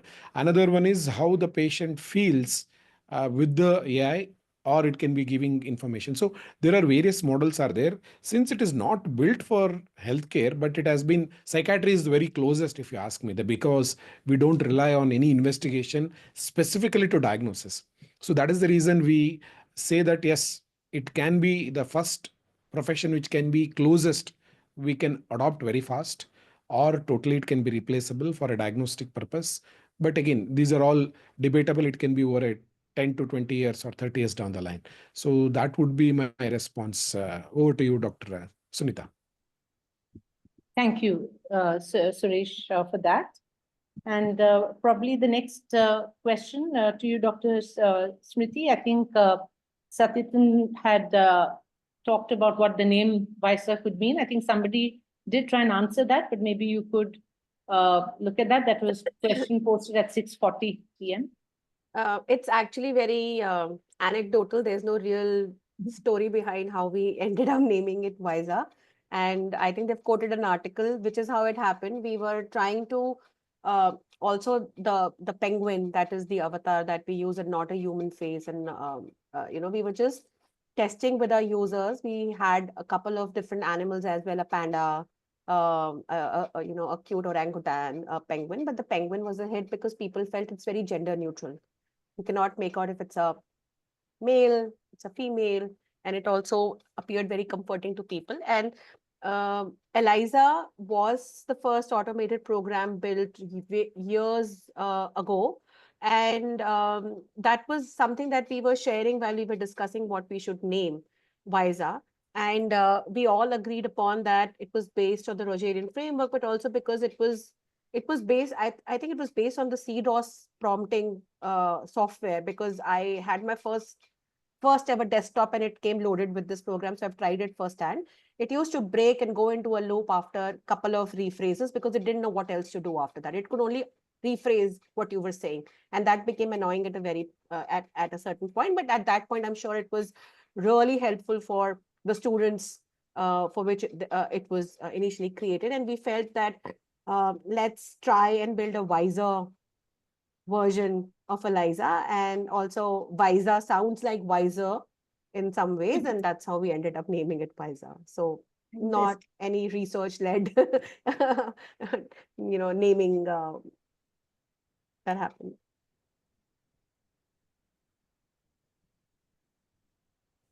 Thank you for that. Sunita, you take the next. Yeah, I think there are a couple of questions, and I think there's we can go back, but I think at 7, 1 second, I could see Joy asking a question. It's the last question. Okay. Yes. So, Dr. Dilip, could you read that? It's just the last one. And then there's also a question by Sayantan a while ago, and I can read that out. But maybe we can start with Dr. Joy Mamon's question to harking. So this is what it reads. Again, harking back to data for training, given that LLMs perform better if data set is large, and given that digital medical data usually is not available in such large quantities, how did BAZA and the NIMHANS team access data to train and validate their models? This would be a question to many of us, like how did we access it? I do have a couple of questions, but let's attend to the audience questions to begin with. I'll answer first. The NIMHANS team has not developed any model till date. Let me be very frank. What we are doing is, I am heading NIMHANS Digital Academy, where we are looking into whether we can use this app, or whether we are IIITB and IIT Delhi, we are trying to develop a AI model where we can train the primary healthcare doctors, train ASHA workers, so that we are trying to train the model with various patients' data set. Rather than the patient, we are giving case vignettes. Without any case vignettes, not a real case. We are giving the case vignettes so that whether it's able to train it as to become a patient. And then now the doctors will be trained on that so that the primary healthcare doctors can be trained. That is the only, we are still in the model, but we have not accessed any other data or any treatment model we have not developed. That is from my side. To answer this question, I will try my best to answer from whatever I know as a clinician in the space. We have not really relied initially on the data sets that were available globally, but we built a lot of synthetic data by gathering what existed. As if, for example, we had clinicians from UK and clinicians from US and larger geographies to compile vocabulary and phrases that would indicate how are people expressing self-harm, or how are people expressing suicidal ideations. We began with creating synthetic data sets for these because when we began, there was no ChatGPT as well. So there were no other data sets to rely on. And we had launched very early with the real world and not born in a lab with a specific number of people. So we had over time, we have been over time gathering large amounts of data. Like I said, today we have about 500 million conversations, and we can now have a mix of synthetic and real world data to kind of train our models. We constantly do aptness analysis. We have a dedicated set of clinicians who are constantly doing aptness analysis in real time for responses that come in, where to see if AI is detecting what it's meant to detect in terms of sentiments, in terms of emotions, in terms of any other kind of conversation that's happening, and is giving the right response. And like I had shared earlier, we don't use the same data to really train them to look at, analyze the user conversations with PI for any such purposes. The PIs are all redacted. We focus on the terms that are important, or the phrases that are important in terms of the support and the helpfulness that people are looking forward to from WISA.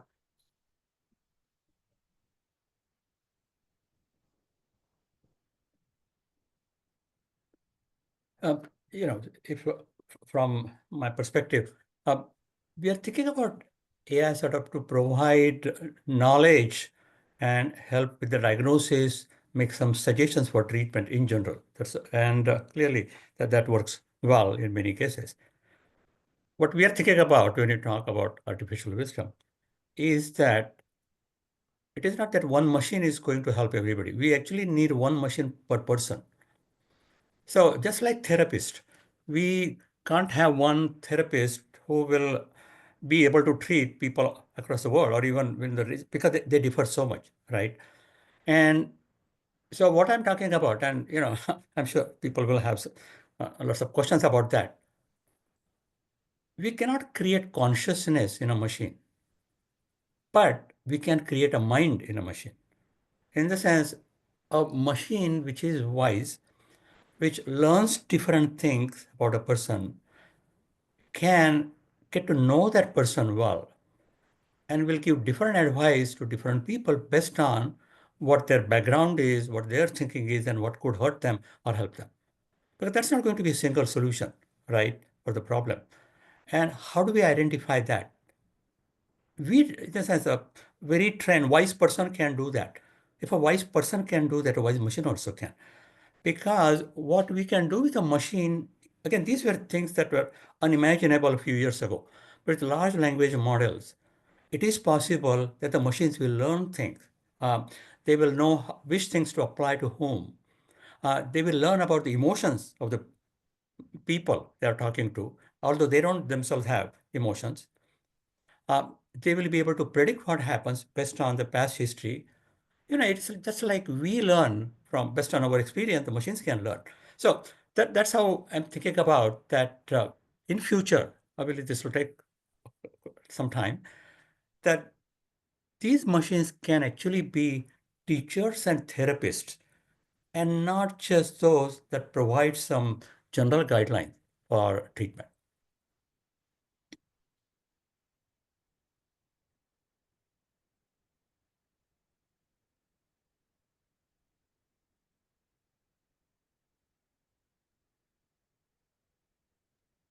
Okay, so Nita, do you want to? There are a couple more questions. I'm looking at the watch. We could have another 10 minutes if the audience and the panelists especially are willing to stay back. I see one by Brinda. I had copy pasted, and then there's another one by Anurag. So I'm holding my question about the research and if there's anything to do with, ERBs, etc. But I'll just hold back just because we would like to attend the audience's questions. So one, Anurag is saying, I'm not against AI, but are we not perpetuating inequities of access to healthcare? Access to care delivered with empathy remains an utopia for a large number of our citizens. First, we had technology offering us telemedicine, and now it is AI. AI can offer advice, but will it deliver real healthcare? That is the question. No pan, meaning anybody can take it up. Any one of you. And what happens with healthcare with machines? Obviously, things have changed. Things are happening today that we couldn't have imagined 10 years ago. And next 10 years, we are going to see dramatic changes that we don't expect. And so today's principles that apply won't apply 10 years from now. So what we need to do is really think about what the future would be. And actually, that's where we need this multidisciplinary collaboration. We need talk with computer scientists, engineers, with psychiatrists, psychologists, neuroscientists, also experts in ethics, morality, philosophy. I think that is what is needed to make sure that these machines are helpful. And again, they can be dangerous also. They will be used by terrorists. It is like when people develop the atomic bombs, were they good or bad? They had good function and they had bad function. Same thing would happen here too. So we just need to be careful. But just avoiding that thing because it could be bad actually is not going to help us. Since we need to work on that, see how we can make it help rather than avoiding it because it can be potentially bad. Yeah, I would like to add that, yes, will it deliver real healthcare? Yes, of course. A lot of counseling, therapy, which has one of the study which I mentioned in the war ridden area where the doctors may not be available or the therapist on day-to-day basis is not available.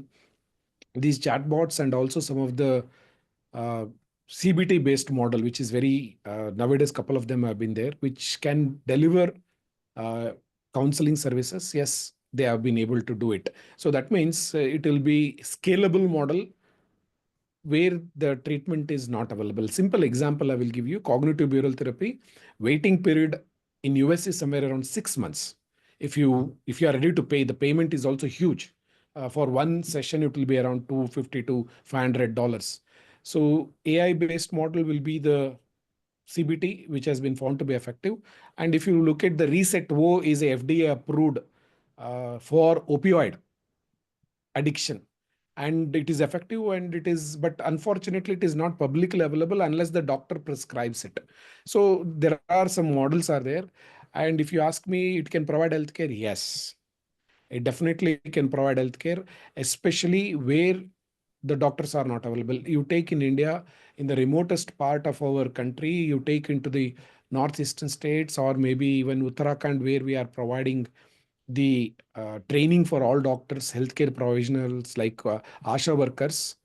Definitely the AI, if you are able to deploy, the main problem is the availability of internet. I don't think it will be a problem in another 2 to 3 years. There is a discussion going on Starlink. If we are able to deploy, internet is available in these hilly areas, because even internet is available, it goes down during rainy season. Or because of the landslide, those of the things. So that time, these satellite-based internet connections will provide anytime 365 by 7 if we are able to develop a good AI model for treatment for which is specifically for our India. But however, we have models from the Western country. Will it be helpful to Indian population? We have to test it and see, because the culturally appropriate words, names may not be there. Otherwise, yes, it can deliver healthcare and it can bring down the cost of healthcare. Yes, I am hopeful. But of course, the data security and those issues have to be taken into account. And of course, they can go rogue anytime. We have to be careful, because who is going to use it is the one which decides. Can I also add something? Yeah, please. So actually, these are dilemmas with we as clinicians grapple with every single day, isn't it? Whether we want to make a choice, bring these new innovations into our practices, but we also have to kind of understand that not everybody in healthcare or specifically in mental health care has a formal diagnosis, yet they may be experiencing mental health concerns or challenges, right? The real risk is when we say human-like, or we let AI feign human capacities like empathy or compassion. We say it is replacing a professional. If we don't make those claims, and we should not make those claims, we should think of the need for humane but not human AI, human-like AI. And I think there are, we have spoken with our user cohorts in India as well. And there are many people who, because of financial constraints, geography, stigma, scheduling hurdles, travel problems, all these barriers prevent them from seeking just the basic mental health support that they may have needed at a certain point in time before things escalated them into more overwhelming positions emotionally or mental health wise. And they put off seeking help because of these barriers. So AI makes help seeking very easy, and it can make a meaningful difference in those critical moments when there is no person available around them. So with transparency, with right kind of communication around what is this AI bringing, it is not crisis support, it is not a person speaking with you. And these are the kind of psychoeducation that we do with our users in India. So we've been designing for certain cohorts, like we have women in rural Rajasthan who has used Visa, and we call it Vyasa for our Indian audience, because that's the natural pronunciation. A lot of people, my dad said, oh, ito Vyasa, you know, so he said Vyasa in like a Punjabi North Indian person, not Visa. And we kind of went ahead and continued with the pronunciation people were using. So that's one way of contextualizing. People are not calling it Visa, but they're saying it's Vyasa. So we allowed it to be Vyasa for people. And similarly, like I said, the human in the loop is really important. When we are going to tribal communities or rural communities, we cannot just depend on that app alone. We need to kind of psychoeducate or identify champions in the community who will continue to be the bridge between me, the clinician, who's kind of designing the product or the innovation that will we hope to provide some support with to the communities, and also continue to help bring back feedback from the communities about what is it that they're still facing as barriers with using that. It is not replacing the entire healthcare provision services in the market. It's probably aiming to bridge the gaps that exist, which prevent people from just accessing the basic support that they may need in the critical moments. Thank you, Dr. Joshi. There's a question from Dr. Brinda Kalrao to you, saying that you'd mentioned that AI helped a 13-year-old from taking his life, suicide, because he mentioned this. What happens when a patient takes his or her life or self-harms and is hospitalized despite chatting with Visa, but this does not get on the Visa for others to see? Is there some way of tracking this? So, like I said, we aligned with the DCB standards set by GDP, the UK clinical compliance safety standards. We maintain a clinical safety hazard where any individual who sends us direct feedback, and there is that limitation that people may say that it has been able to help them and support through critical moments, but may not be able to probably share any untoward incident that may have happened, though we do get a lot of critical and negative feedback also on things. For example, we were initially when we started with just CBT, and somebody came in experiencing grief, and they said, I've had a loss, and the bot tried to suggest reframing that thought. It definitely wouldn't have been helpful to ask them to shift their perspective and think about it in a different way, because that's a real situation. The person is experiencing grief, and that helped us with improvising our models and frameworks, and we brought in compassion and commitment and ACT kind of frameworks into it to support individuals with that. So we maintain clinical safety hazard logbooks where any such incident where, because of the therapist who's providing service on it, it could have been a crisis line where somebody called and said that I'm feeling like this. And by the time they end the call, the person thinks, okay, I provided as much support as possible, but they still end up taking that step about ending their life, right? So I think that those risks still exist. It's about the intent, about risk mitigation and informing. So when somebody says that they're experiencing suicidal ideation, and even before that, when they onboard, we say that this is not a replacement for treatment and not a crisis management platform. Yet we know that because it's text, because it's anonymous, people open up more easily to these scenarios. Even people are open more easily to the therapists who are offering text-based support more easily than the ones who are on the video, because the screen acts as a barrier and they feel less judged, less watched.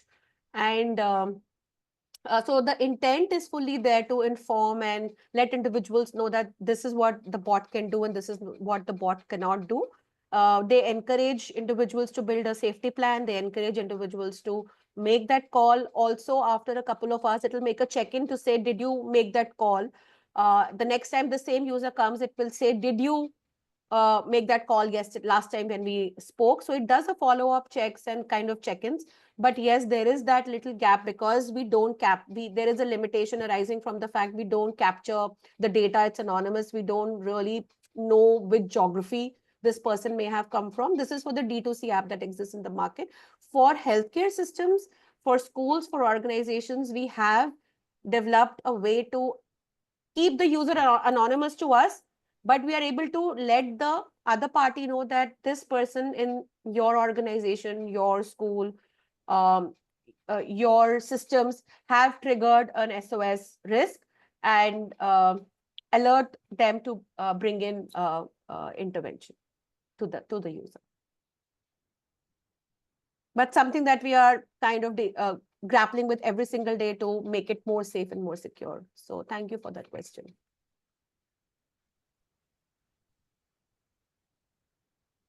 Ma'am, you are muted. Smriti, ma'am, you are muted. Sorry. There are other questions, but I just want to flag them. I'm not expecting answer just because we are 7:30, and maybe if we allow more time, maybe we still take audience's questions. So one is, I have two related questions. Smriti, that I've been hearing you, there's a team, it's your team. Let's say that's its VASA team. So it does research, it does intervention, it rolls out. So is there a mechanism that you have some oversight mechanism and there's no conflict of interest? Because if it is, I'm doing research, I'm doing intervention, it's my data, there's clearly a conflict of interest. And I mean, I'm not saying that you do it, but there's always a possibility that I will not really kind of, bring out if there are major concerns and issues that are coming out. So it's really about the oversight mechanism and the conflict of interest related matters there. And I assume there's a lot of research happening, Dr. Suresh, at NIMHANS and your collaboration with IIT. And I'm very curious, and me and Sunita were talking like, what is the system that sort of, is that there's some structure like ethics review board or governance mechanisms at your institutional level? There could be something at the sort of, national level, etc., and which I don't think we have in India. But I think that's something we wanted to know. At what point researcher in AI would decide that we are okay to roll out? It's almost like device, it's almost like drug, medicine, and we've been talking about HTA in the opening plenary. So what are those benchmarks, and what is who plays the role of the ethics review board or the governance mechanism, or it could be scientific advisory board, any board that has kind of a mandate to say that these are the ethics guidelines, these are the concerns. And I also think we are not really talking about social relevance of the AI. And it clearly connects with the way the political economy of AI is developing, or sort of, the canvas looks like. And my opening remarks about the startups, they definitely have the sort of, stakes there, financial stakes, etc. And how do we navigate through that space as well in terms of sort of, making sure that the apps that are being developed and the AI tools that are being developed are socially relevant, meaning the users are wanting to have them. And that closely relates with the patient's engagement. So I think in this session, we did speak about patients, etc. And I'm not sure, Sunita, you have any kind of, how do you think we can go about? No, We I think we have good audience here. We have a lot of people here. others, Should I respond, ma'am? go on for a couple of minutes? Can I respond to the madam's question? Right, and we Because can stay on for another 10 minutes if panelists are okay. That's not a problem. And there are questions, actually. There are really interesting questions being raised. ma'am, I'll respond to your question. I'm part of one of the important study we are doing with Harvard University. Again, this is a app we have developed in conjunction with Harvard, where we are trying to predict the relapse of one illness. Relapse means if somebody has diabetes, when it relapse, whether it is medication, is behavior, all those things. Similarly, mental illness, can we predict relapse? This was developed around 5 years back. We are still doing study. And to do the study, we have to take permission from, again, ICMR ethics guideline. We have to register for trial registry. And since it is the data we are going to share with the outside the country, we have to take permission from the Home Ministry. To take permission, I am being from a government, I had to wait for at least 8 months to get the permission, and they looked into clearly what is the data shared, what we are doing. We have our own ethics committee. Ethics committee is asking, okay, recently when we started the study, ICMR ethics guideline was not there. Immediately that was brought in and asked. So the checks and balances are there. Imagine for one trial, we are 5 years, the same app has been tested. In this 5 years, AI has gone ahead. So even for a one molecule, for a medicine, a drug, to come out of the market, it takes at least 8 to 10 years. Even for an app, if it has to be released, telling that yes, like Reset-O is an app which has been approved by FDA, it has taken 8 to 10 years. Minimal once it is ready to test. I'm not talking about the test developing time. I'm talking about deploy, that to be tested in patients, and then yes, the data is fine and FDA has approved. So the time duration is huge between that developed and then test it and deploy. So in this period, the AI would have gone, the technology is going very fast because medicine hospital has minimum 56 legislation to comply. Similarly, if you look at the engineering or the software AI, they had hardly around 4 or 5 legislation. Earlier was the IT Act. Now there is a DPDP Act and one or more. Otherwise, for them, they go on innovating. But anything to be tested requires a huge amount of investment, time. So invariably for an app, we are still recruiting the patient and seeing whether it can be predicting whether whatever we have developed, will it predict or not. So it takes huge amount of time. Hope I had responded you to ma'am, Sunita ma'am. Yes. Ma'am, you are mute. Yes. We will have another time we'll have discussion. So there's a question by Anant Zakaria. And this is to Dr. Smriti. Do you want to take it up?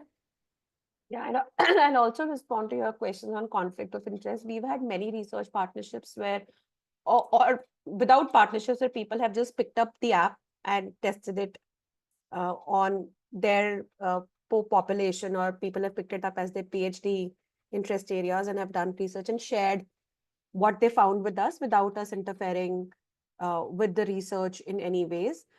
There is some where there is a certain kind of arrangement, say, for example, with WashU, when we did the chronic pain study with them, the data was, anonymized data was shared with them. But again, it's their researchers who kind of analyzed and saw how it was, how the response was to the app as compared to the gold standard treatments that they were giving, and how people were feeling benefited or not benefited from it. And again, there was no direct conflict of interest in those terms, because it is something that they requested us and they wanted their patients to get the product. So our involvement was mostly around providing them with the product, providing them with the services, and giving them the data that they had requested for. Beyond that, the analysis and everything that they do is something that is completely what they bring in. And we've always been, like I said, very open to academic partnerships. And even our B2B partners, for example, some of the largest health insurers in the world, Aetna, Allianz, Vitality, they have done very strict due diligences for us. And that has helped us actually, that has been a part of a learning experience, where we realize that we need to adhere to these standards, we need to have these protocols, we need to follow certain checklists, guidelines that these geographies are developing, if we have to sustain and stay in this journey for a longer duration.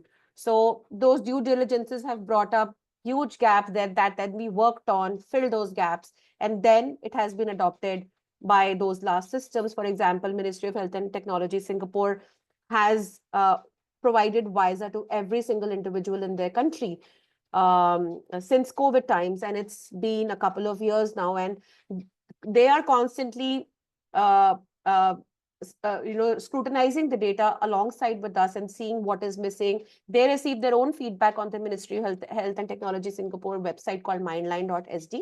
So if you go on mindline.sd and speak to the chatbot there, that's Visa. That's powered by Visa. And people are using it, and there have been improvements made, constant improvements on a daily basis that are brought, the feedback that comes from their users is brought into us by their teams, and we are working alongside them. For example, when we began, it was not as contextualized for the Singaporeans as much as they would have loved to be at that point in time. But since nothing existed at that point in time, they wanted to bring in support, they got us in with some iterations. But over a period of time, it has been enriched with the vocabulary, with the phrases that individuals in Singapore use to express their emotional concerns, to express suicidal ideations, to express self-harm, so that the models are more apt and appropriate in detecting and then offering the right kind of signposting, triaging, or support. Sorry, and I had to go to the question from. Yeah, so sorry. So there are a couple more questions. There are more questions, but you can choose. So there's one by Anand Zakaria, and he's really talking about the power relationship amongst different players. In Smriti, I think it is. Yeah, I just saw it. I'm just reading it.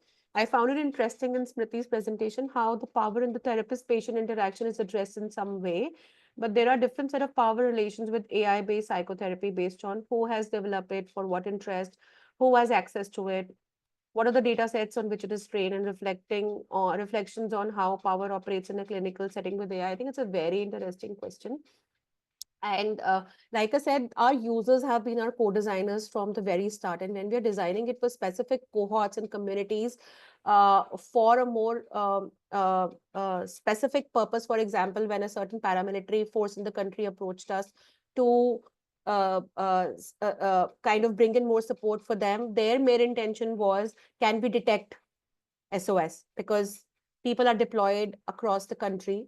And we know that they are more vulnerable to experiencing high stress scenarios, and they also have access to weapons, and that can lead to different kind of clinical risk instances. So their intention was that. So when we are working with specific partners, we co-design the solution with them. And here, when we were brought into the system, we did not just interact with the leaders who brought us in and said, create something because this is what I want. We actually sat down with various individuals at various ranks to understand what their problems were, and if they wanted some kind of support available to them that was delivered via this modality, what would it look like for them?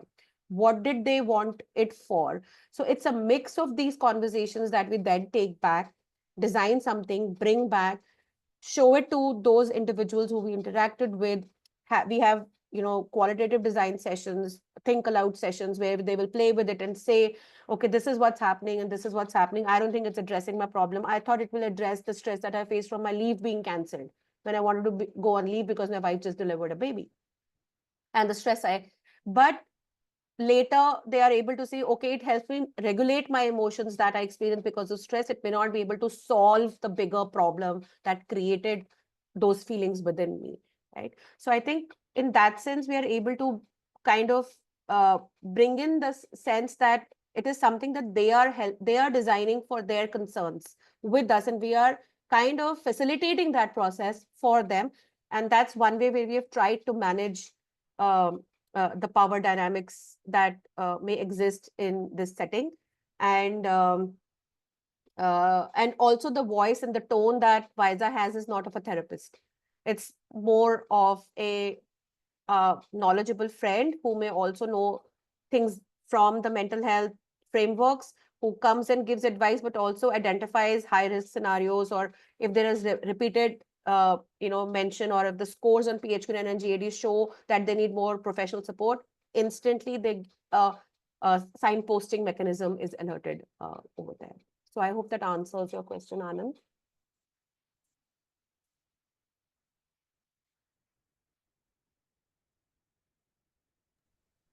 Ma'am, you're mute.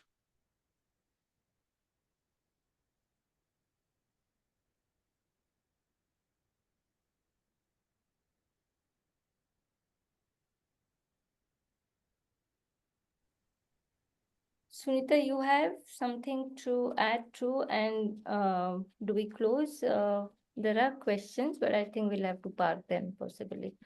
It's 7:45. Yeah. I think there are a lot of questions. I think we would need to close. What do you feel, Sunita? I think we should close. I mean, no, I'm just asking the panelists. There are still audiences sitting around, so, and it is 15 past I would need to step away. Yeah, sure. I understand. Yeah. So this was absolutely interesting session, and we can see from the set of questions that are being sort of, raised here. So thank you so much. And I think I just wanted to say, both on behalf of, and Sunita might want to add, that none of the sessions in this conference are conclusive. We really wanted to use this platform to raise questions, come here, have reflective questions and the conversation with the panelists and experts. And this is something to take back, to think more about it, So this is really not, none of the sessions would be conclusive in that sense. So thank you so much. I think Dr. Dilip left the session just because I think he probably has other commitment. So deeply appreciate Dr. Suresh and Dr. Smriti.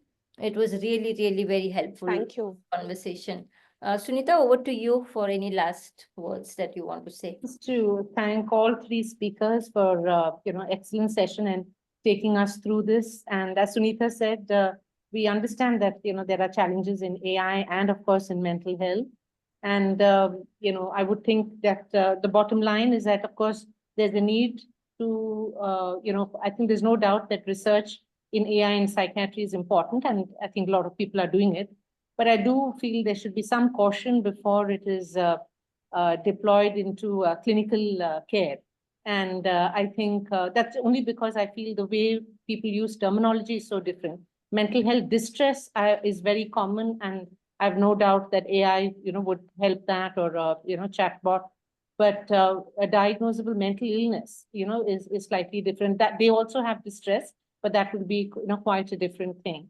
And so I think, you've given us so much to think about. And I think from all the questions from the audience, I really thank the audience for their participation. And I'm sorry we couldn't answer all questions, but hopefully we will, engage further with all of you on this. So thank you very much. And thank you, Sunita, for helping put this together. Yes. Thank you. Thank you. Pleasure. And have a good evening. Thank you, everybody. Thank you. Thank you for the festival season. Have a nice festival season weekend. Sure. Yeah, thank you. Bye-bye. Bye-bye. Thanks, everyone. So we're done with the session, and thanks to the audience for staying back with us all through this day. We will see you tomorrow. We hope to see you tomorrow at 4 p.m. when we will start our next session. Thank you. Thanks, Sunita. Thanks, Sunita. Bye. Okay, bye-bye. We'll catch up later. Yeah, thank you. Okay.